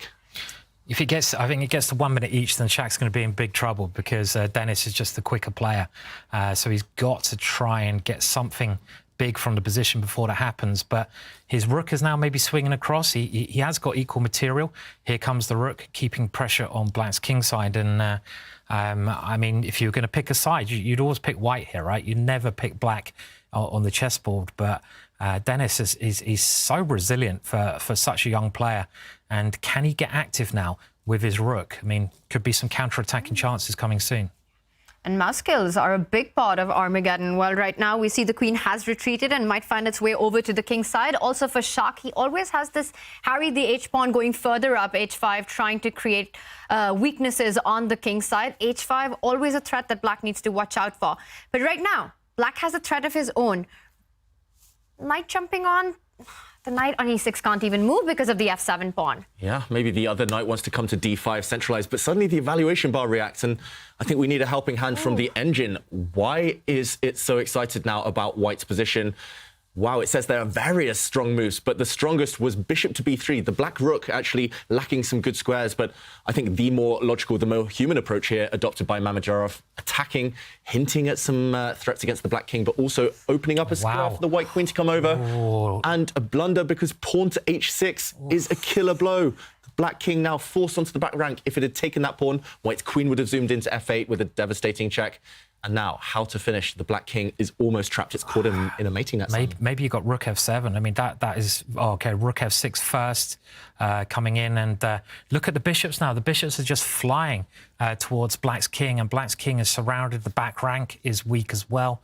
And, yeah, everything is bad for black in this position.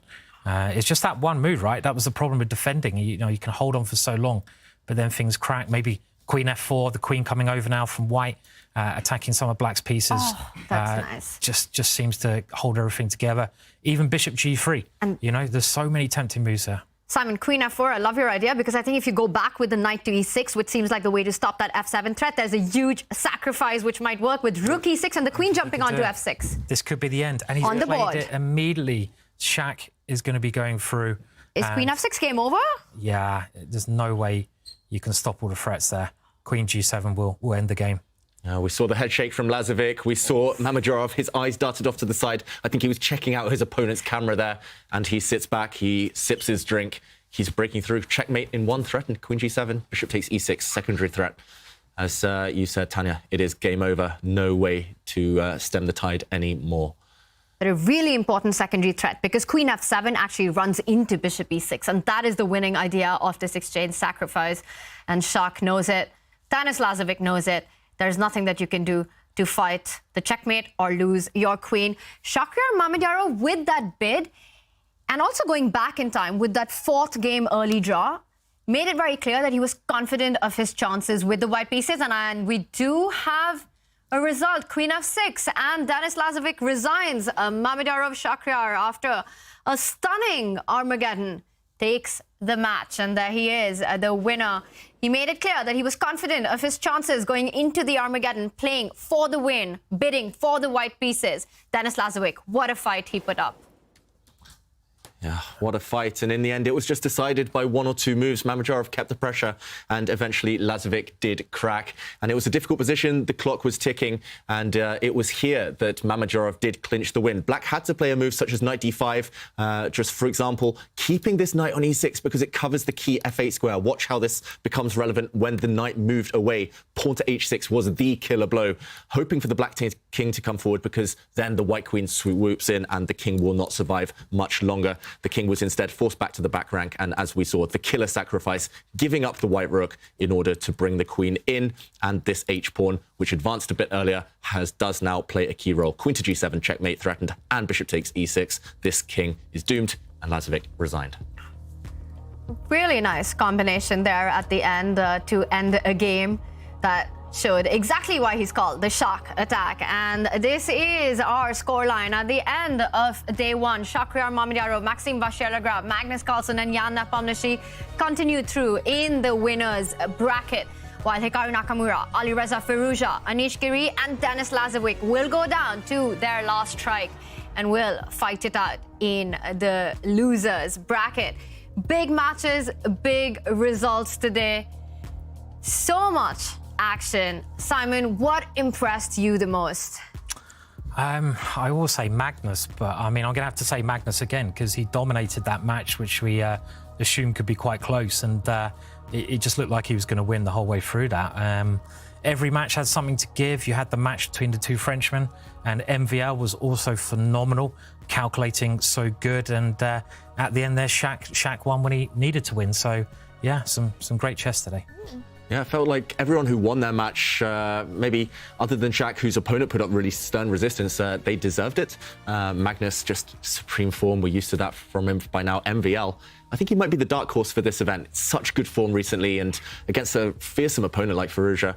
But yeah, commiserations to Lazavik today. I think out of those who lost their match, he was the most impressive by far. Yeah, absolutely. He really put up a big fight in his match against Shakhriyar, but I'm still thinking about the 4-queen position that we saw in the Maxim matchup. And as you pointed out, David, Maxim has been on fire of late. SCC going through in the semifinals, a close match against Hikaru, and his fantastic performance in the Tata Steel Chess India as well, winning the whole event. Yeah, and we haven't even mentioned Nepo as well. I mean, Nepo won so smoothly today. We thought that was going to be a very close match, but he dominated against Anish Giri as well. So it looks like there's a lot of players on good form, which is going to be very exciting. I think we're going to see some very tough matches as things develop. So yeah, exciting. We should mention Nepomniachtchi and Mamedyarov. They played another tournament earlier today. They've been playing chess all day long. So to win their matches, to do it in style, impressive stuff. Really impressive stuff, and so much on the line for these players fighting it out for the tournament victory, to have that spot into the Toronto grand final for many of these players. But these two have already booked the ticket. But this was our marquee matchup with Magnus Carlsen, Hikaru Nakamura. The celebrated rivalry, the storyline continued. And for Hikaru Nakamura, there was no revenge today as Magnus wrapped it up in just 3 games. He did make it look easy today. He did, just taking his chances when they came. A bit of luck along the way, but you need that at this level. Yeah, I mean, he just played fantastic chess. I think that second game was key. Hikaru had some chances there and he didn't grasp those opportunities when he got them. But Magnus in great form, Nepo in great form, MVL in great form. Like everyone's in great form. So it's going to be a great tournament. It is going to be a great tournament, and as you pointed out, Nepomniachtchi taking on Anish, Giri, 2 stalwarts of the game. But this was the other matchup that was wrapped up in just 3 games. David, what went wrong for Anish? What does he need to switch up for tomorrow? For Anish, he got a bit unlucky. In the first game, he was hit by some world-class preparation. Nepomniachtchi kind of up to move 20, clearly still in book, and he just never stood a chance. And after that, already down in the match, he just couldn't fight back. He took risks, and they did backfire in the end. Yeah, it seemed like Nepo's opening preparation was just on point today. He prepared that first game pretty much all the way to the end, and well, we know how good he is, so he could be a bit of a dark horse, Nepo. You know, he needs to win this tournament to qualify, and he started very strong. So yeah. Yeah, and he's got a lot of chess action going on. He's playing at the Levitov event, and then he comes and fights it out and beats Anish in just 3 games. For me, I think the matchup of the day was Maxim Vachier-Lagrave against Alireza Firouzja. 4 exciting battles. It started with 2 draws, but the games were absolute fire on the board. In the third one, again a roller coaster. Maxim Vachier-Lagrave takes the lead with a win in that. And the 4th game, Alireza had his big chance, his big moment with the black pieces. But an up and down, topsy-turvy match saw Maxim Vachier-Lagrave take the win with 4 queens on the board. Absolute madness.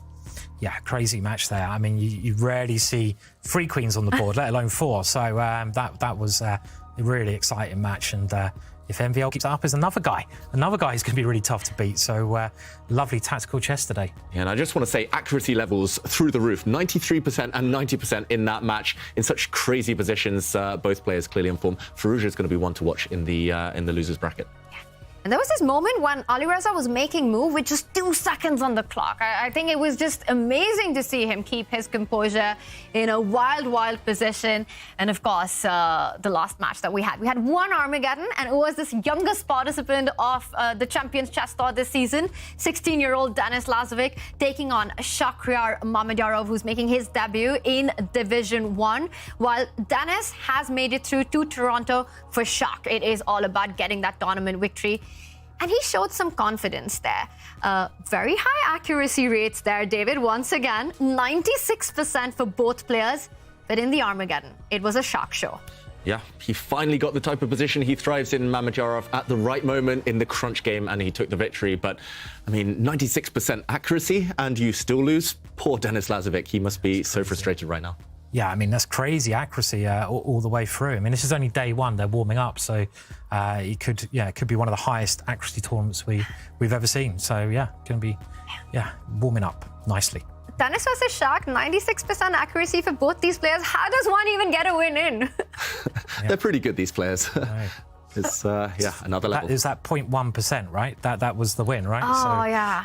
That made all the difference. That just little percentage. So, yeah.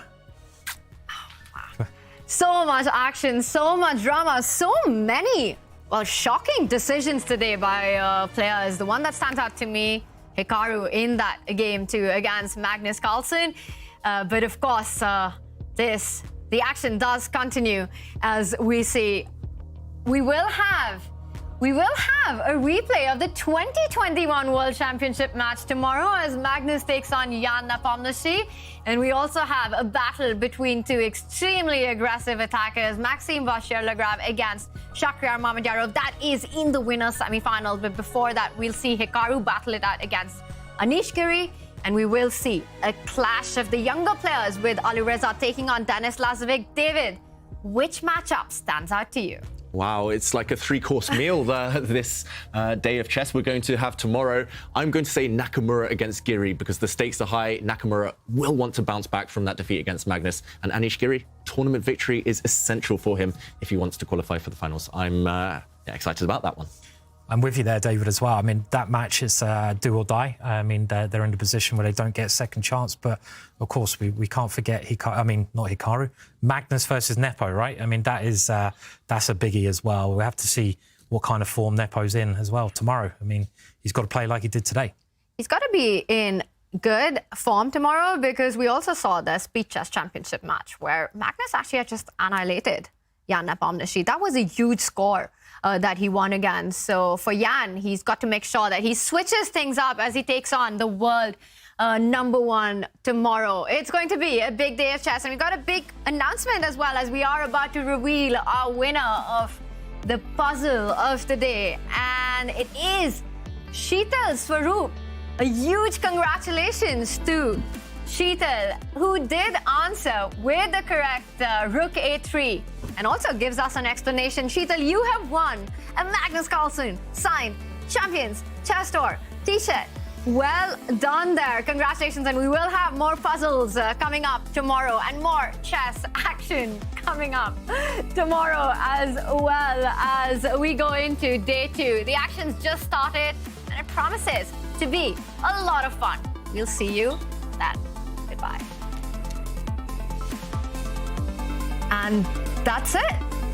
We have a result. Wow, Hikaru resigned? Was it a draw? We have a result. Really? Why? I am shocked.